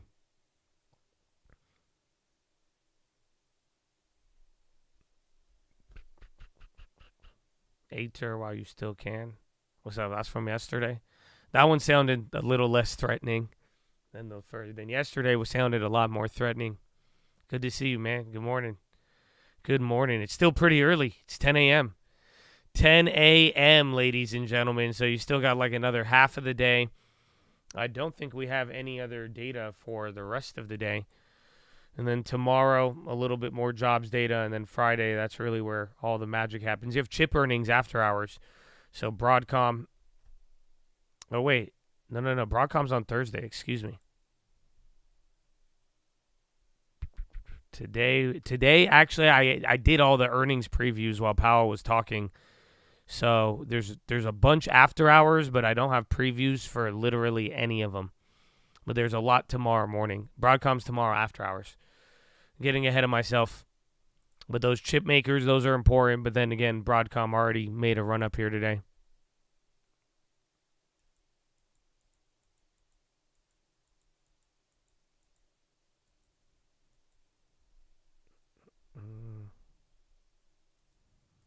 No threats. Christ is king. He'd like you to purchase Ater. That's crazy. He told me to ban you. See, this is how wars get started. So, see you tomorrow, buddy. See you tomorrow.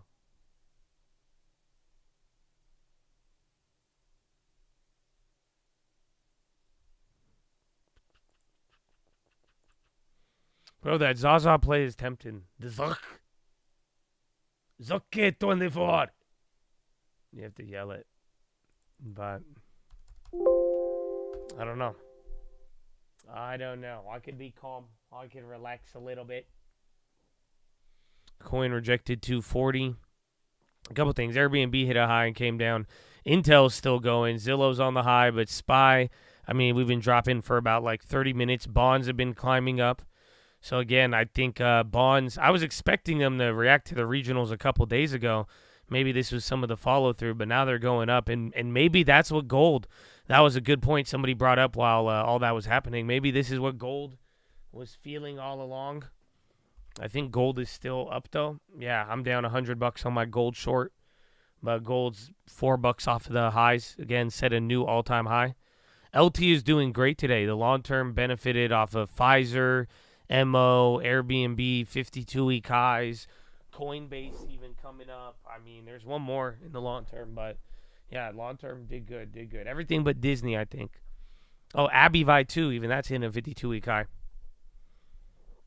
Uber, all of it, they do good, man. We bought MO literally yesterday. So that was just good timing. Luck of the draw, I guess, but it was overall very good. Cannot complain. Abercrombie on the low. Oh, Abercrombie sold off like $7 in the last hour here. A good half of that here in the last like 30 minutes.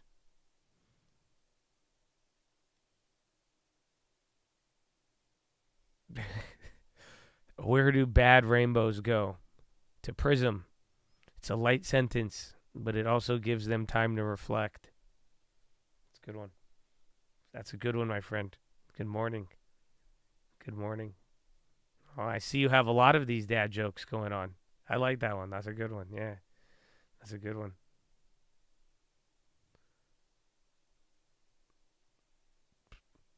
What do you call people who only believe 12.5% of the Bible? An eighth theist. It's a good one. It's a good one.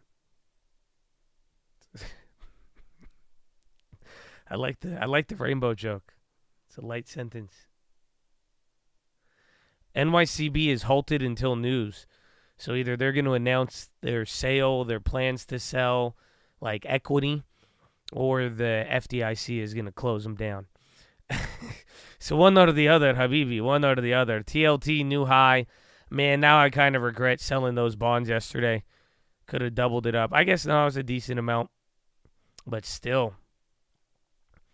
You are still holding. Bonds are slowly melting up. Again, Abercrombie, that's in the bottom right. They are still melting down slowly.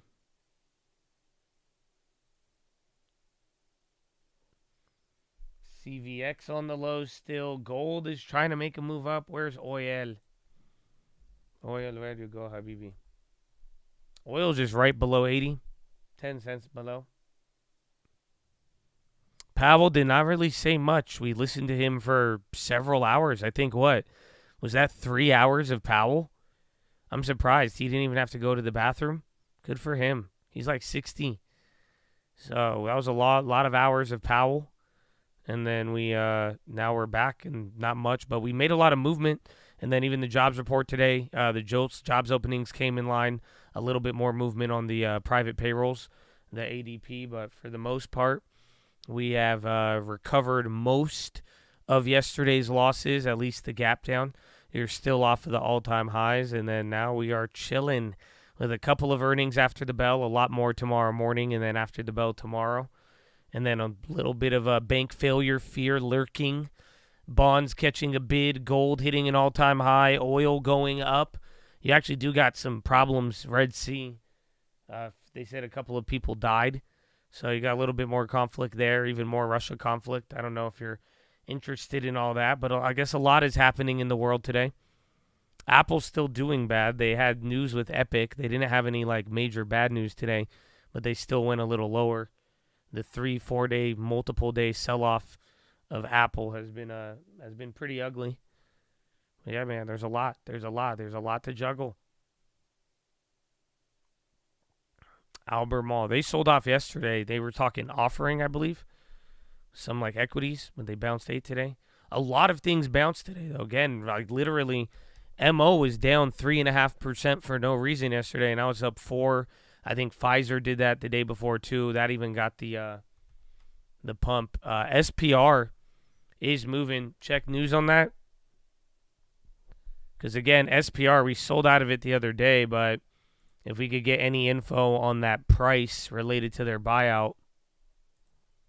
But SPR just shot up almost like 50 cents there in a couple minutes.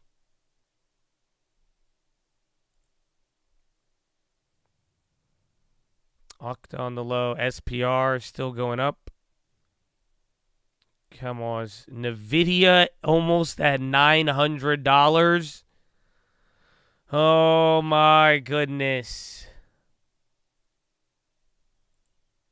Yo, that's kind of insane.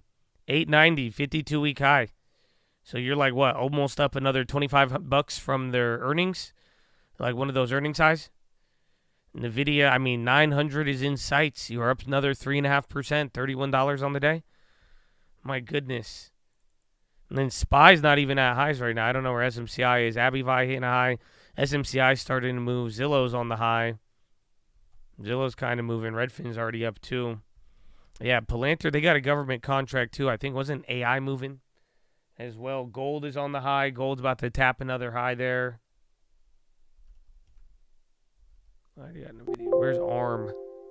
ARM's kind of been chilling at the same price the last couple of days. MP Dubs came down. Airbnb, wow. NVIDIA, 891 now. Habibi. Bone move before SPR. Oil's coming down here a little bit.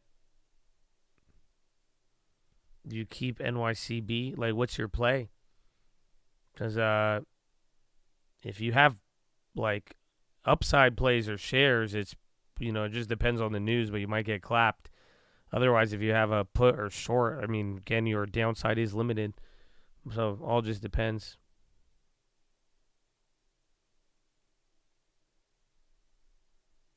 Four at 300. So you bought at $4, 300 shares. Well, it just depends on the news. You might get clapped. I mean, you're already down before they even halted it for the news. It's already down 40.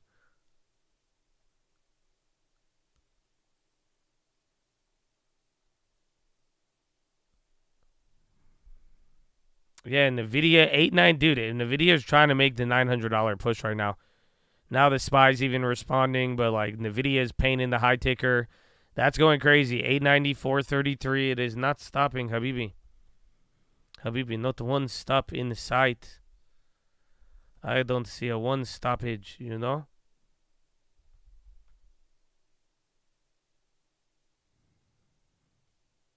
Zillow, YPF, AbiVi even hitting a 52-week high. I love how Apple is just not moving on any of this. At Disney, they got to outperform the other days. Yeah, they're down 2.2. There's not that many names down. I want to say there's 10 names down. NVIDIA overtake Apple, Habibi. This is crazy, man. I don't know. Will it though? Hold on. Apple's at 2.6. NVIDIA's at 2. It might, honestly. Wait, now that I think about it, that's kind of crazy. Is Microsoft the most valuable? $3 trillion. Oh, Amazon, you ain't got shit on that. Yo, that's kind of nuts, actually.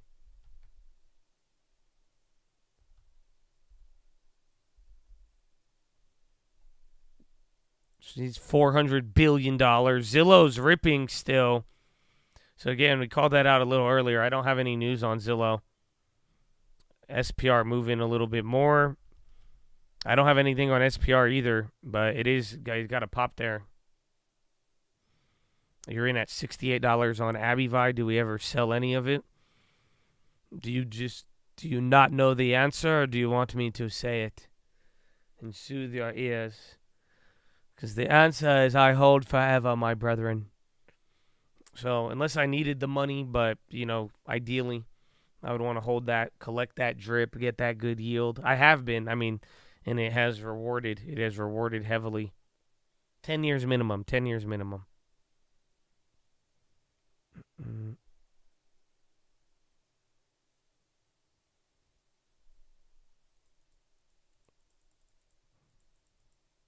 Hasbro on the high, Kenview. Disney, I think it just needs to underperform. It's actually the worst on the Dow right now. But I think it's just taking a breather. The other days it was outperforming literally yesterday. So a lot of things kind of flip-flopped. But right now you have 7 names red on the Dow, 23 names in the green. NASDAQ 100, 25 red, 75 in the green. And then S&P 500, 118 in the red, 385 in the green. NYCB can be halted all day. SPR getting a red candle now. Again, we don't have any news on that. NVIDIA's outlook positive by Moody's. They're like, okay, take it to 900. Who cares? We don't care about credit, but take it. Yalla. Senior unsecured rating raised to AA3 from A1 by Moody's. SPR just gave up all of that gain. Market's trying to work its way up a little bit. And now,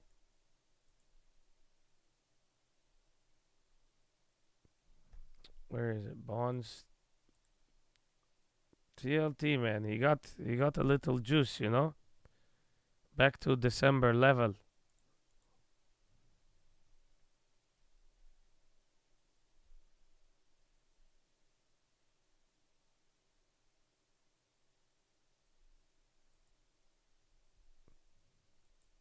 Tesla hit 173? Really? I didn't even realize that. I think it's at 179 now.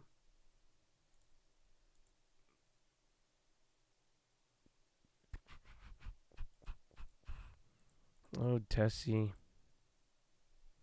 No, I got out of SPR yesterday. I think I got around this price. It was like 35, low 35s. No, I sold out of NCLH yesterday. Kind of wish I held that one. I think you would have got close to 1,000. I got like 500% on it.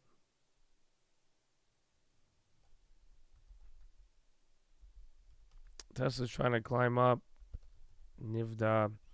Abivai, bro. I mean, it hasn't had like a crazy breakout ever since hitting the highs, but I've been waiting for some craziness above 180. Yeah, NYCB got halted. Yeah, I still have Vanny. I want to wait a little bit before an average there, but they, what's it called? I either want them to either fill the gap or we wait before the non-farms. But I still like them. I still think they're going to have one more hype headline on Ozempic shit. They better at least.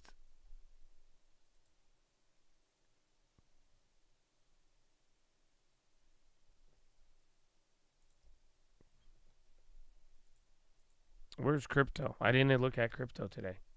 After they hit the highs and sell off. But I started seeing videos pop up of people making videos about like Dogecoin and crypto. So like it might be happening again. That was a good sign yesterday. We hit the all-time high, but like I saw more people discussing crypto. Disney on the low ticker.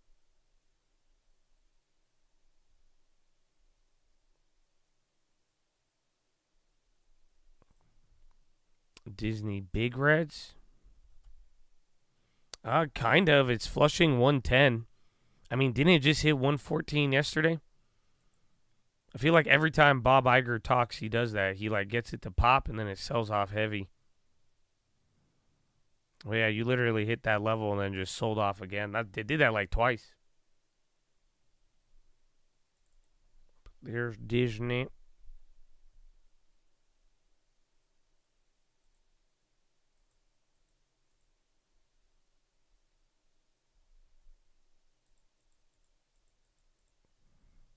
Where are we on the SPY? 5124. So again, that like even like 513, I think. Yeah, 5127 and like 2930. That's like the lower end of the last couple days, and that fills the gap. So pretty much 5130. So technically, you haven't filled the gap from 2 days ago or a day ago.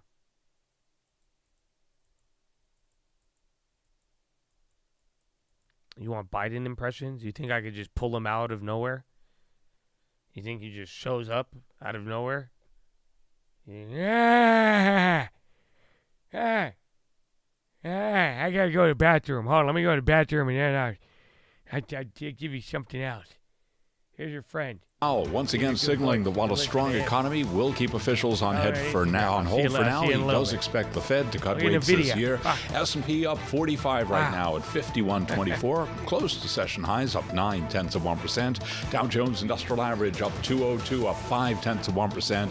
The Nasdaq Composite Index up 174 right now, higher by 1.1%. We've got the 10-year yielding 4.09%, with a 2-year that's yielding 4.53%. Spot gold up 0.9%, 21.47 a barrel, an ounce on gold. In terms of the barrels, West Texas Intermediate crude 79.54 did see an 80 print earlier this hour. Right now, WTI up by 1.8%. Oil stocks advancing as well. Case in point, ExxonMobil up 1.5%. ADRs of BP up 2.1%. Chevron up now little changed, up 3 cents to 149.62 on Chevron. Bitcoin keeps on going, up 6.1% at 67,191. And a headline on the Bloomberg Professional Service. Democratic Representative Dean Phillips of Minnesota is ending his long-shot primary challenge against President Biden.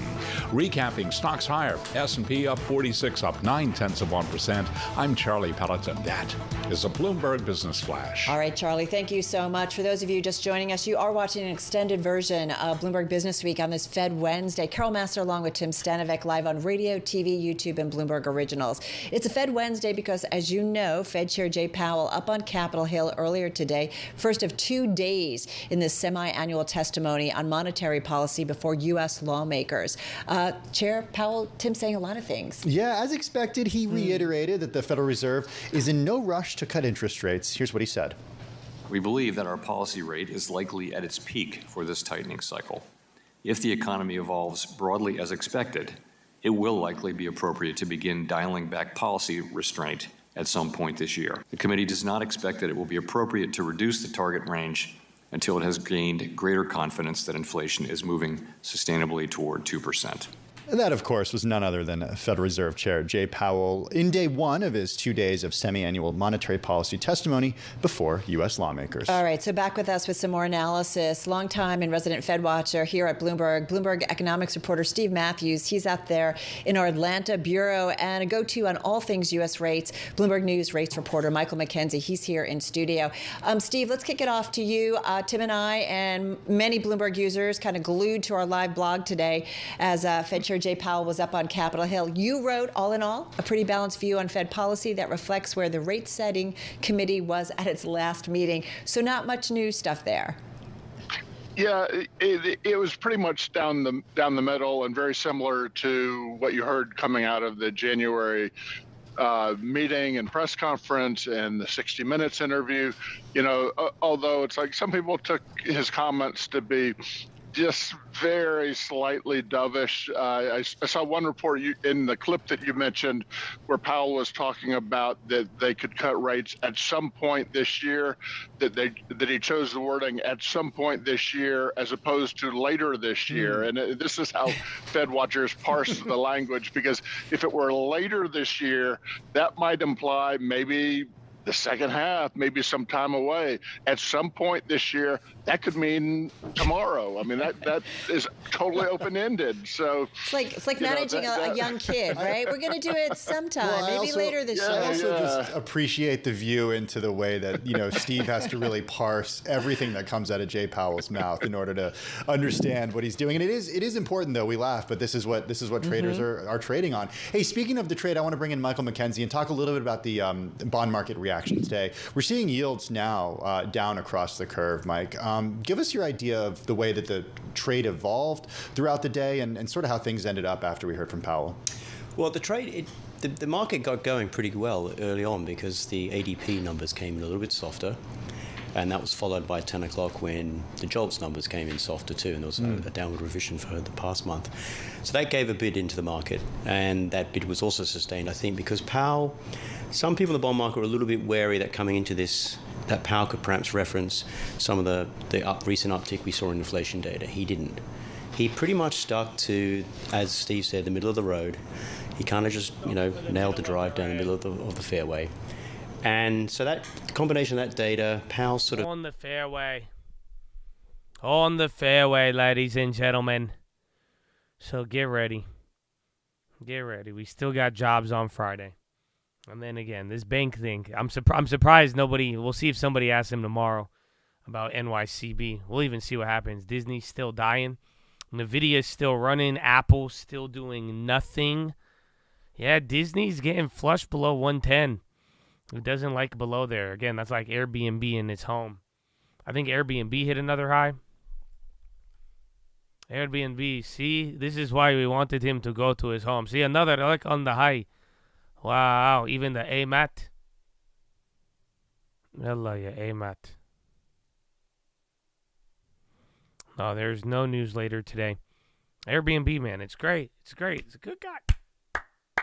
But Chattadonia, good timing. It's a great day. Beautiful timing. We have a lot more. I still have that AMAT call. It's up 39%. It's 39, and I still have something else for you.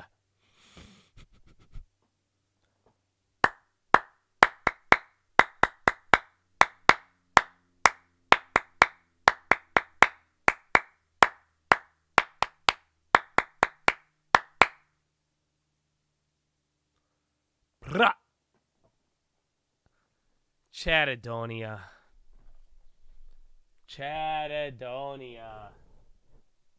How you doing? I hope your day's beautiful. I hope we can make it a little bit better with some PHILO.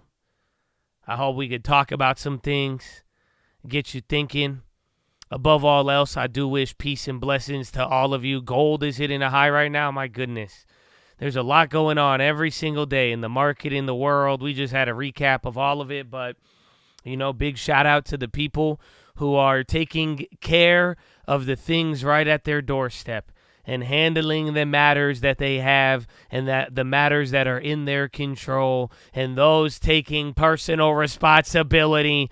It's been something I've been shouting out here, man. So it's been a good start to the year, and I've been loving to see it with everybody with PHILO and people making improvements. Y'all been telling me a lot of stuff beyond just wanting PHILO, man, and if not to, other people, I'm praying for you all, man, so keep praying for me as well. But, big shout out to the people who have been making the most of these moments and taking info, man, and beyond just listening and hearing and getting excited, getting mad, getting angry on the internet, but, turning it into something real, baby.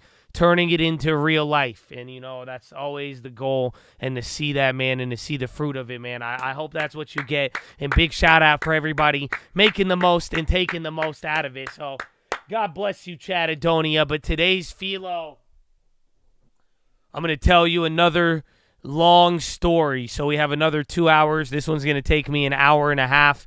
I'm going to explain the story of the mythical beast and the giant and no, I'm just kidding. I'm just kidding. No story today.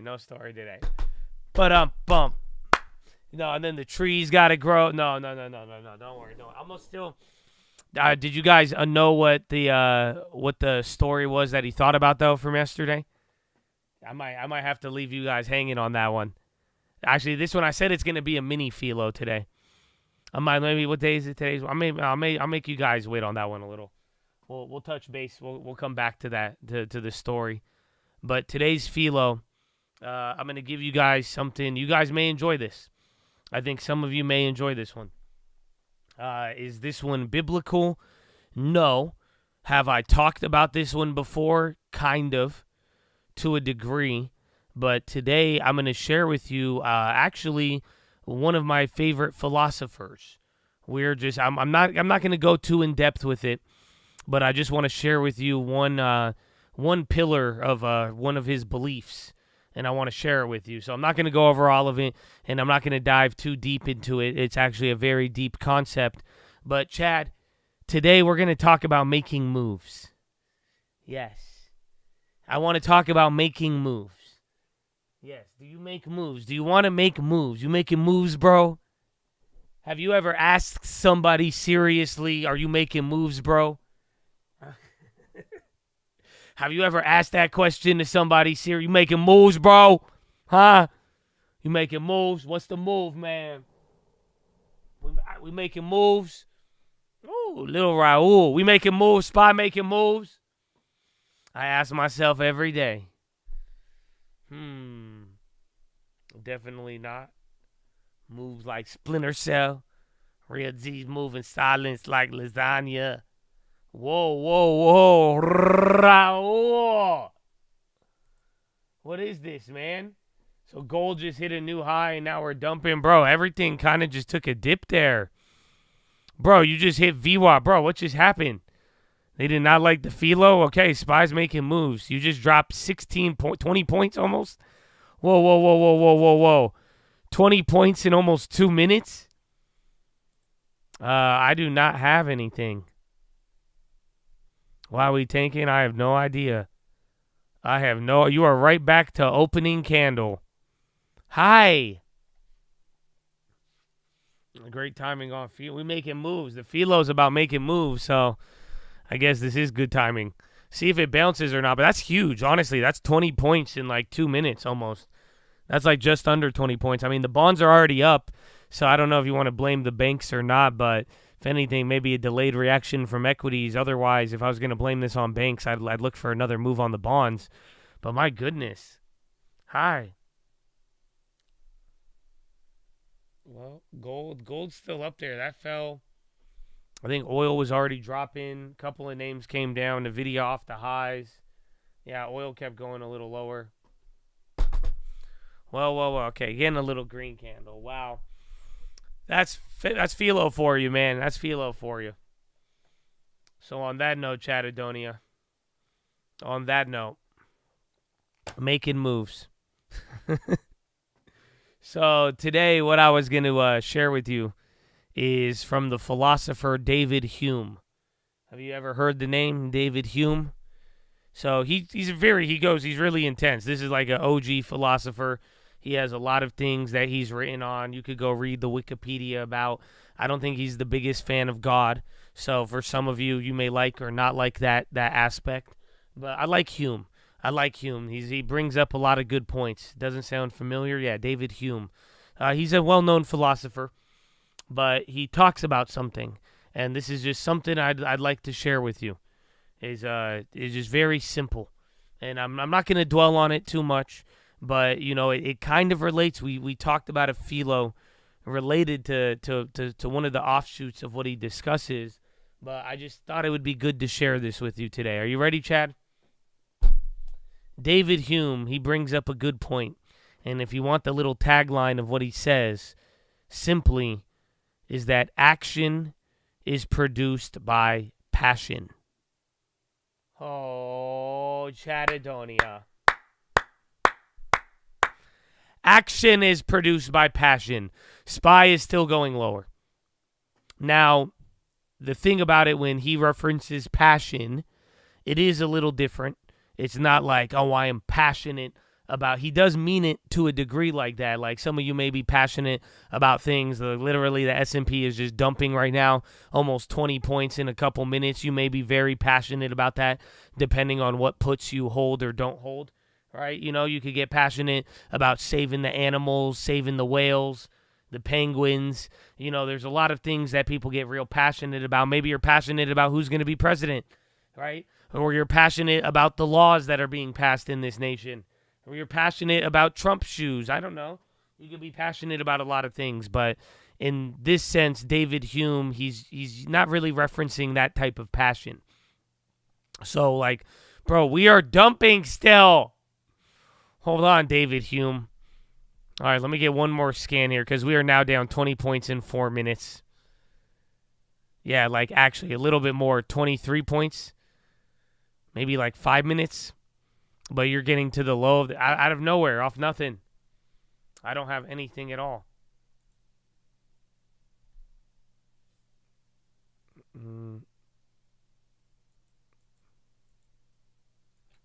Nope, I don't see anything. Honestly, I don't know if the dollar's moving either. Bonds are even coming down. All right, you're getting a bigger candle. We'll resume at the next green here. It could be because NYCB, but then again, bonds, everything else is silent. The only thing that moved was gold. Gold hit another high. Literally, right as I hit the desk, my gold coins started to move. Banks fall in fear. Could be. No, I think we got over the government shutdown for a little bit. NYCB is probably our most likely culprit, but even then, I'd expect a little more oomph from the bond market. Maybe even the dollar would make a big move, huh? But that was still pretty wild. JP Morgan. Yeah, didn't JP Morgan just hit a new all-time high? Well, anyways, back to the passions of life. But David Hume, he brings up passions, right? But his passions that he's talking about, he's actually talking about like his 4 passions of life is love, hate, pride, and humility. Okay, those are the main passions.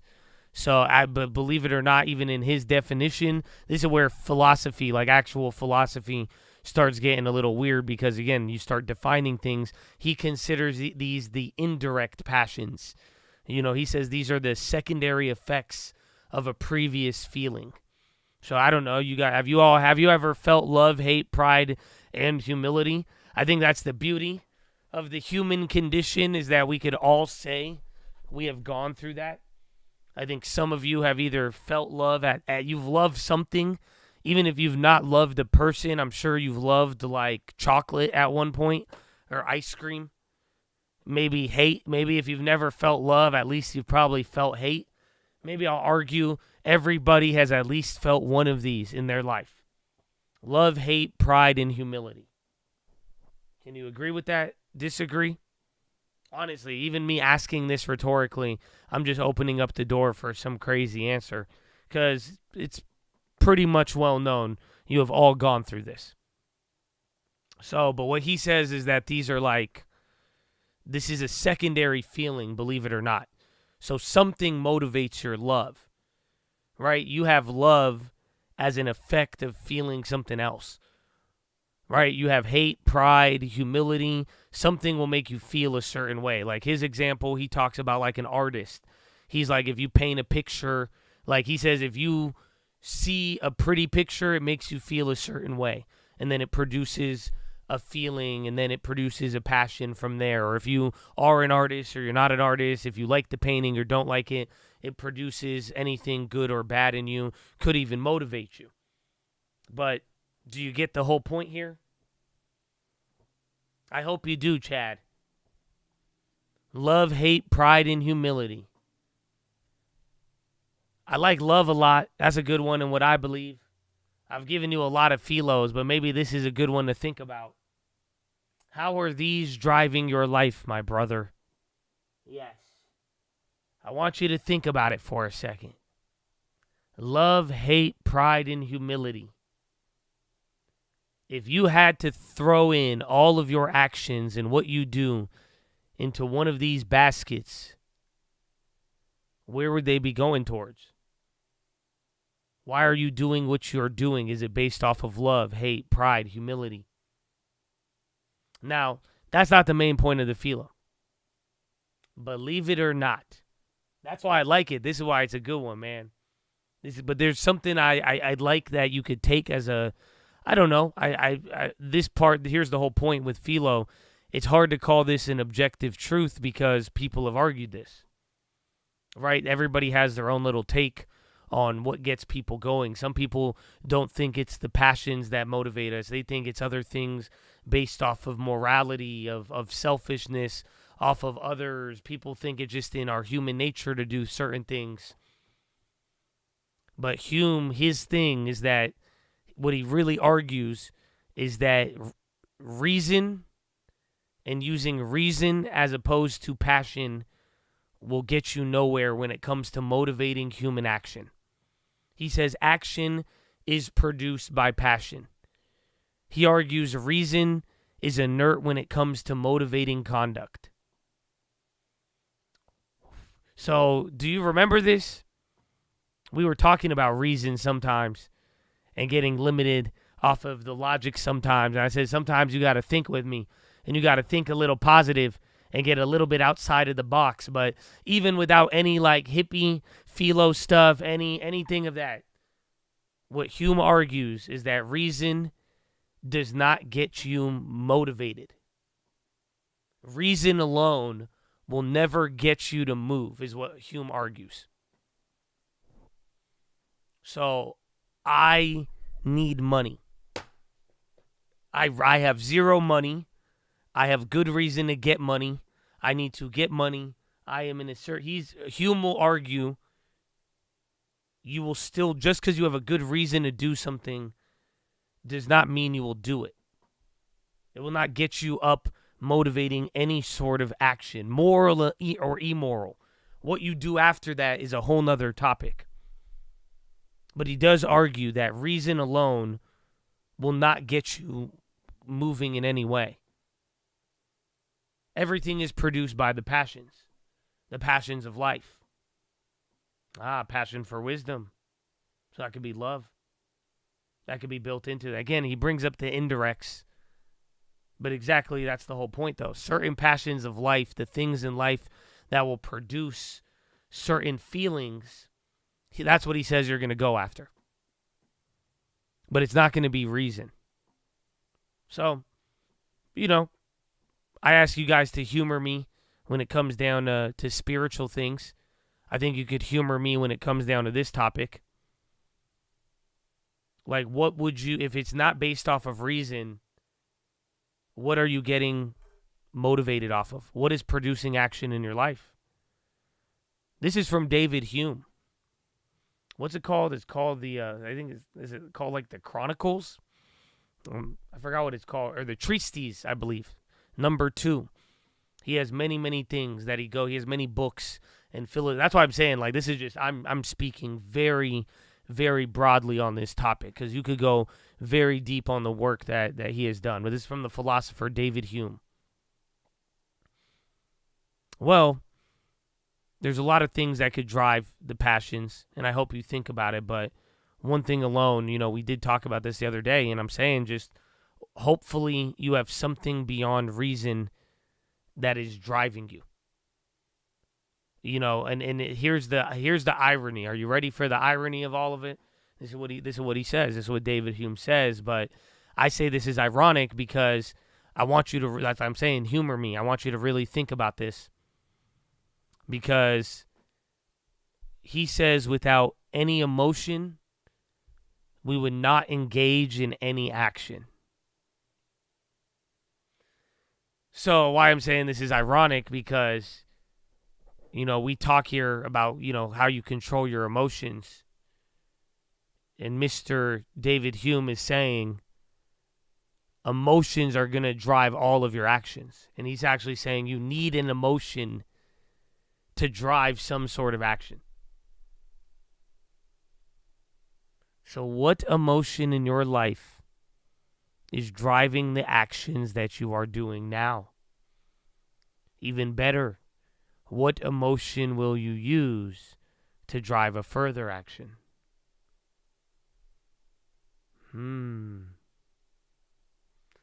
So Chattadonia.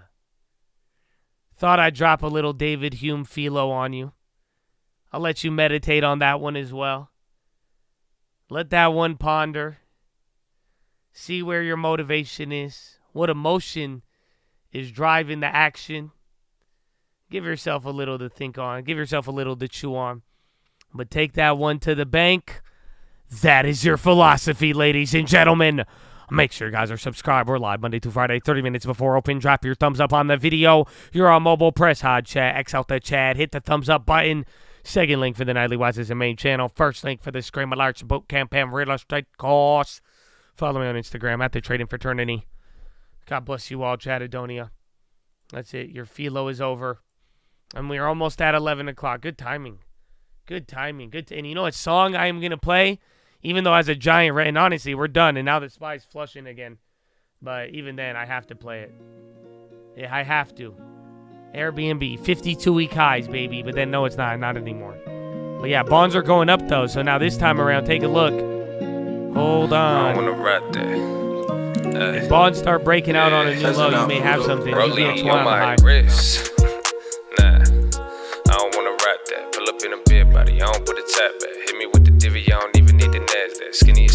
I don't even need to ask for it. Guinea was a freebie, I don't even need a fast one. I was never greedy, I just never fucking had shit. Now I bet that I ain't never fucking going bad shit. Please stop backing, y'all need masking. Little more balance and a lot of bit of counting. Pull up to the valley, got these motherfuckers counting. Pulling up the Lanto, got it looking like a mountain. Remember when I put them on the motherfuckers daddy? Put us some more fighter, y'all don't give a fuck about it. I'm still in the game like a screaming athlete. Got a little fame, but it ain't changed nothing about me, nah. Same OJ, you smoke more J, still make them plays, but I play less games. Always ready for the war, I ain't playing campaign, but I really need a reason for I pop champagne. Proper for the fall, so I gotta stay safe. Lot of money on the table, boy, that look like bait. I'ma think it before I get it, boy, that look like fate. Either way the story goes, no, I love that fate. Had these motherfuckers hated me before they love me. Now they selling half and they ain't playing with their money. I told them take a tenth and pay yourself, cause that's your money. Put me on the bench, cause I ain't playing with you dummies. They ain't gave us nothing, even if they did, no, I wouldn't take it from them. They was took a shit, but we still try to love them. Got so many wins that I can't trip about a folly on my wrist. Nah, rather get a B&B and rent it for the scenery. And maybe live the seasonally and keep on buying stats every month. Spread it evenly and shout it out to people that believe in me. I hope you living peacefully and same thing for the people that don't speak to me. I do this shit for everybody equally. I guess it's just G and me. And when we done with that, we going back to the reality. Yeah.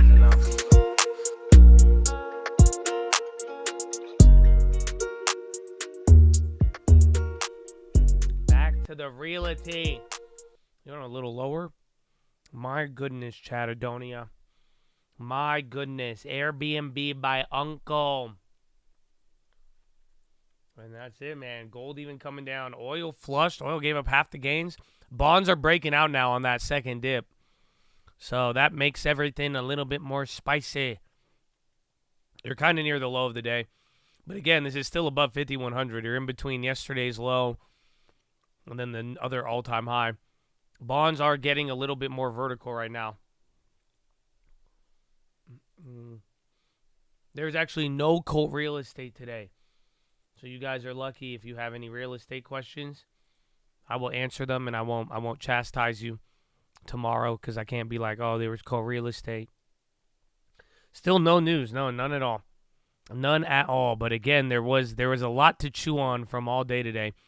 It could be the bank stuff. Those bonds are catching a bid now. I really want to play the bonds, and I don't want to play the bonds at the same time. It is quite the dilemma.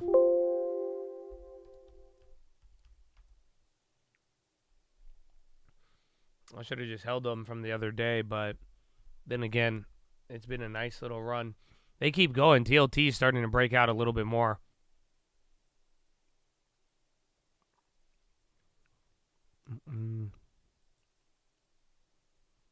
LZM, Airbnb. Dollar didn't move on any of that. And then literally right before all of that, the NVIDIA was just about to hit 900. All that happened was NVIDIA and a PHILO, man. That's crazy, bro. Are we expecting a crash today? I don't think so. I mean, if the data was more like, if it was bigger data, that was more surprising. Data was more in line. I mean, there was a couple of surprises on the ADP, but generally there wasn't any surprises. Powell didn't say much. I mean, yesterday, Bostic surprising. That was probably the most surprising out of all of those. Where is it?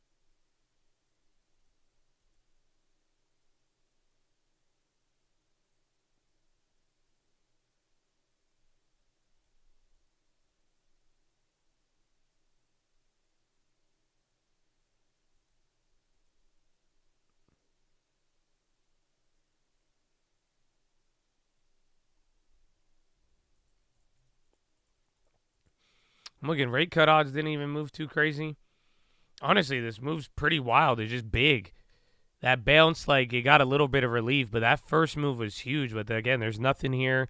The bond's now just moving. That's the only thing giving you some level. Other than gold, again, gold did precede this whole entire move. That hit a high as we were dumping, like right before. Tesla Berlin plant to remain without power till end of next week. Yeah, March last year was the SVB and the banking collapse. Good times. Good times.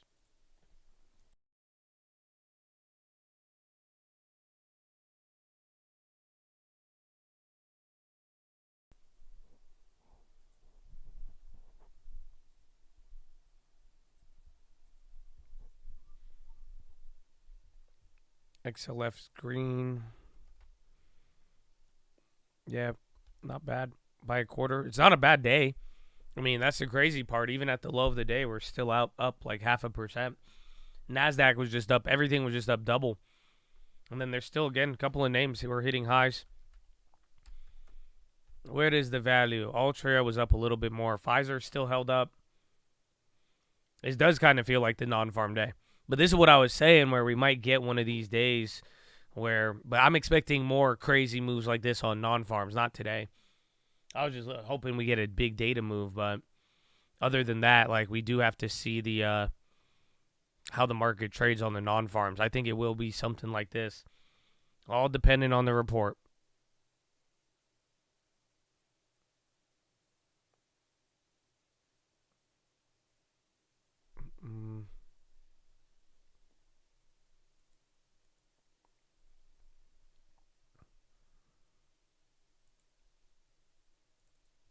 Crowd.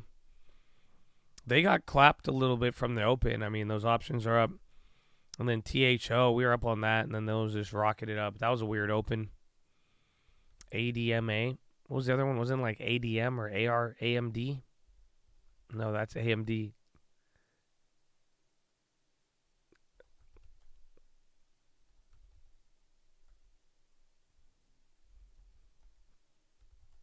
Then Disney, they died below 110. They came back up a little, but still dead. APM, that's the one. Yeah, that one's still holding. I have no idea what that is. But that was running during all of this, too. SPY getting another red. We'll do earnings previews here in a little bit. I have most of them already ready to go. But like I said, I don't have that many earnings previews for after hours. So Thursday has more after the bell, but today after the bell there's earnings, but like I literally have 0 previews for today after the bell. Powell speaks tomorrow. We had Powell for like 3 hours today. And then bonds again a little bit red from there.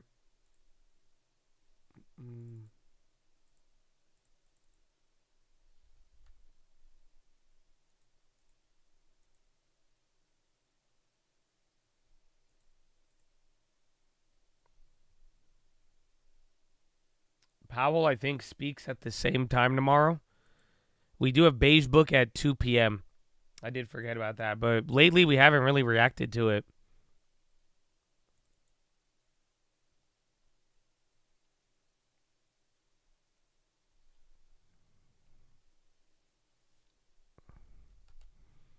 But yeah, you do have the Beige Book today. Summary of economic conditions.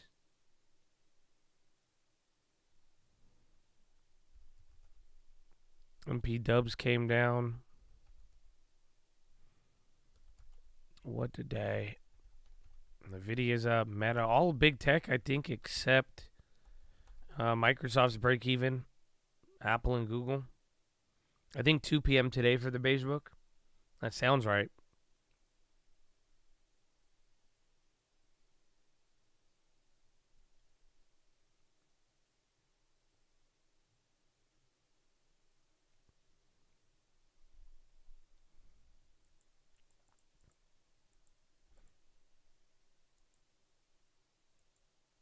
XMTR. Reloaded. That'd be a big one. That was a crazy drop, but now we're just 5,100. It's a good level. This is where you opened up after 2 days after Nvidia.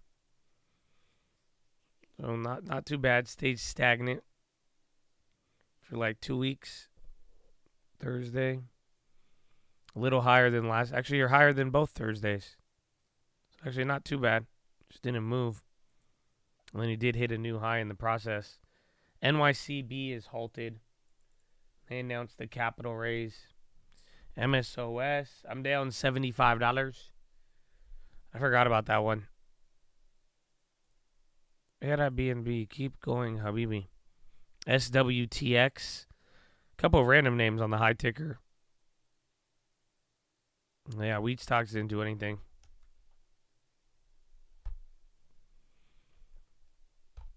Bowen.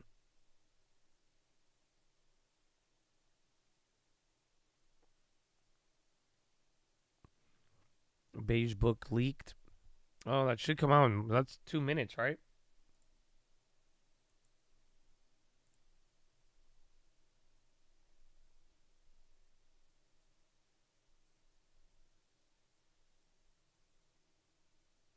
Let's see.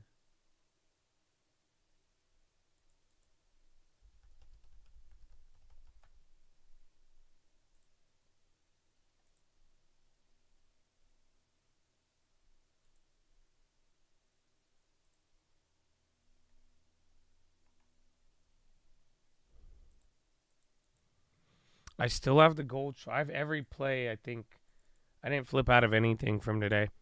I should have got rid of the oil. I had good games. Yeah, I'm down 124 on the oil short.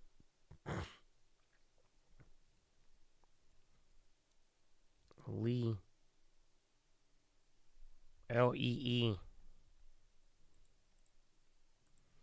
Oh, this thing, a liquid as hell. Popped though. 12%. Spire getting right back to open and VWAP. 1 minute for Beige Book.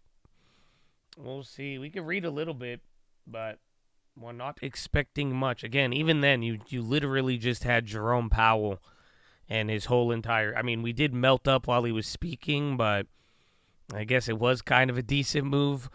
But for the most part, it's not like that generally changed anything too heavy. I didn't short oil. I shorted gold.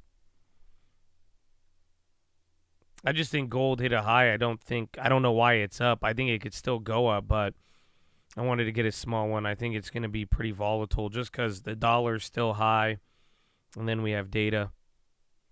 But I went with a micro so that it doesn't move too crazy. Like, I'd be down like 600 or 700 if this was a big contract. No, I don't have any long terms on Robinhood. Remember, if you have puts on NYCB and it enters receivership, your puts are worth 0. That is true. Remember, that was the dilemma last time. Beige Book is out. I see Boeing headlines. Sometimes they lag on the Beige Book. Oh, there it is, March. No, I have it.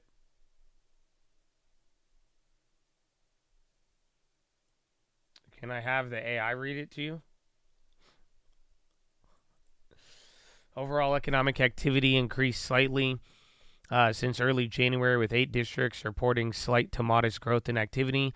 Other 3 reporting no change. 1 district noting slight softening. Consumer spending, particularly retail, inched down in recent weeks. Several reports cited heightening price sensitivity by consumers and noted that households continue to trade down and shift spending away from discretionary goods. Activity in the leisure and hospitality varied by district and segment, while air travel was robust overall. Demand for restaurant, hotels, and other establishments softened due to elevated prices, as well as other unusual weather conditions in certain regions. Manufacturing activity was largely unchanged, and supply bottlenecks normalized further. Nevertheless, delivery delays for electrical components continued. Ongoing shipping disruptions in Red Sea and Panama did not generally have a notable impact on business during the reporting period, though some contacts reported rising pressures on international shipping. Several reports highlighted a pickup in demand for residential real estate in recent weeks, largely owing to moderation in mortgage rates, but noted that limited inventories hindered actual home sales. Commercial real estate activity was weak, particularly office space, though there were reports of robust demand for new data centers, industrial and manufacturing spaces, and large infrastructure projects. Loan demand was stable to down, and credit quality was generally healthy despite a few reports of rising delinquencies. The outlook for future economic growth remained generally positive, with contracts noting expectations for stronger demand and less restrictive financial conditions over the next 6 to 12 months. That's overall economic activity.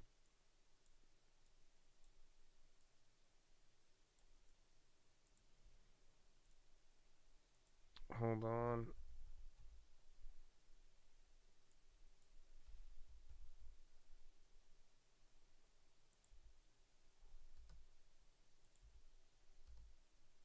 It's just this weird spacing. I'll give you a little one. We'll try with your boy Liam.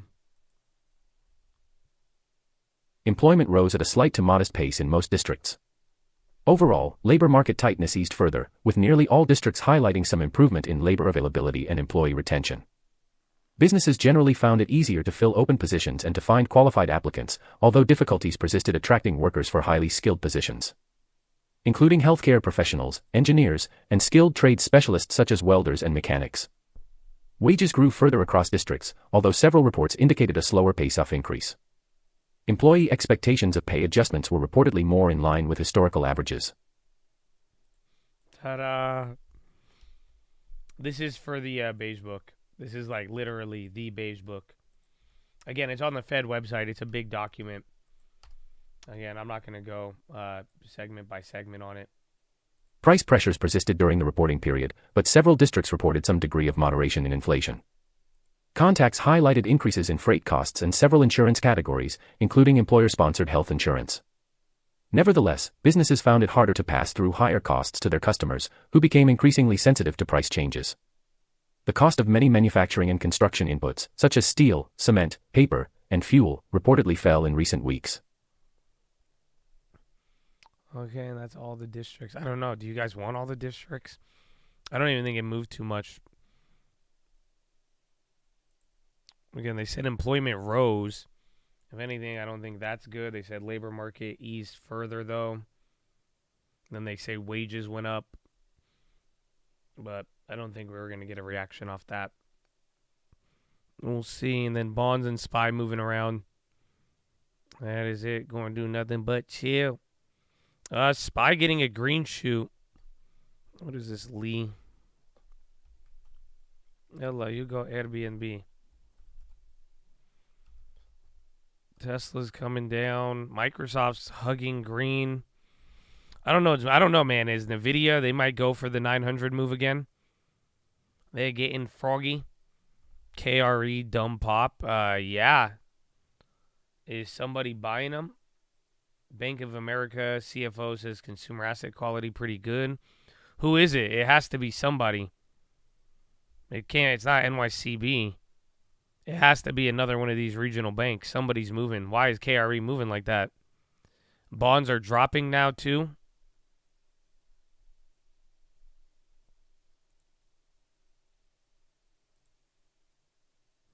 NYCB raises more than $1 billion in equity, led by Mnuchin's firm, like Steve Munchkin. So NYCB got money.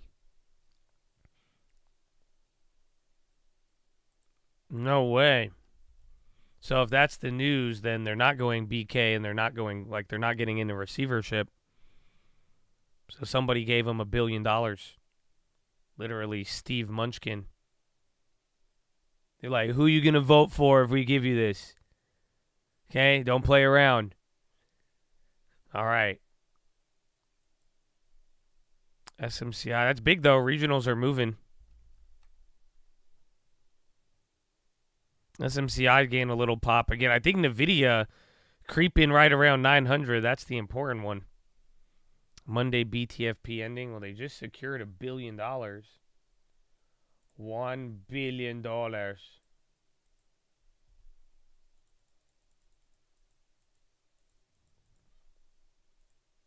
The gold short worked. Not really. Kind of. I'm down $48 now. So it came back a lot right there. Gold just flushed. Oh, my goodness. Gold is insane. Still fascinated. But then again, maybe that's why gold is dropping, literally. I didn't even think of the bank stuff. We were just saying how gold could have been maybe one of those factors, but that's good news if they got money. NVIDIA will hit 1K next week. I think it'll hit 1K, but I don't know when.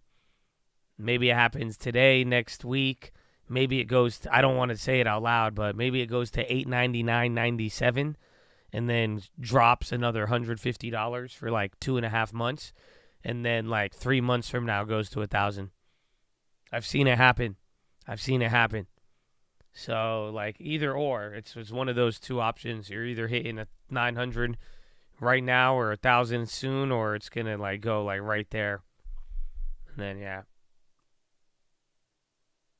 Yeah, KRE, again, I mean, the news looks like they're getting, if NYCB raises $1 billion. And then the Allah. All right, my gold short is about to go positive now. So that news is killing gold there. But I think gold will hold up, and then oil stop moving.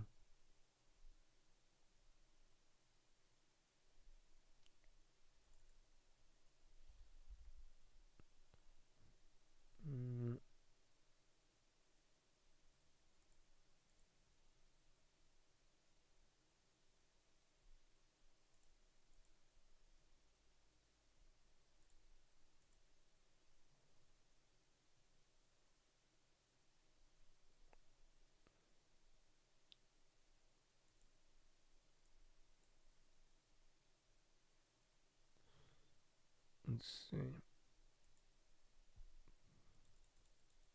NYCB, I don't know if they're unhalted. It's wild, though, that the index is moving like that.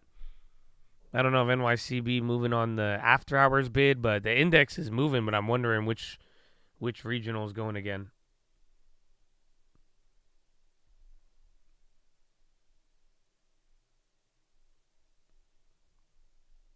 And again.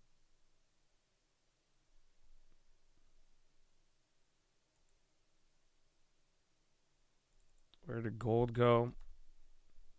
Yeah, gold 2151. I'm like right below there. Broadcom, they have earnings tomorrow.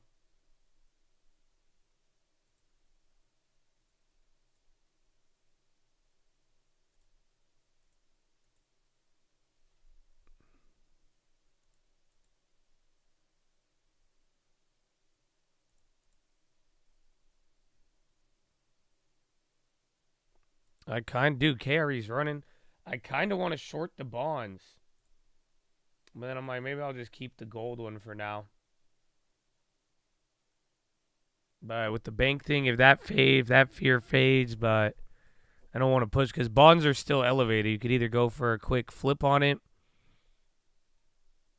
or we hold. But I don't want to get trapped on there because I just closed out the bonds 2 days ago.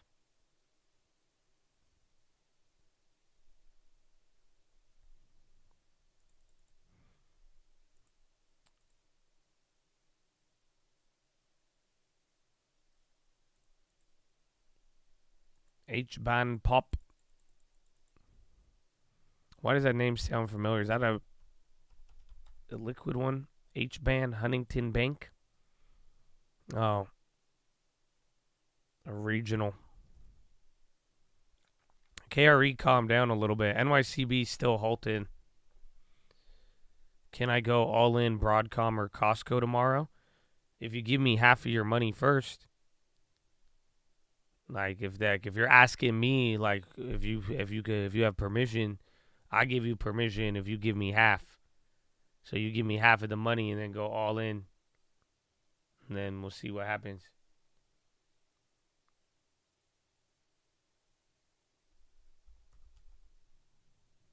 Tesla.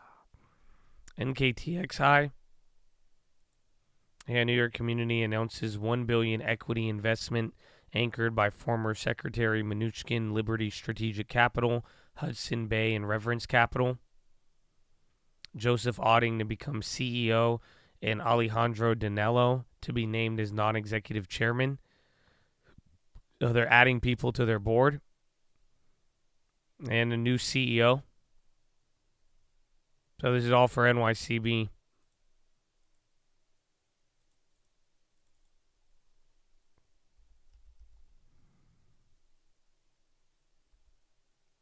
Are they putting Munchkin on the board? Yeah, that's hitting the wire right now here too. So yeah, big news. Again, bonds moving around a little bit too. Gold already came down. I mean, SPY kind of dancing. Regionals still negative on the day. They're like right below when the NYCB stuff first came out. But not bad. No, not a bailout. This time it's private.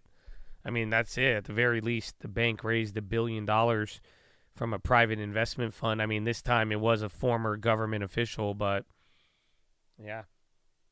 Well, I don't know.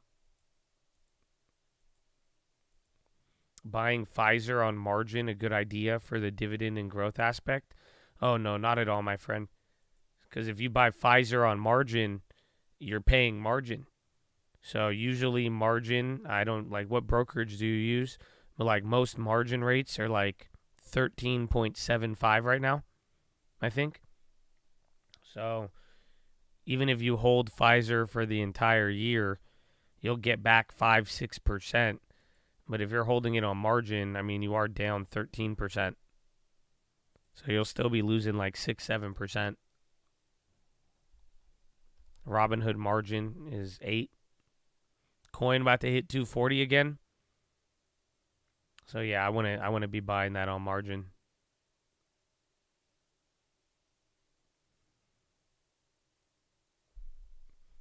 Oh wait. There's more details. Whoa. So reconstituted board and management positioned to deliver well-capitalized $100 billion national bank with diversified de-risk business model. NYCB will sell and issue in aggregate to investors shares of common stock at a price per share of $2 an issue. So they're going to dilute and then sell them at $2 a share. Liberty is expected to invest $450 million. Hudson Bay will do $250 and Reverence will do $200 million. Transaction expected to close on or around Monday, March 11th, 2024. Investors will receive 60% warrant coverage to purchase non-voting common equivalent stock with an exercise price of $250 a share. In connection, company will add 4 new board members, including Steve Mnuchin. Holders of preferred stock will not have voting rights and will be entitled to quarterly non-cumulative cash dividends as declared by the board. Each share of preferred stock is convertible to common stock on a 1-to-1,000. We believe we now have sufficient capital should reserves need to be increased in the future. And that's it. Whoa, bigger flush on the SPY. Said Apple. Again, that's all the details for NYCB. Apple is flushing to another low right now. We did not like that.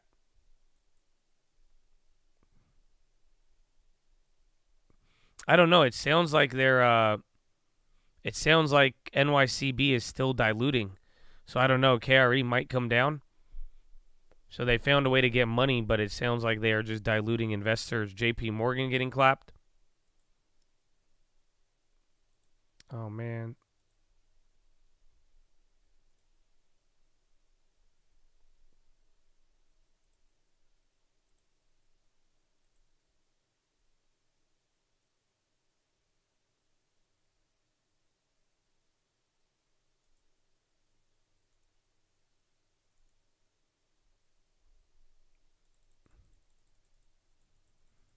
Apple, I mean, I'd kind of be down to flip it, but like, I don't know about long term. I think you need to give up a lot more.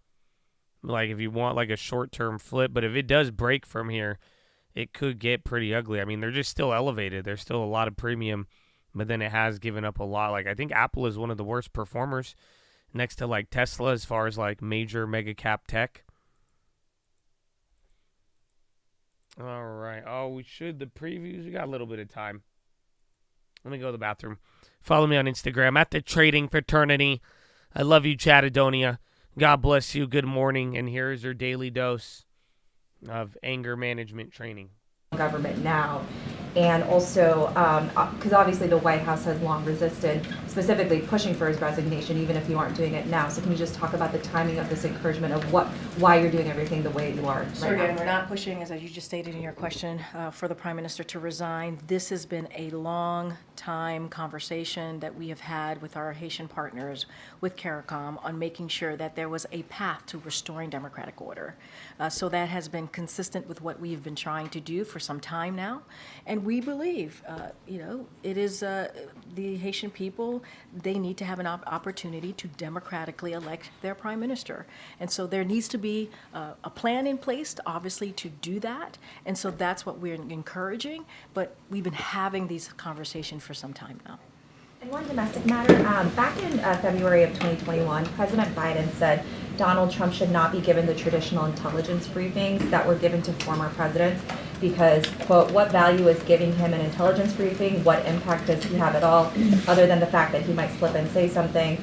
Does the president still feel that way now that Donald Trump is on the way to becoming the Republican Party's nominee and would be entitled to the briefings that a party candidate would get? I think the president's words stand today, as he stated them however long ago. I don't think his mind has changed on that. I just don't have anything to add. Did he do anything to block him from getting these briefings later this year? I don't have anything to add, but the president was very clear about how he felt about that, and I would say those comments certainly do stand today.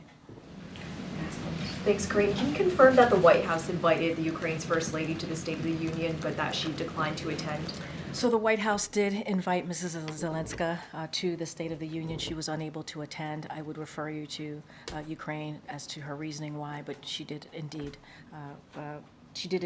receive an invitation from us. And there was also an invite that went out to Navalny's wife. Can you talk a bit about how the president may address foreign policy issues? Of course, he's going to be speaking to Republicans, many of them who, he wants to convince to back more funding to Ukraine. So, look, I'm going to be really mindful and not get ahead of the president on his State of the Union remarks, so not going to lay that out and how he's going to address Republicans, as you mentioned, who will be in front of him.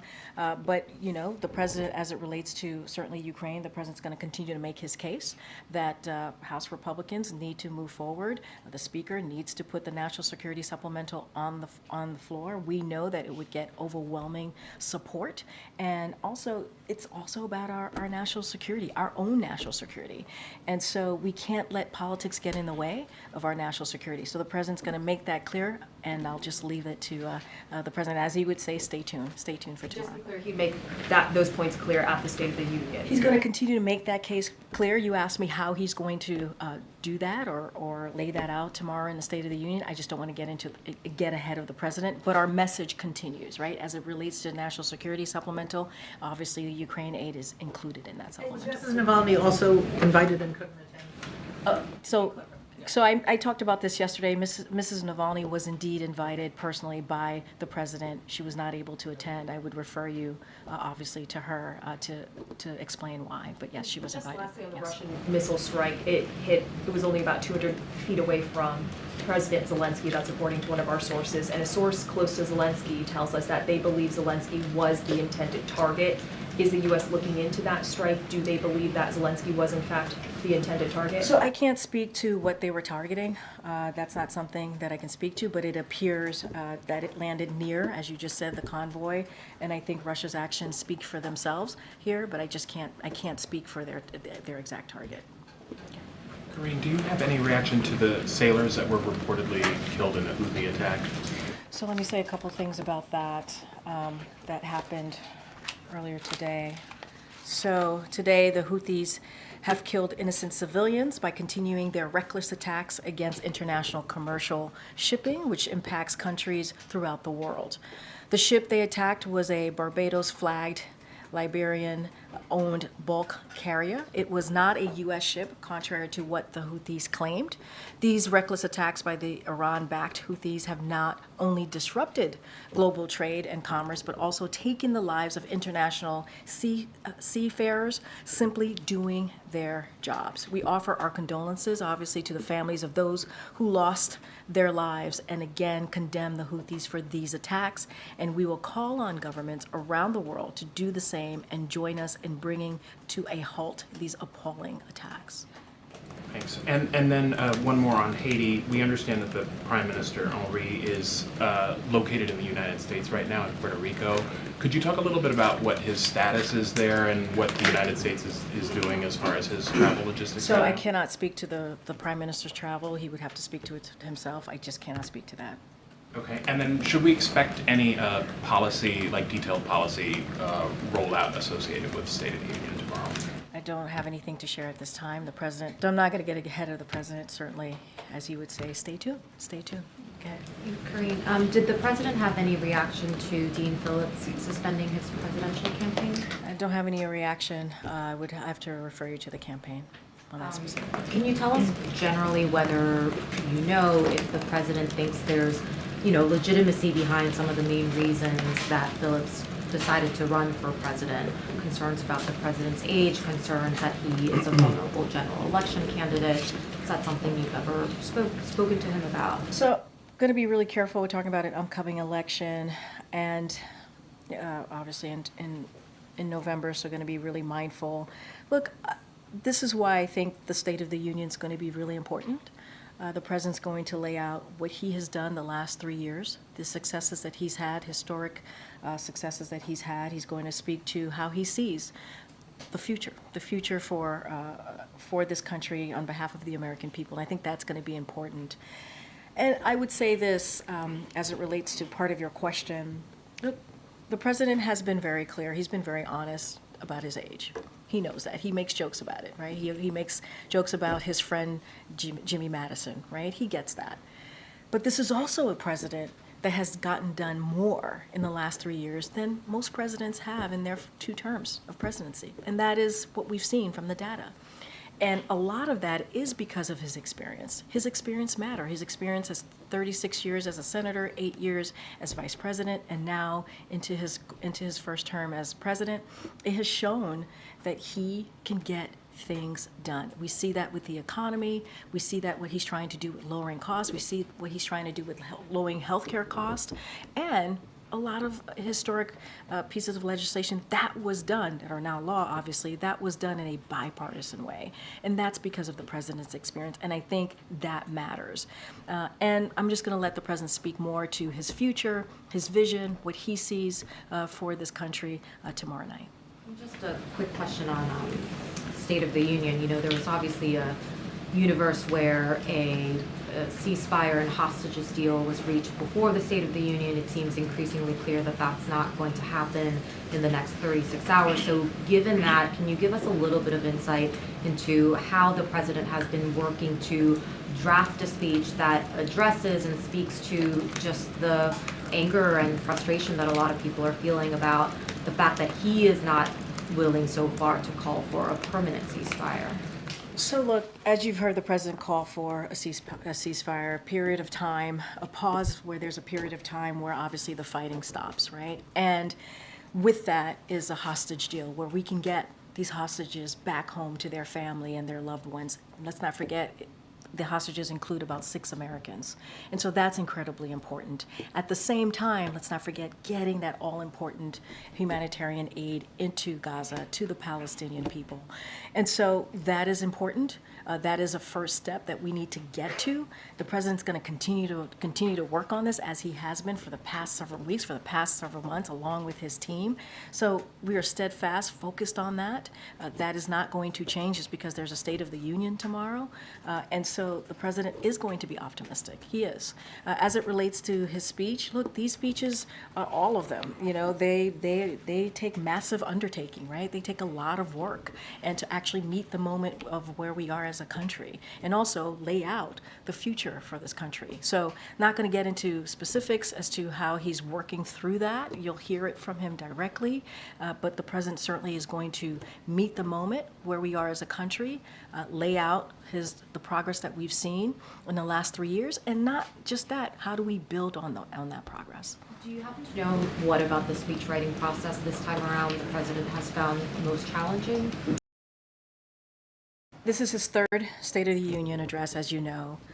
This is going to be, as you can imagine, a very important, as he sees it, a conversation that he'll have with the American people. Millions of people are going to be watching. And so it's not just about the people who are, the elected officials who are in front of him. And so, I would say this. I would say this is certainly a continuation of those conversations that he has with the American people when he goes out and travels on the road, right? He hears directly from them. He hears what they are dealing with. He deals with what their family is dealing with. And so it's built on that. It's built on those conversations, that experience that he has, and knowing and having his finger on the pulse certainly about what the American people have been going through these past 3 years. Going to be really mindful, not going to dive into his thought process. I think when he delivers his speech tomorrow night, you'll get a good sense of where the president is and how he sees where we are at this country, the State of the Union, obviously, hence the opportunity that he has tomorrow. And so I will just leave it at that. Gotcha. Yeah, thanks. After Nikki Haley withdrew this morning from the Republican presidential primary, President Biden issued a statement and a direct appeal to her voters. Does President Biden plan to reach out to Nikki Haley at some point, and has he yet, or hasn't yet? That's for the campaign to speak to. I don't have anything on that for you. Yeah. Go ahead, Mike. Yesterday, I believe, Jake Sullivan announced that the administration backs a bipartisan bill that would lead to the banning of TikTok. Does Jake's views represent the views of the rest of the White House? So just a couple of things, and I'll get to your comment about the banning, but I do want to say a couple of things at the top. The administration has worked with members of Congress from both parties to pursue a durable legislative solution that would address the threat posed by certain technology services operating in the United States that put at risk Americans' personal information and broader national security. And so what we see is this bill is important. We welcome this step on ongoing efforts to deal with that, to address that, and we appreciate the bipartisan work. I think that's important that this was done in a bipartisan way, and so we look forward to working with Congress. Obviously, we provided technical assistance, as we normally do when pieces of legislations are like this are being put together. But I would have to say, we don't see this as banning these apps. That's not what this is. But by ensuring that their ownership isn't in the hands of those who may do us harm. This is about our national security, obviously, and this is what we're focused on here. And the president would sign a bill, though. I mean, the bill explicitly gives the administration the authority to ban the apps if those ownership questions aren't resolved, and the president would sign it, right? So we welcome the bill. We obviously are working with them, and we think Jake's words were to quickly act, urging Congress to act quickly to send it to the president's desk. And that's what I was going to say. We welcome it. Obviously, we've been working with them on it, and we would want to see this bill get done so it can get to the president's desk. Final question: is the president planning on talking to TikTok influencers on Friday after the State of the Union about his speech? That's a good question. I don't have anything for you on that, on his schedule for tomorrow. Once we do, we certainly will share that. Friday. For Friday, pardon me, for Friday. As you know, he's going to be on the road on Friday. I don't have And if he does, you wouldn't see any contradiction between the fact that the president would be using a technology that he's urging Congress to... Here's the thing, and I've been asked this question multiple times about TikTok and our use of TikTok. Like, as it I'm relates the one to the who's campaign, doing it. I know the guys, campaign has created a TikTok account. I would let them speak to that. That is their strategy. Would let them speak to that. And we've said this before. We are going to try to meet the American people where they are. We are. I mean, we're trying to reach everyone. The president is the president for all Americans. Like, we gonna ban weed don't mean we gonna smoke a blunt with you. It's a dangerous plan. But it doesn't mean that we're not why come on, we trying to get election 2024, baby. Our national security, right? That's what we're doing here. That's what you see in this bipartisan legislation that's being moved forward, that you heard from Jake about, that you're hearing from me about. Doesn't mean that we don't do the work to make sure that we protect Americans, and that's what we're going to do here. Got time. Thanks, Karine. My colleague reported that U.S. official members of Congress... All right, Karine. Thank you, Karine. Chattadonia, that was Karine. That was your, 10 minutes or so of anger management courses. Some of you did better than yesterday. Some of you didn't. It's okay. Work in progress. Airbnb does not have earnings, sir. So don't worry. Nothing of Airbnb is just doing post-earnings things into the highs. But now, Chattadonia, it is that time.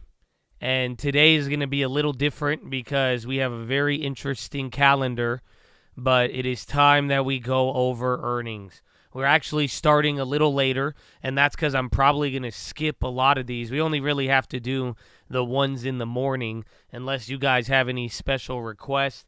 Maybe we'll get through it again. I don't know. I think if anything, I'll probably be saving my money for the plays for tomorrow, but either or, what we are about to do right now is go over the earnings, go over the previews if we have them, see some of their past earnings reports for the companies that report today after the bell, and tomorrow morning we're going to go look at the option chain, see what they are pricing in, do the calculation, and then we are going to apply our own strategy, the Ghetto Standard Deviation. You could go YouTube, search it, Ghetto Standard Deviation, you'll find the tutorial, and then we are going to double up what is priced in and look for plays that are cheap with a high reward and hopefully a low risk because the options are cheap enough. So we had a play yesterday, kind of decent, but there was a couple of plays the week before, and then a couple of plays we made like 4 or 5 plays, and then we did not hit anything, but the ones we didn't play ended up going. Why I'm telling you that little story is because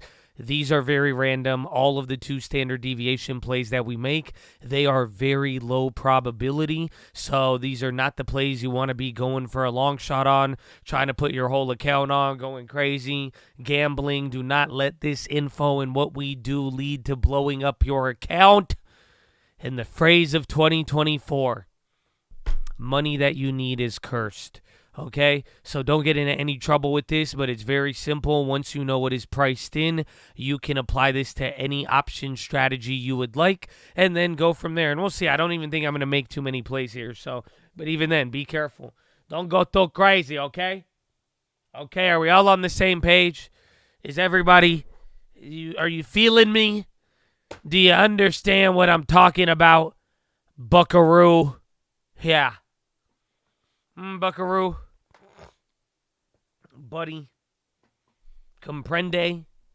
Pal. You understand? If I'm sport. Big guy. Yeah? All right, word. Good.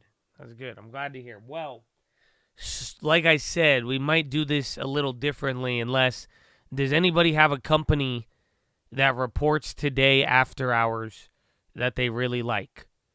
Otherwise, I say we just start with the companies in the morning because I literally do not have one preview for any of the companies. I don't even have a preview for Victoria's Secret.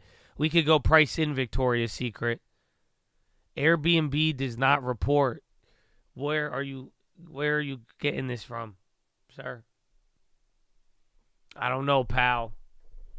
KGS, Visco, Costco. That's tomorrow. Costco's tomorrow after the bell. Visco, I'll just price it in. I don't really care about expected guidance on the bras. You know what I'm saying? Even then, I don't even think it's covered that much. EBS as well. All right, well, we could price those in. Broadcom's after hours. These are just today after hours. So today my list says Triple Point, Victoria's Secret, Inovio, Rush Street, Honest, Supo or Grupo Supervel, Vet, Infinera, OneSpan, and Yext. So very random names. Random names. So I have 0 previews on any of these, but let's price in Victoria's Secret. Let's see. They might be. I'm sure they're probably pricing in what? This is probably like a 10, 20%er. You know, a lot of retail. I mean, Nordstrom's actually did do bad. Retail's kind of been hit or miss. I want to say retail's good, but then Nordstrom's kind of threw a wrench in that one. What is it? Visco. So they have no weeklies. They are pricing in $4.75. It's like right in the middle. I'm going to use $4.75. So literally, Victoria's Secret pricing in $4.75 one direction.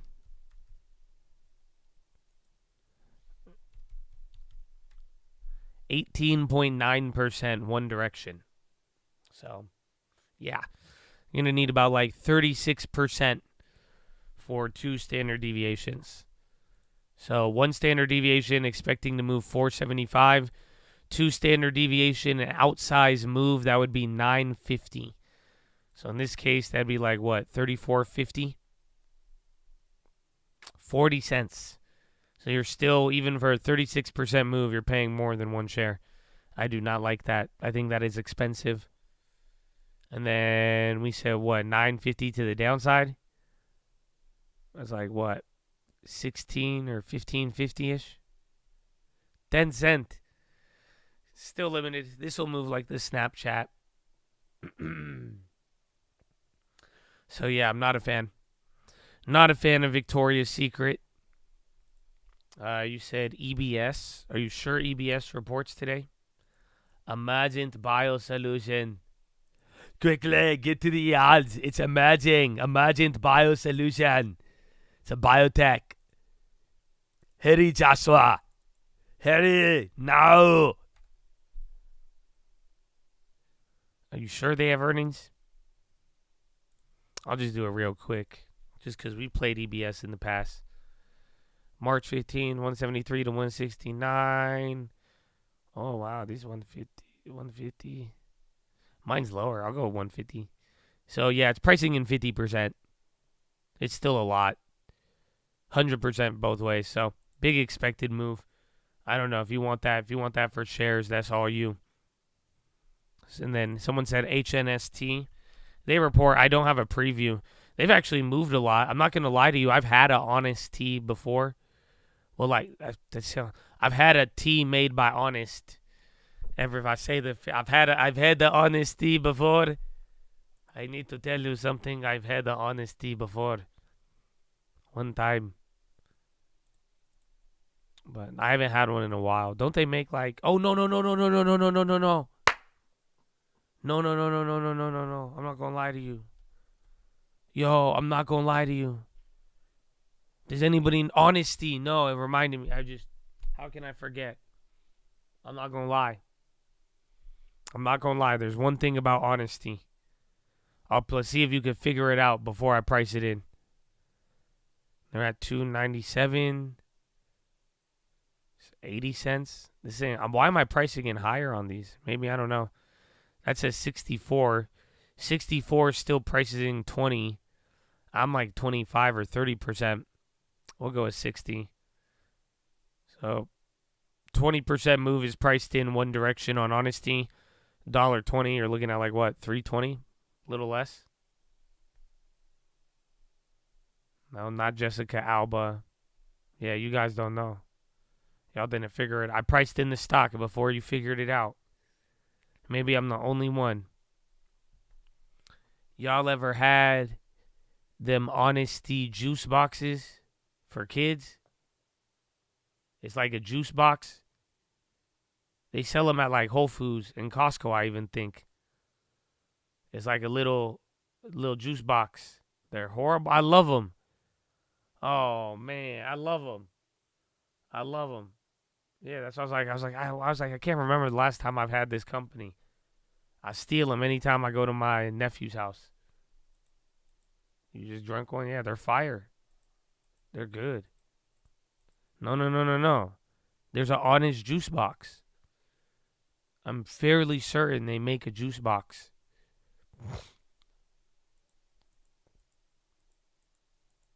They aren't the ones? Are you sure? No way. It's just Honest? Yeah, Honest Kids. I'm pretty sure it's them. So, besides that though, pricing in 20%, 40% for 2 standard deviations. That being said, I think we're going to skip all of the ones for after hours. And let's begin with the ones in the morning. So, good morning. Bright and early. How are you? I don't need that one. I need the other one.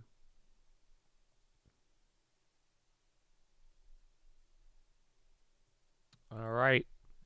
So first one up on the list is Kroger. They've kind of been pinned. They've been holding up though. So Kroger, they're expecting fourth quarter IDs excluding fuel loss of 1.4%. Revenue $37.07 billion, gross margin 22.2%, OG&A 16.3%, adjusted FIFO operating margin 3.2%, EPS $1.13, full year guidance January 25, IDs excluding fuel positive 0.9%, revenue $148.97 billion, gross margin 22%, OG&A 16%, adjusted FIFO operating margin 3.0, EPS $4.30. Since last quarter, November 29th, they are up 13.1, S&P is up 12.8, XLP is up 6.5, near-term options imply 4.7% move. Last 4 quarters, gain of 1, gain of 3, loss of 3, gain of 5. Revenue has beaten 12 of the last 20 quarters, and EPS has beaten 18 of the last 20 quarters.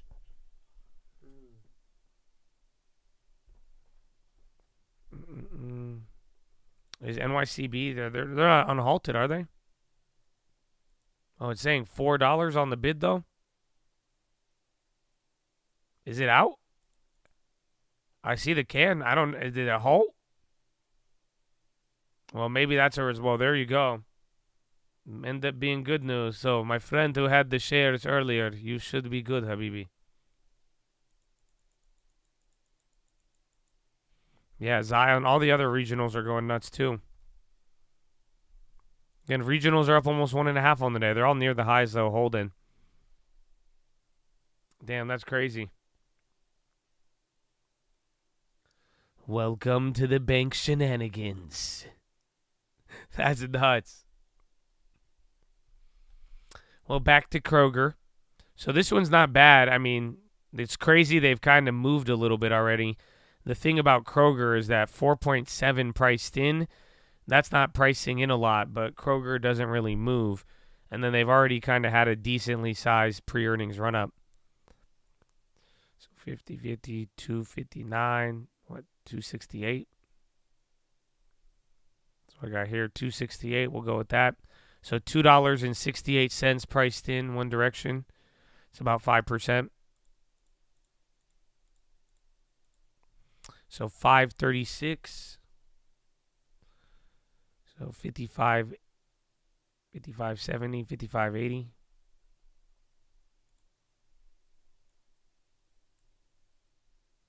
$0.30, not bad. Cheaper than the stock. It is a lower price stock. I mean, again, yesterday we made plays on more expensive stocks for less than that. But that's not too bad. If they surprise, even though they're already near at 52-week highs, they may have a lot of upside. And then even for the downside, too, it would be like 45. And those are cheap, 9 cents. When was the last at 45? Was that 45 a couple weeks ago? A little less than a month ago? Yeah, NYCB's up 30 now. I don't even know if there's even trades.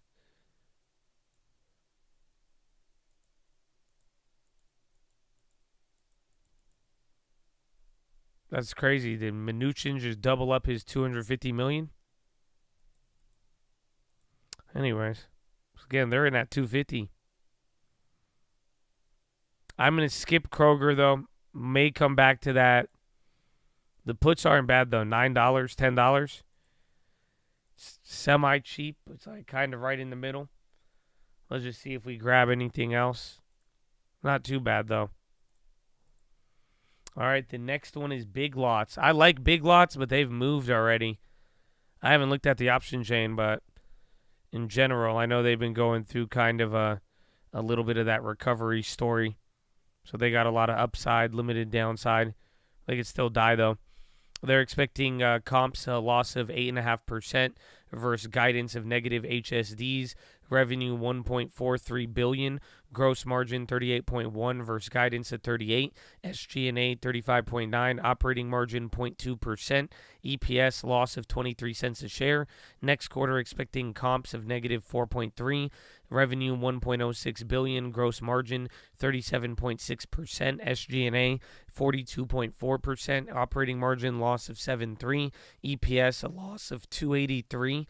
Since November 29th, they're up 9.2. S&P is up 12.3. XLP is up 6.5. Near-term options imply 28% move. Lost 4 quarters, 10% gain, 27% gain, 13% loss, 6% gain. Revenue has beaten 13 of the last 20 quarters. EPS has beaten 14 of the last 20 quarters. Short interest is 25%. I think, yeah, NYCB, they got unhalted, and then halted again.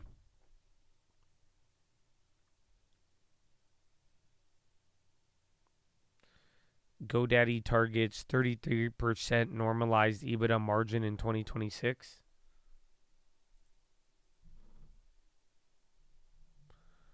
Oh, crap. Who's this one? Oh, this is Burlington. Oh, wait. I didn't price in Big Lots yet. I just went over it. But it's pricing in 30%. I don't even think I want to do this. Is that $5? Literally $1.45 priced in. So I guess what, $5? That's 30%. Yeah. Pricing in 30%. Is GoDaddy moving off that headline? Not really. There was just a headline on GoDaddy, but it didn't move. Oh, it's halted? No way.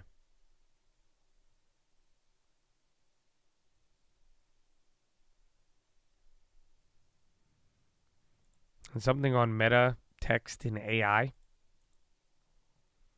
But yeah, Big is pricing in a lot.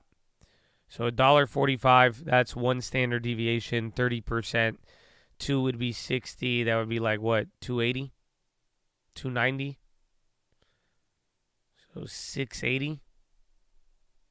20 cents still? You could buy 3-4 shares. Yeah, I don't know if you want to gamble on shares, or maybe you could look at the ones that have a little bit more time. Those are still kind of expensive.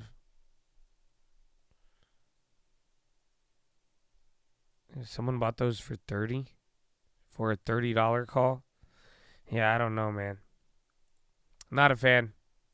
So no Big Lots or pick and save if you really know what's up.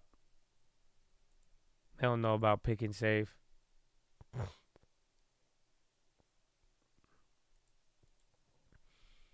All right, next one is Burlington.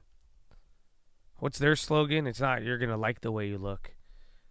I want to say Burlington owns Men Warehouse, but what's Burlington? Don't they have a slogan? Or more than great coats? Burlington Coat Factory. Didn't they have a song?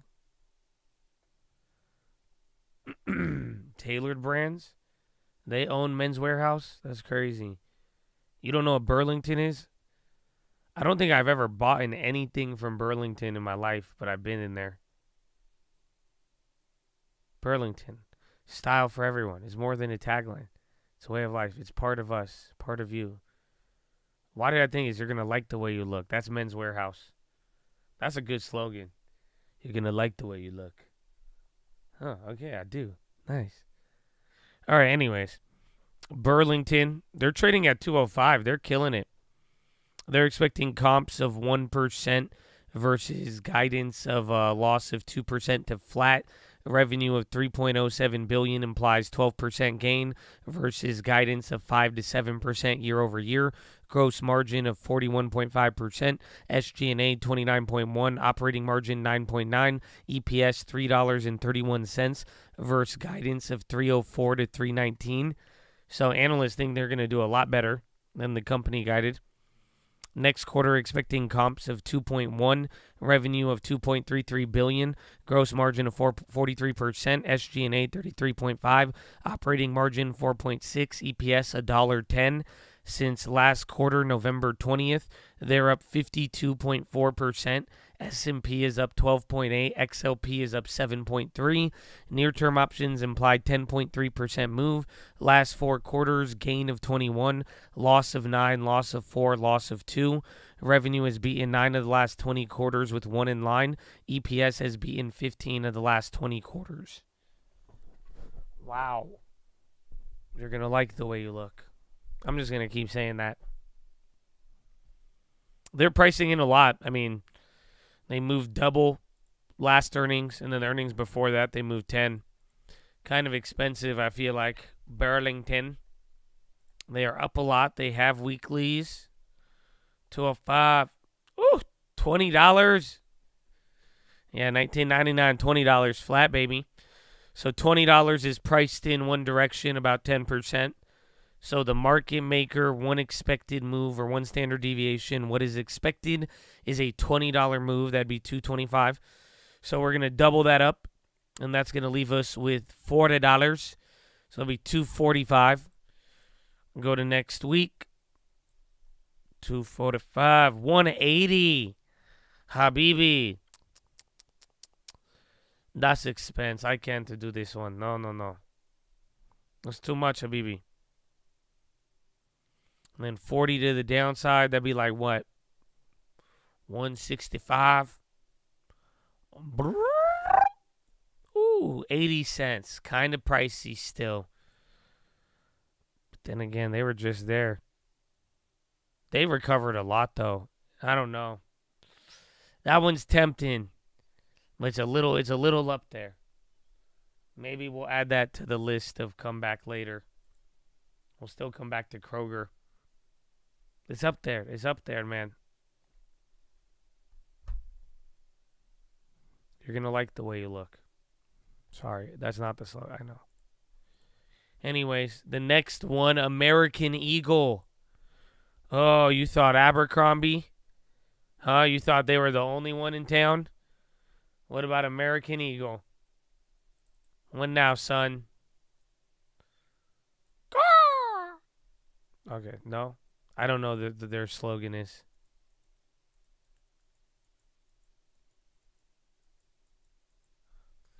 American Eagle. Is it Aeropostale? Aeropostale? Yeah. We don't know what caused the sell-off, but we do know Airbnb is hitting a 52-week high. You're going to like the way you look. Guarantee it.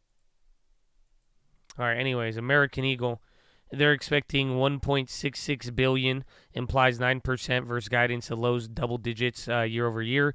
Gross margin 36.6, SG&A 25.4, operating margin 7.7, EPS 50 cents.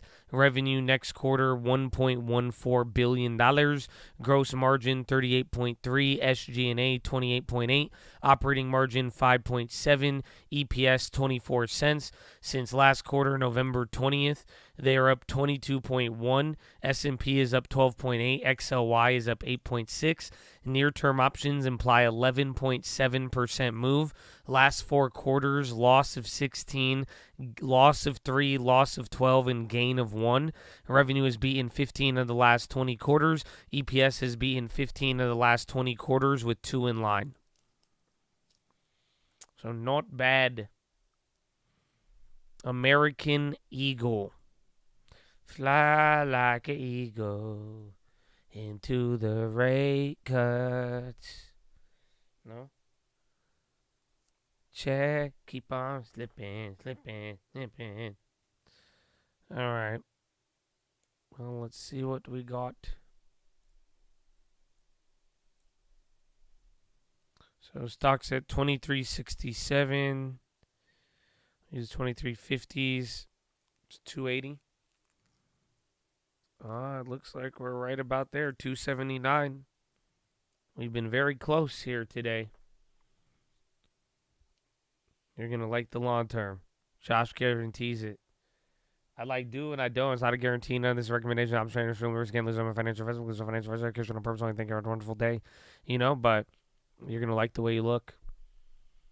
But that being said, they're pricing in about $2.80 That's a little bit more than 10%. So one standard deviation. The expected move is about 10%, 280. So we're going to double that up for the low probability play. That leaves you with 560.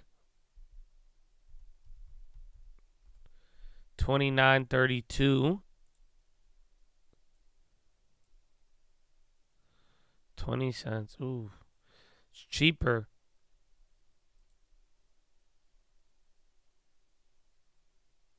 I don't know, maybe.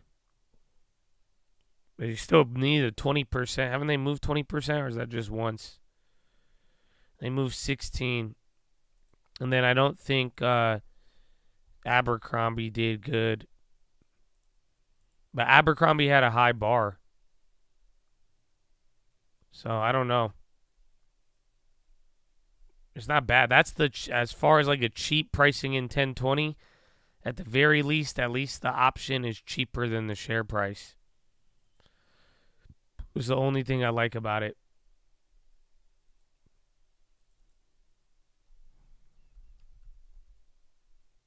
NYCB, it's coming down after that gap up and unhalt. Again, there's that news, that private placement pretty much.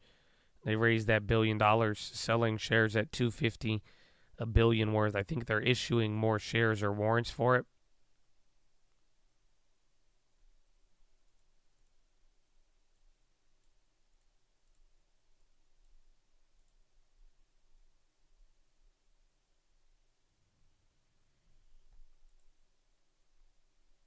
Yeah, so AO's not bad. They just need a beat. I think their bar is still kind of high, though. I already closed it.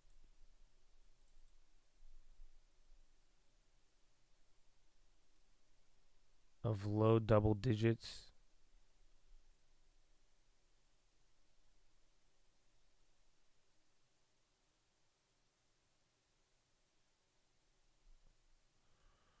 They got a high bar, too, actually. All right, we'll skip that. Next one is BJ's. We just did Burlington. We already went over that. They're not bad. They're just pricey. I don't think Burlington could be an interesting one. You just got to spend a little bit more. So next one is BJ's Warehouse. I've never been to one of these in my life. I know you guys have these on the East Coast. We just go to Costco. It's like a Costco, right? Isn't it like a fake Costco? Do you guys get mad if we call it a fake Costco? David Sarandos, baby. You have them in the Bay Area? Really? I thought it was an East Coast thing. You went to Costco once and never went back to BJ's? Sam's Club's fake Costco. I could get behind that. Huh. Well, BJ's Q4 revenue expected to be $5.39 billion. Comps excluding fuel loss of 0.3. Gross margin on sales 16.5. SG&A 13.9.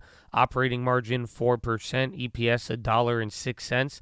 Revenue next quarter $4.89 billion. Comps excluding fuel plus 0.1.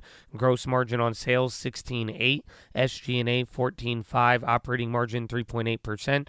EPS of 93 cents. Since last quarter, November 16th, they are up 8.2%. S&P is up 13.8, and XLP is up 7.5. Near-term options imply 7.5% move. Last 4 quarters, loss of 5, loss of 5, loss of 7, gain of 2. Revenue has beaten 15 of the last 20 quarters. EPS has beaten 18 of the last 20 quarters with 2 in line. GoDaddy unhalted. Again, they just came out with like updated guidance. Damn. Well, they're already near highs, but they might be able to rip off of that still. Because they didn't really move too much off earnings. Didn't they just have earnings? No, their earnings are May 2nd.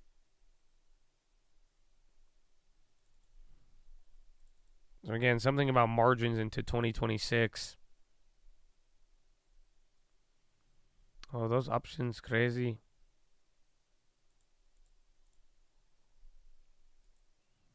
All right, so BJ's. They're pricing in pretty much how much they move. No weeklies on this. They're at 72. We're right in the middle. 590. 590. So 590 is priced in one direction. Less than 10% actually. Yeah, so again, but that's still, I think that's what it said, 7.4. It's about right. 590 times 2, 1180. 84.28. 25 cents. It's honestly not that bad if they could do good. Because for an $80 stock, that's still 14%. That's more manageable. That's like right on the cusp. They just need a good earnings. 1180.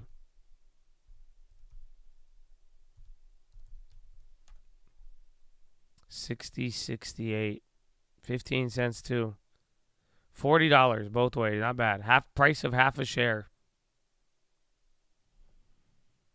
It's a 60 though. Hasn't been at 60 in a minute.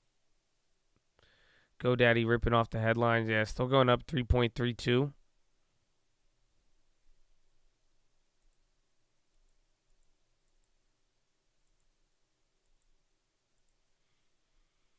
I'm not too against that one. Yeah, GoDaddy's rocketing now. Literally up another 1%, 4% now.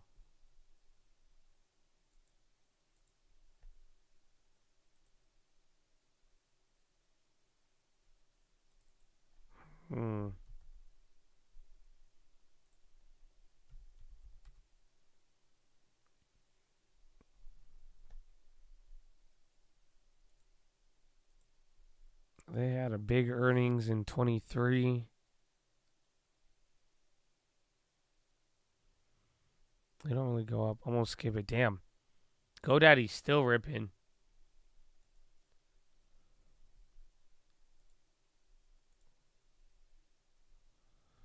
All right, we're getting to the final. I think this is the last one I have an earnings preview for.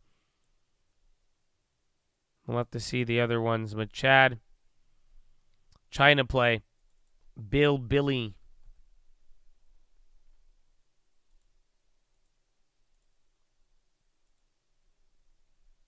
So absolutely wrecked.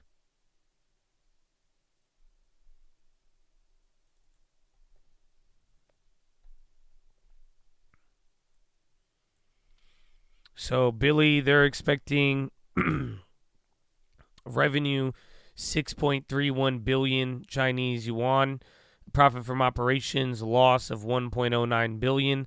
Since last quarter, American shares down 24.7%. S&P is up 12.8. XLK is up 14.1. Near-term options implied 12.2% move. Last 4 quarters, loss of 11, gain of 1, gain of 1, gain of 10. Revenue has beaten 14 of the last 20 quarters. EPS has beaten 13 of the last 20 quarters.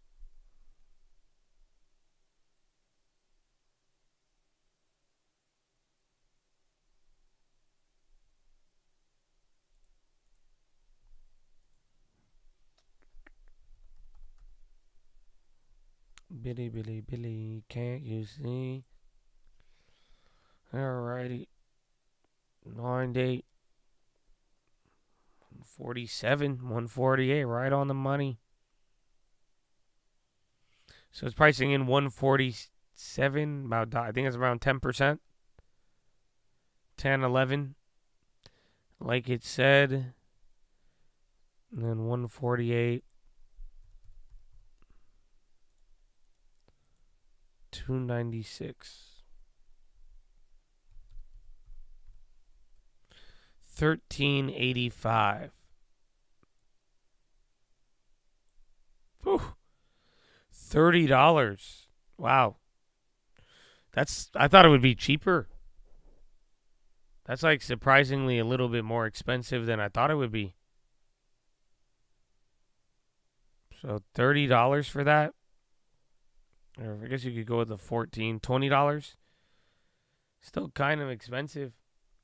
Again, that's a China name. JD did good, but JD has been outperforming. I mean, they were just trading at $16. Yeah, the JD. I don't even think the JD options moved that much, though. Like, the shares were good, but I don't think JD did. Yeah, I have MSOS shares. Oh, shit. MSOS Flushing. Weed on the low. Dang, Weed. In high school, you were the man. Weed. No?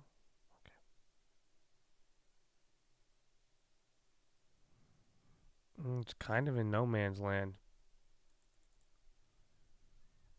But yeah, Billy, that one's tough. It's a little bit more pricier. I don't think I'm going to go ahead with that one. So I don't think I have any plays. I think that's it. We could come back to Burlington and Kroger. I think those are interesting, but let me see the other ones. There's PaySafe. No, CN. Sienna looks interesting. We could price this one in, but they've moved a ton already. Then again, they may be juiced. CN, they're today or tomorrow morning.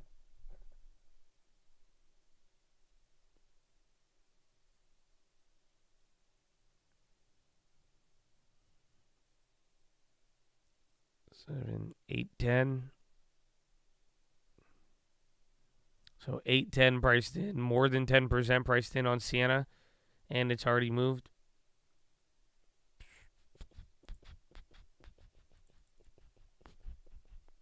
$16.20.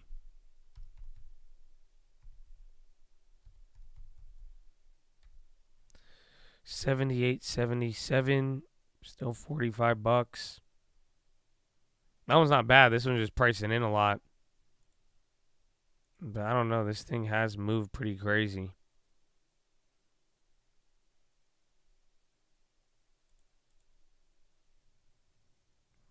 Sienna might have upside. That one it's kind of expensive.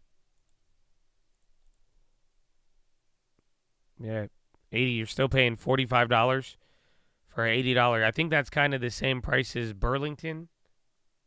Or is that the same price as Kroger? That one, I think we already priced in EBS. I didn't have a preview on that, though. Root, 52-week high. Flashing everywhere. Nothing really caused that drop earlier. So, yeah, I don't know. CN I like, though. If that breaks, if they have a good earnings, I think they could gap up to at least 70. I guess that's what they're pricing in. All right. And then what else? ABM and Bitfarm.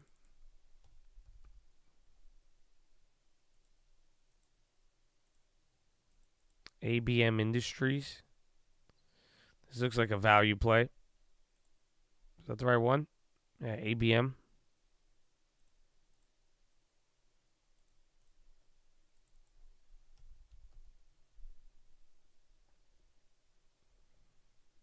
So ABM pricing in 40, 370, 390, 373. We'll go with 370. So 740, two standard deviations, 4850.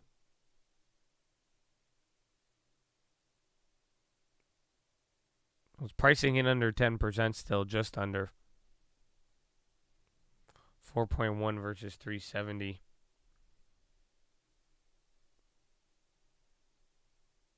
No, he said 7. It'd be like 48.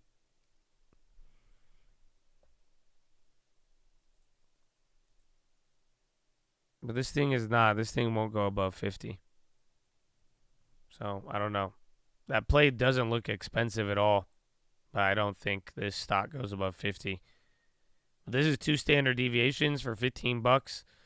Not that bad. Downside would be like 35. The puts are more expensive, which usually you don't see. I have no idea what ABM does. And then the last one, I believe, Bitfarm, BitF, unless this is the penny stock. Bitfarm. Is this just a Bitcoin name?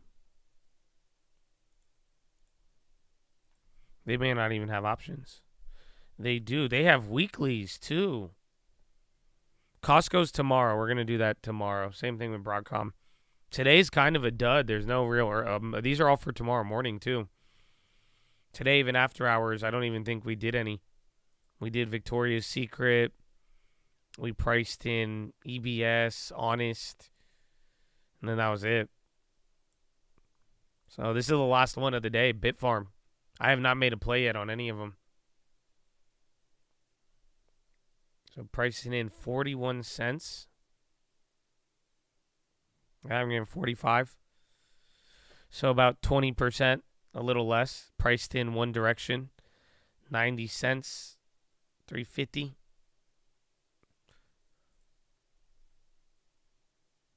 $15. You could buy 5 share, Habibi. Yeah. No, thank you. But then again, I mean, if you want like Bitcoin exposure, but I think you're kind of limited. Just play Coinbase at that point. But Coinbase is actually priced crazy. So, that being said, I think that is all of the plays. I don't have any of them. I'm going to go back. Let's go back to Kroger. That was the one I said I was going to go back to, Kroger and Burlington. But that's all the earnings. Really not much today and tomorrow. We even went over some of the bigger name ones, but deciding not to make a play on any of those. Was it 270? I remember 278. 540.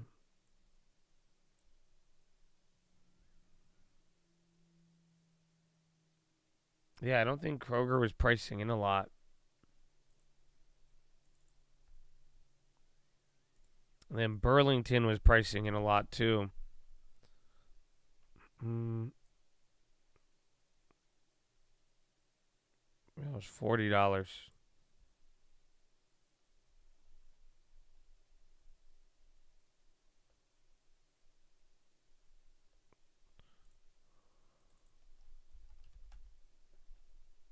The spy die.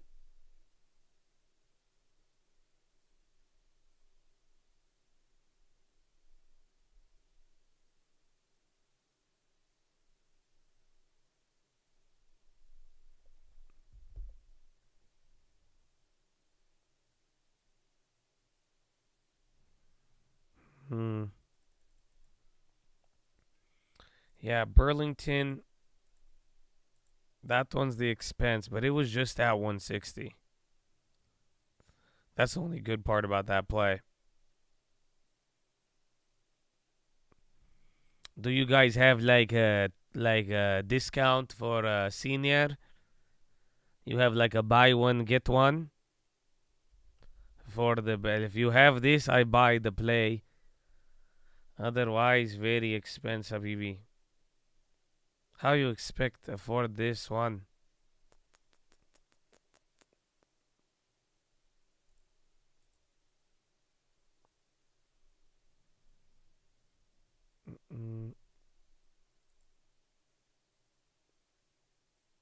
Oh, these calls dropped a lot too, though. Interesting.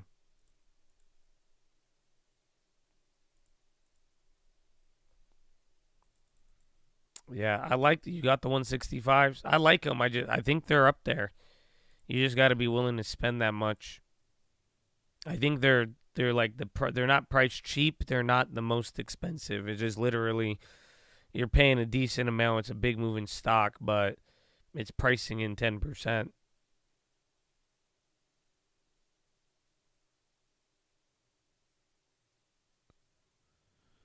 We'll see.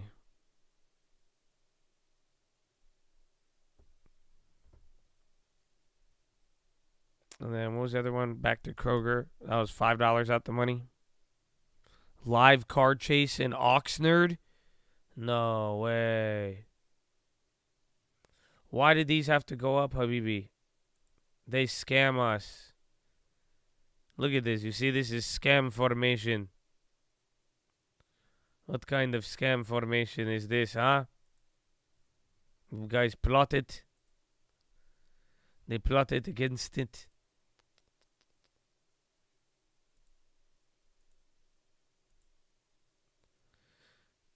That sucks. I like the Kroger. I just don't like this premium. But then again, didn't Kroger fucking run up, though? Hold on. I think it's not unjustified. Yeah, Kroger did rocket up.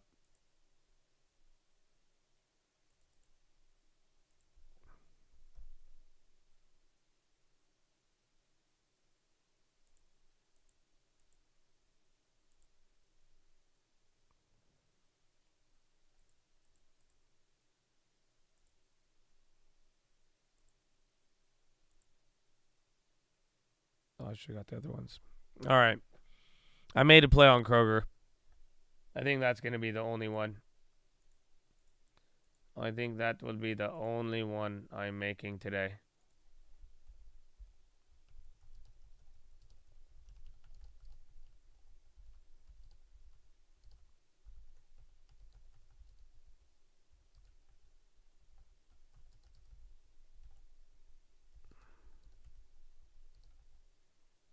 What is that, 45 put?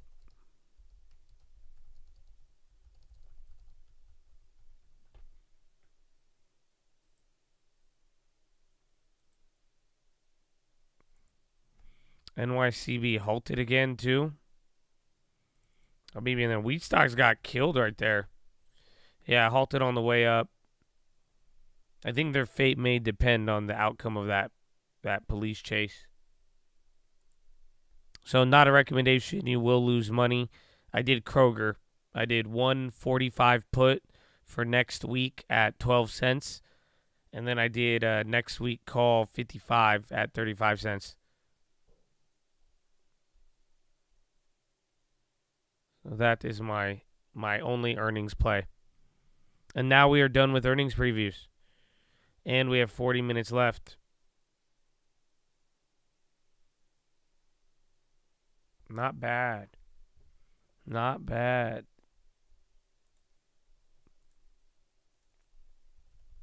And then SPY, bro. SPY, we're still near the lows.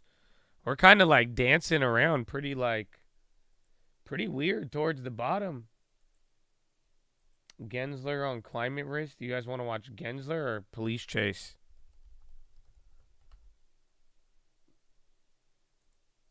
Was going this one's a box truck. About 45, 60 miles per hour. We'll see what happens next. As police are keeping an eye not only on the ground, of course, but in the air. Multiple choppers are up. I don't think he's getting away. But when I don't know how it's going to affect the market. It might pick up there. We'll see. Well, and again, I cannot stress this enough that it doesn't take. We finished up earnings for previews. A big box truck like if there's this any questions, I'll be here to answer them. Sideways. But yeah, let me know. I'll BRB. We're hoping that will not be the case, and we're hoping that nobody innocent will be involved here. We're just hoping that eventually the suspect will come to the terms, that they will be apprehended, that it will end, but we just don't know. And again, we are watching it just like you are with the stolen Lowe's vehicle continuing through the streets of the LA area. And again, we're watching just like you are on Live Now from Fox.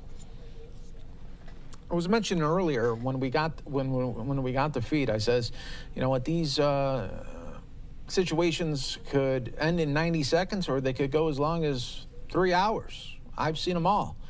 And, well, did not last 90 seconds, and we are more than 45, going on 50 minutes here of this chase.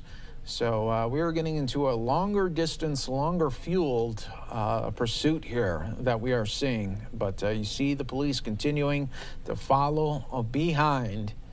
And we are going to watch it every step of the way. Hopefully that the feed will continue to cooperate with us like it has been in the last 15 minutes. But again, Not the combo that you want, where you get a high-speed chase, you have a suspect that just doesn't want to give up, and then you have to add the fact that you're dealing with a vehicle that probably not the best in doing rates of high speed and maneuvers during a chase here. So we continue to follow along just like you are on Live Now from Fox. Remember, we try to bring you as many different live feeds as we possibly can here. And you can see where they are at right now with the location on your screen. Top right, you're also seeing the estimated miles per hour that is happening as well.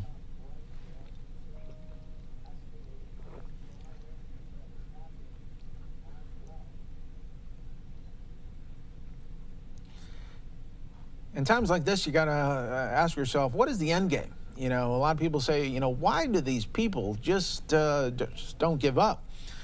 I always say, hey, they are trying to extend their last moments of freedom. They know eventually it's a gone conclusion.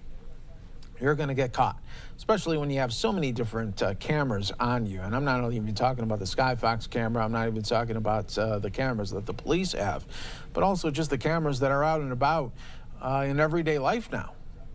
They're tracking really your every move. So you know you're going to get caught. This is not like a script out of a Hollywood movie where you're going to have some big theatrics and get away. This is much different. This is real life. And again, we cannot stress the fact, viewer discretion heavily advised. You just don't know what this suspect is going to do next, and we watch right along with you here on Live Now. We were listening to Stu Mundell a little bit earlier, and he says that these vehicles can possibly go long.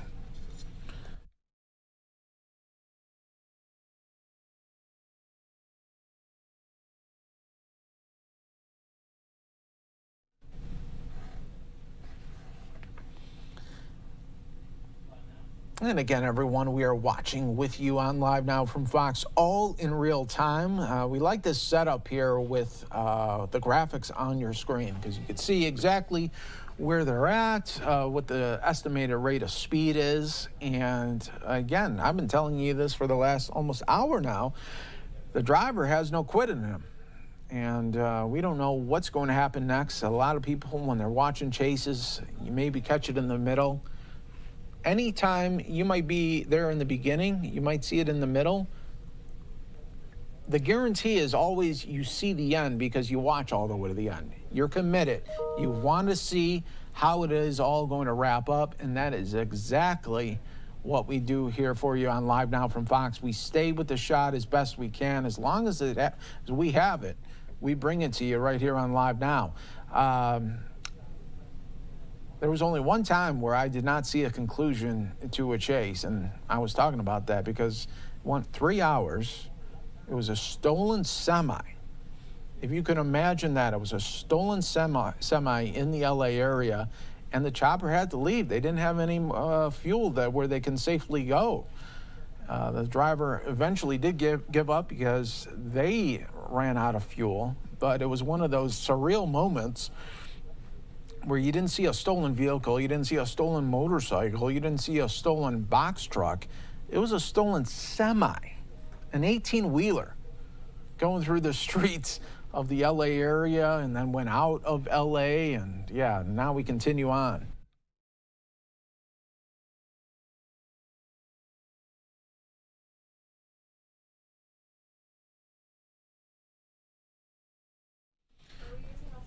All right, everyone, we're getting a better location now of where they're at, and this is about an hour north of LA. So the driver continuing to make moves again. But again, about an hour north of Market's LA near the Lowe's. at this time. Usually these police chases. We're continuing to watch along this is just not a like police you chase. are, and you can see the location You on see the the top estimated of your speed? screen, also the estimated miles per hour. Yeah, thank you, Bob. Hoping that eventually He's going the suspect 60 will miles come an to hour. grips, will come to a conclusion here in a safe This manner. is bullshit. This is not a police chase. This is a box You know, truck we've seen, at any going time, mildly fast. at least in this moment, Like, that, the maybe suspect like he'll does hit not 70. feel like they have to and do shit will get drastic sketchy. movements. And Like, I think that's why you're really not I seeing don't know, the police the blood starts heavy on pumping, the but tail like, of the look, suspect. he's about to They're overtake not, a semi weaving in and out, that's going going through to so solid many lanes 65. trying to get out. He We're barely looking surpassed at more the of a, 2004 if you didn't know any Hyundai. better, you maybe wouldn't This think isn't that this even is a like- chase, and probably a lot of This people is- I out don't on the even know. roadways XCL on at the this low? time, they might not know it's Look a at chase him. right Bro, now. if you zoom out, it looks like normal traffic. All right, If I Thousand overlaid Oaks this with like a area, traffic and now report, that we are looking at US we're on 101 Sky North, 6 over here. It continuing looks on. like all clear is going Driver on through for the continuing to I-15. All the make way up this to the chase, 5 there, looking clear. Oh, we're evading looking like we're police cutting at out. the moment, evading the law enforcement. And again, sometimes That's crazy. Excel Energy pole at center of Texas fire suit was marked unsafe. Oh, didn't they get clapped off of one of the fires too? Why does that sound so familiar? Are they responsible for that now? They're getting clapped the last couple of days. Even now. I don't know, man.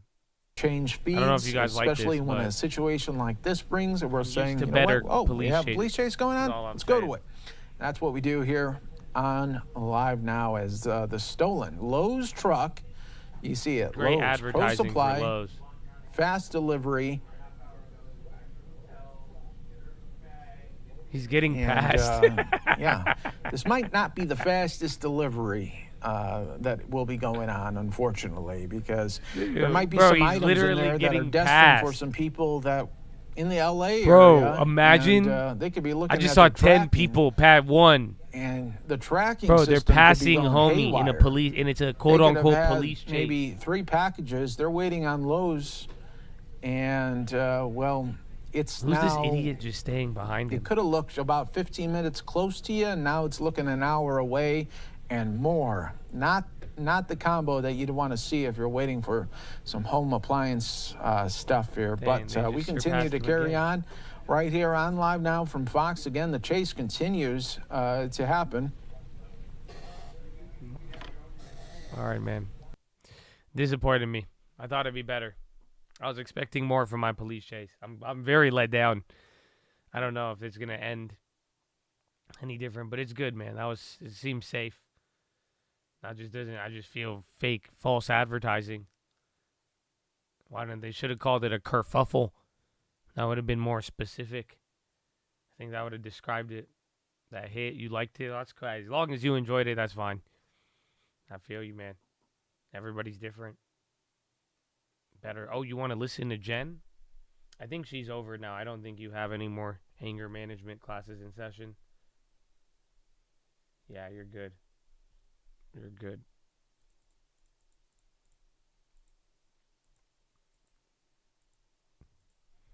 XCL popping now. Again, they got killed the last couple of days. Sherwin-Williams on the high, RL on the low. So again, I did a play on Kroger. That's the only one for earnings. We spent like what, $45, $47?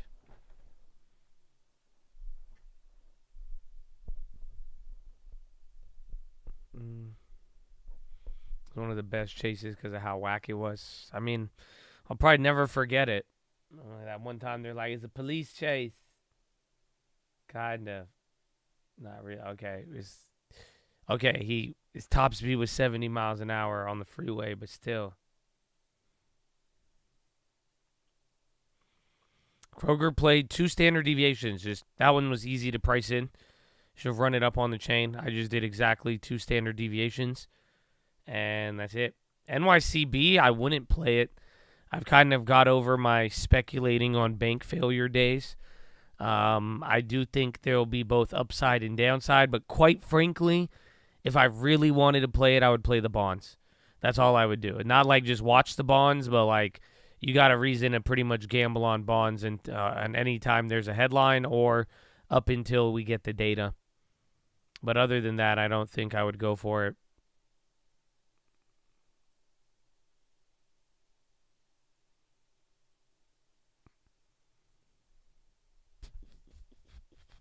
Is it halted again?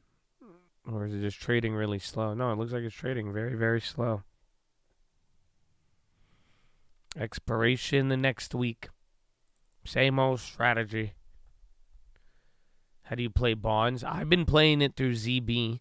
You could play the futures, or you could go with IEF, TLT, TMF, TMV, SHI. There's a lot of ways. I didn't sell the Pfizer calls. No, they were up like almost 400% though. I kind of like them. We have a week and we're like 50 cents out the money. There was Pfizer and then the Intels, the other ones that went up to like break even, barely green the other day. Those are just like killed, even though Intel had a wild move. A lot of things gave up though. Intel was up like 4 or 5% at one point. How much time we have? Man, 27 minutes. That's it. Not that many earnings today. Would you look at that? Would you look at that? You've been in physical therapy all week.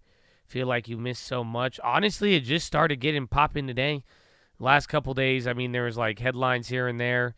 Apple's been getting destroyed. Bitcoin has been the number one thing on the scene. Gold going crazy. A little bit of oil action, but really kind of been getting ready for the data, and then the market hitting highs and playing that weird hit the highs, go down, they hit another high, they go down, they hit another high, they go down, they hit another high.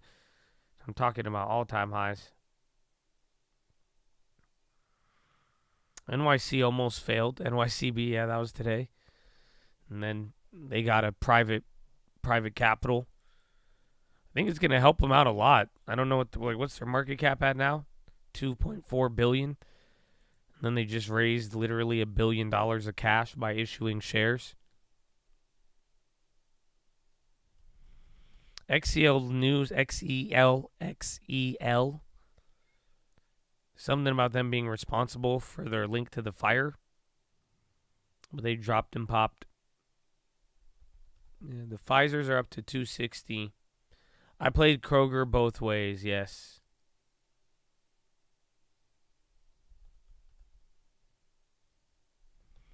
Oh, where's JD? JD just chilled. Baba. Again, Billy's reporting. I don't know. That's one Billy in Burlington. Marvel, I mean, it broke out recently. But I liked it when it was kind of lagging. It kind of looks like it's lagging compared to the other chips. Because they ran first with NVIDIA back in the day, a year ago. But they're kind of getting towards all-time highs. I think there's opportunity, but then again, the risk. They're just a chip maker that's moved up a ton in the short term. The cop chase is getting good. Oh, yeah. Did he put it on cruise control?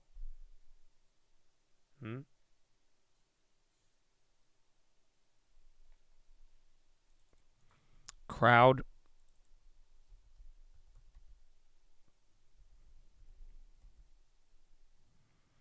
They gave up half the gains. They were up like 16 or 18 at one point. They rammed him. Driver just hit him. Oh. Mr. Tire got hit. He was Vigilante. back involved. Yo, homie in the other box truck. He's like, I'm the only box. This has been an now we're talking. That we saw develop in the last 5 minutes. Get him. Get it. Oh, he It's let him a battle go. I of the thought big they were box about to trucks, beat. And now Lowe's continues. Let's see what happens Bro, next. that was 20 here miles an hour. As Mr. Tire now following the driver. Okay, this is getting bizarre. This is getting bizarre. Okay, we just saw a collision there, but the pursuit continues give me on. some buffalo chips for this. No damage that we can see. Hold on, we at still got this 20 moment minutes to Mr. too. Tire. Spy near the lows. I don't know. That's But kind of wow. weird. That was strange, and in a weird. He's dipping weird now. Way, He's like, that's you crazy. You almost think that maybe a random the civilian Mr. in Tire California vehicle is now following because made they that got guy hit, more scared. and he is just cops. trying to do their due diligence. Maybe try to get a license plate.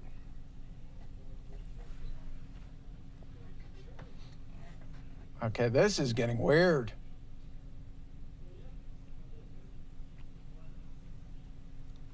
What, is he still following him?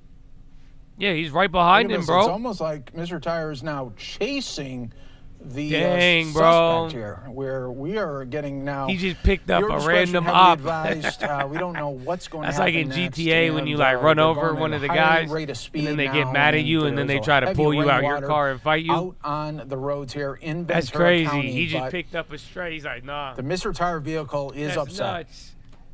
You Has have the another hazards box on as truck well. by you. Let's You ain't see getting away what- from me. Oh. That's crazy. Suspect now veering into the shoulder dude. area.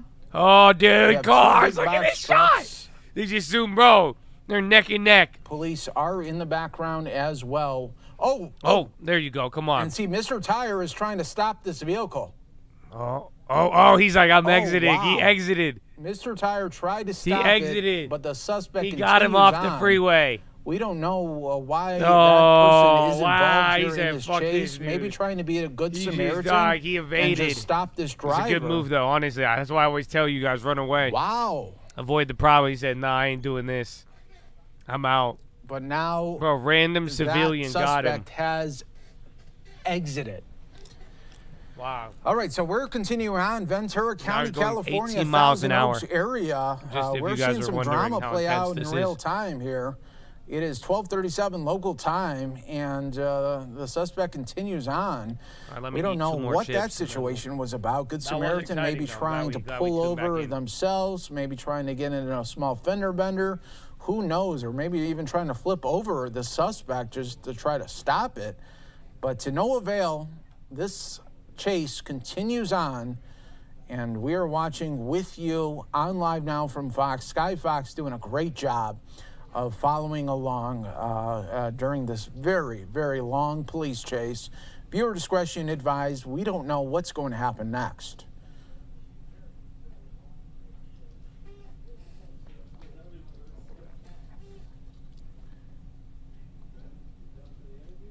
I was saying earlier that we were hoping that the suspect is going to come to terms and just give up, and hopefully no one gets hurt. But look at this. Blows the red light. That's what you don't want to see. That is not what you want to see, because that is how major collisions happen. I was doing a police chase a couple of years ago. A couple of years ago. It was 4 years ago.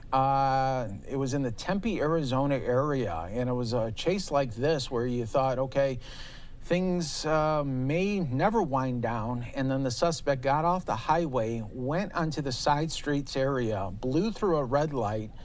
There was a driver wanting to do a left turn.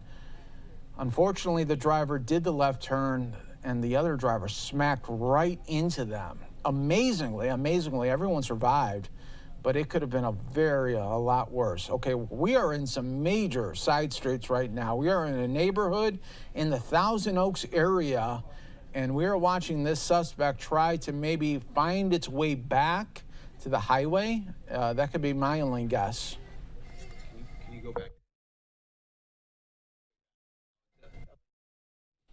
And again, we are in the side roads area of LA County. Again, we are going to update the lower third there to reflect it as this continues to go on. And you just don't know what's going to happen next. We hope everyone is going to be safe, though. Viewer discretion heavily advised. Stay right here with us on Live Now from Fox. As long as we have the shot, we're staying with it. For the viewers that have been watching with us a little bit earlier, I was reflecting on a chase we had earlier, about 5 years ago. I was part of it, and it was a stolen semi. And it was surreal in that fact, but it actually outlasted law enforcement. It actually outlasted the police choppers as well, and Sky Fox. The suspect eventually gave up, but I mean, it was longer than 3 hours. We're hoping it doesn't come to this, but you just don't know. Again, we are in LA County right now. The chase continuing I want to get on rid of it, but you never know what's going to happen. in the side roads of Thousand Oaks. We saw a bizarre moment about 10 minutes ago. of another vehicle similar in nature, big box truck, trying to stop it. And even this Lowe's truck Another hit box him. truck was beefing And with the then individual the who we've other nicknamed box Mr. truck Tire. tried to get in front of the vehicle and, do a brake check. It was really something. That's why I tell But my again, girl, we like, be continue careful. on here like, on Live Now from my Fox. girl, like, When will honking it at stop? people and We shit. don't know. It's I'm like, almost in like, Cali, you can't do that. Motherfuckers will get the so, roulette like, wheel is spinning, that'll the happen. ball is This guy was around in the middle of and the around. police Where's chase it gonna fall? We and don't know. activated a random civilian's road rage in California. Like, you think that guy wasn't a hero. He was just pissed off. And again, we're watching with Like, you. that's it. Just This guy like just came you up on. He's are. like, what the Again, hell you doing? You're watching on your TV. Oh, you gonna do that to me? I'm gonna follow That's you how now. I like to watch Live Now on Fuck my you. TV. That's it. The road was We're empty. on so many different Yeah, time streaming today. devices, but you could watch it on your phone. That's literally what your just happened. laptop.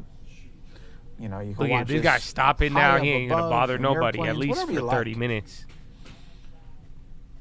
We try He to still got bring the you adrenaline just pumping many from that different dude live following feeds him. and different breaking He's elements. like, dude, I that just can got come chased in, on the and this freeway. is They're like, by the this is cops? one that, No. continues to By be this a big other box talker, right? truck. You don't know Yeah, where, dude what the almost flipped suspect out will on do me. next. I don't know, man.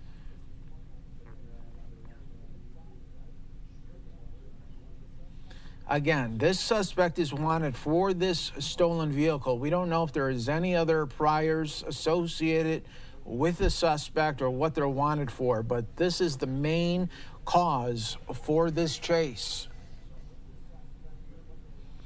Back All on right, the freeway. suspect has found its Bro, way back to the highway. Best plot twist is if homie in the other side box streets has truck ended. shows up again. We are back on the main highway Now here. we're talking. US Otherwise, it's 101 about to North, get boring again. Thousand Oaks area. He's going 75 miles an hour, though, but still can't keep up with this damn fucking Beamer. I'm just hoping eventually that the suspect is going to just run out of gas. You know what? I Give this said guy a earlier, ticket, come to man. its senses. I don't think that's going to happen. Some asshole in a white BMW. So Just, we're hoping just for end of gas now. Because we don't want it to see it on its side. We don't want any other vehicles you to see be the other involved. guy? Man, this is bad. All right, let me know. Let me know. You guys are watching. Let me know if it gets interesting again. Well, that's fun. Add that to the list of eventful things that happened today. Gotta work. Yeah, dude. Cali's a crazy place. Considering that was a police chase. You guys just saw a lot of things happen there. Hopefully you learned a lot. Hopefully you don't forget what you learned upon your journey. Gotta get to work, man. Enjoy it. Have a good one. I will see you on the watch list. Enjoy Wednesday. There is no Colt real estate tonight, but you could still enjoy your Wednesday. God willing, I see you tomorrow morning. Tomorrow morning, we don't have as much data. Friday, we have the non-farms. I think I'll be early for the non-farms. It does depend on the poop schedule, but I plan on being there. Bank failures are good for the market. I mean, bonds are still up. Bonds like it.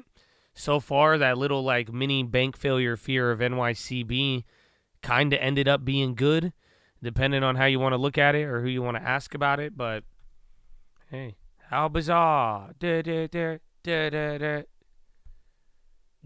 still above 25. That's good. Disney still clapped, but holding 110. MO, they came down. MO was looking crazy, though, today, huh? It's still up a lot, but that thing was hitting 41.80. Y'all were kind of tripping out for a little bit. That was nice. And then where's Pfizer? Roblo up 2.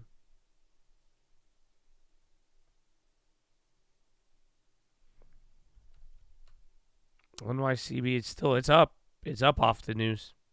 Again, it's like a mini fake bailout, private bailout, good news, bad news turned to good news, all in the same segment.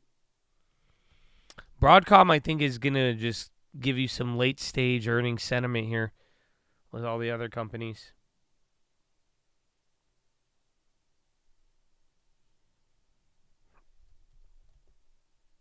GoDaddy gave up the gains. Oh, That was fun while lasting. 34 minutes. PGR on the high. How much time? We got 13 minutes remaining. 13 minutes remaining. Bro, Airbnb, though. Come on. Like, I'd love it. 52-week highs. I want more, though. It's sad, but at least he kept his home of 160. Now I want him to go to college and get a job and get married. Is this why you guys always tell me to go get married and have kids? Is this how I feel when I watch Airbnb move up? No? Okay.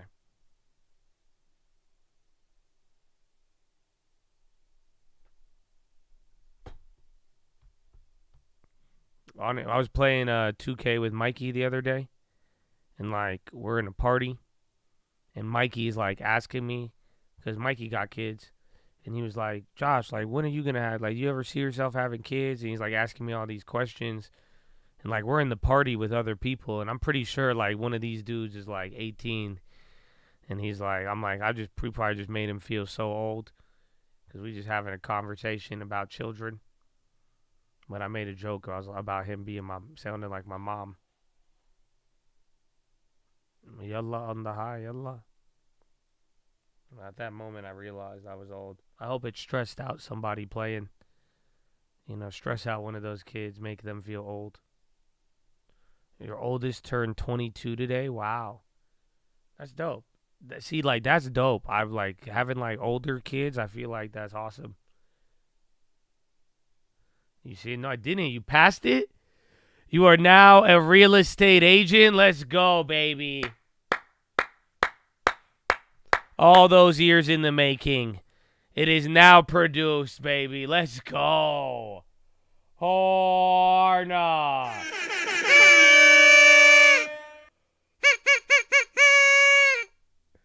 Oh, dude, that's hype. Feels good, huh? It's been a long time. Now that's it. It's out the way. You got to renew it in 4 years, I think. I don't know how it works in South Carolina. But that's hype, bro. Congrats. Let's go. Man, I think last time we heard from you, you were talking about that. Last time we called in, you brought that up. And now he has it done. Let's go, baby. I love it. And then now, anything, if you do any real estate deals out there, that's it. You save yourself the commission at the very least.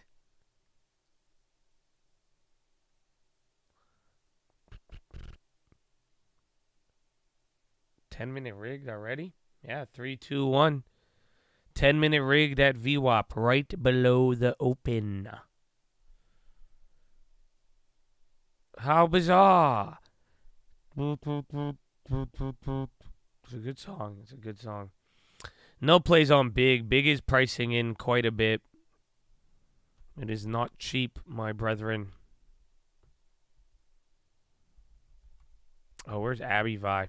Abby-Vi did great today, too. Right until I said that, and then it had its candle from the highs. But I'll tell you, it was just at 1. I swear it was just at 182. I swear. Abby-Vi top puts. Damn, son. He's just coming for Abby-Vi's throat.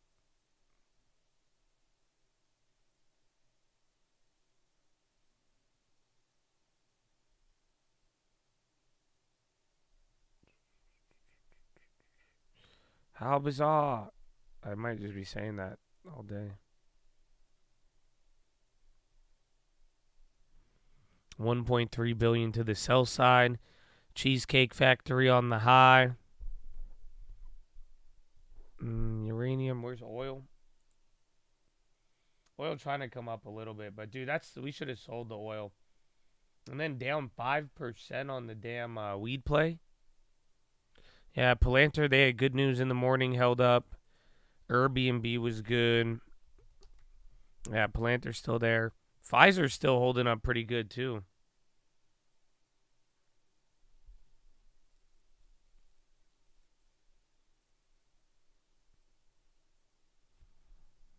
NYCB is up 10%. Bad news is good news now, you know? Bond's moving. I'm glad I didn't take that bond short. I think you would have made a little bit, but after that one little candle. Where's the dollar? Dollar came up. It was staying flat most of the day. It's still negative, down by a third.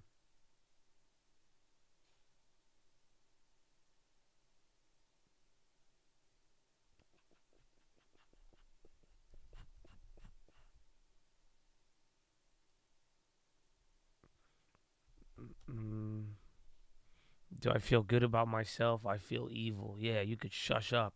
Okay. Good morning. How are you? It's actually, we're about to end the day. I hope you feel good. I hope your day's been good. It was a beautiful Wednesday. Here to start off 2024. First week of March. Welcome. Welcome. When do I think the Fed will cut?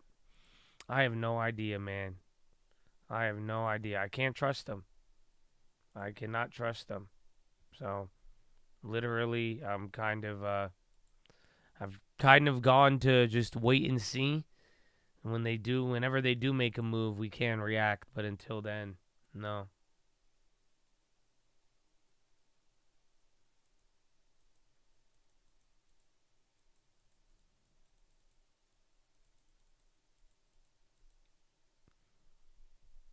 What crypto? I don't really have any crypto.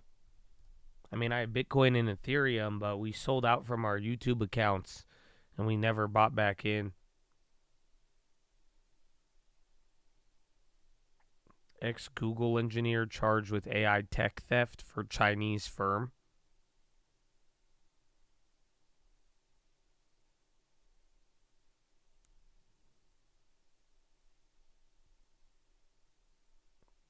You could trust them. They haven't said when they're going to cut. Most assumed. Well, yeah, that's kind of the worry. Everything, I feel like just like they did every year, they could just change the dot plot at the last minute, absorb the volatility last minute rather than signal into it. So we'll see. We will see. Tech theft possibly bullish. Maybe. I got 2 Tessies. I thought Tesla was Google. A lot of stuff looks the same. And then we're still green on the day. SPY 0.5, Russell 0.58, NASDAQ 0.53, and then Dow 0.2. Everything's matched up. Final 5 coming in.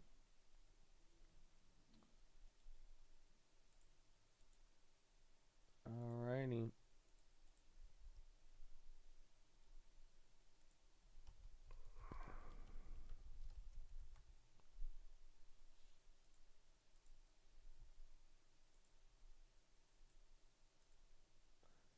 Chatadonia.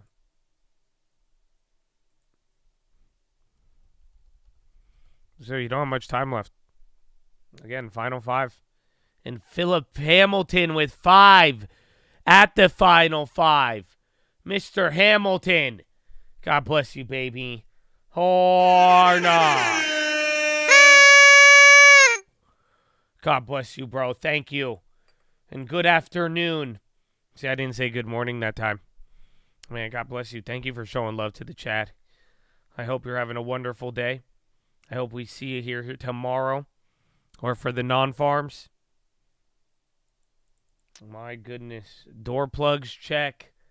Landing gear, check. Oh, no. Well, yeah, I guess now would be a good time to let everybody know. Oh, Kavins, you have an Apple 172. Should I hold or not? Oh, I wish I could tell you. I have no idea. I think, wait, when does it end? So none of this is a recommendation. You will lose money. Oh, they expire this week? I don't know. That's hard. If you had more time, I'd kind of be down to hold it because I like the bounce play. But at the same time, I mean, you know, they could still keep dumping. But they have dumped a lot. But that is tough. I wish I could help you. Thank you for the donation. I wish I was of more assistance, my friend. But, ladies and gentlemen, all things aside, I have to let you know we are about to close out the day, and it is going to get really loud in here. So you guys have been such a great audience. Every day this week, man, it's been great to have you here. 7 hours flies by like it's nothing. So thank you for that, and I want to make sure you end the day on a good note. So that's why when you hear me say earmuffs, that is your warning to protect your ears and mute your speakers because it is going to get extremely loud in here.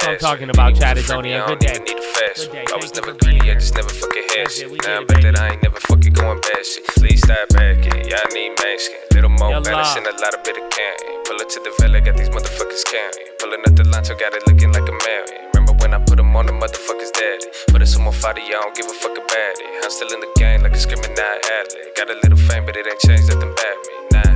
Same OJ, you smoke more J, still make dumb plays, but I play less games. Always ready for the war, I ain't playing campaign, but I really need a reason for I pop champagne. Proper for the fall, so I gotta stay safe. Lot of money on the table, boy, that look like bait. I'ma think it before I get it, boy, that look like fate. Either way the story goes, no, I love that fate. Had these motherfuckers hated me before they love me. Now they selling half and they ain't playing with their money. I told them take a tenth and pay yourself, cause that's your money. Put me on the bench, cause I ain't playing with you dummies. They ain't gave us nothing, even if they did, no, I wouldn't take it from them. They was took a shit, but we still try to love them. Got so many wins that I can't trip about a folly on my wrist. Nah, rather get a B&B and rent it for the scenery and maybe live the seasonally and keep on buying stats every month, spread it evenly and shout it out to people that believe in me. I hope you living peacefully and same thing for the people that don't speak to me. I do this shit for everybody equally. I guess it's just G and me, and when we done with that, we going back to the reality. Yeah. The realty. There's no co-real estate though today, unfortunately. And Musk says a few months from New York money transmitter license. Oh, sending money on Twitter. PayPal and Square might get clapped off that. He waited till after hours.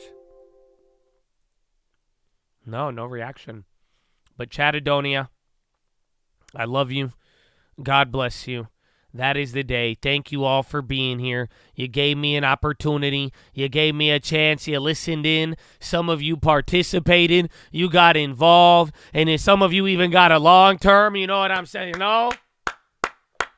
Amen. So either way, man, thank you all for being here. Hopefully you had a great day. Hopefully you are ready to close out the week. That is all I have for you. Unfortunately, I have to get going. The good news is there is not that many earnings right now. We got a couple more earnings tomorrow morning. Not as much data, then a little bit more, and then we get even more. I think it's going to be crazy all of March, man. So I hope you guys are locked in. Thank you again for being here. Again, big shout out to the members, everybody holding it down, supporting the channel. Thank you to the stream alerts and everybody showing love on a day-to-day basis. God bless every single one of you, but that is it. The day is over. Go get on now. Go finish your day with an extraordinary amount of positivity. Wake up and drive. Go read the books. Richest Man in Babylon, Proverbs New Living Translation, and The Strangest Sacred in the World. And don't forget why we're here, ladies and gentlemen. Why we keep going. Why the faith, hope, and love ain't never going out of style, baby. And why we know action is produced by passion, baby. And not just the reason alone. Why, baby? Why? Finger to the sky, baby. To God be the glory. And through the grace of God alone. Amen. Amen. Let's go. Oh, there you go, Chad. I see honest on the high. But Chatadonia, enjoy the rest of thy evening. Please make thy evening fruitful. And with thy positivity, go to rest peacefully with thy watching the watch list before thy layest thy head. No, okay, I'm sorry. I don't want to get back in that mood. Anyway, Chat, I love you. Have a great evening. I will see you tonight, God willing, and peace. Yeah, hey. What do you mean LinkedIn down? How am I going to apply for a job? With job openings and then the Jolts job ADP private play for everybody. Hey, I love you. Ever see it? Everybody in the ADP. Put your money in the hands and follow. Hey, everybody in the ADP. Hey. Nobody stand tough. Notice that this election, once again, is me against Trump. Is Make America Great got you gassed up. Now, who's afraid of the big bad orange? 1, 2, 1, 1, 1. 1 term. 1 term. Not 2. 1 term. I'm gonna do 2. This guy ain't no motherfucking president. I know everything he got to say against me. I am old. I even joke about being old. I did have Biden living in the White House. Yeah, why? And so what? And Biden did fuck Ukraine. I'm still standing here saying fuck Russia. Don't ever try to judge me, Joe. Don't try to judge me, dude. I know something about you. You got indicted 120 times. What the fuck is wrong with you? Yeah. This guy don't want to run for election. He embarrassed. This guy's a MAGA. His real name is Donald. Anyways, I gotta go. I gotta have a good one, guys. Bye. See you later. Goodbye. Exactly. I'll leave it there. That was good enough. I'll see you guys tomorrow, Jerome, Mr. Powell, exactly. Have a wonderful evening. Goodbye. Good evening. Exactly.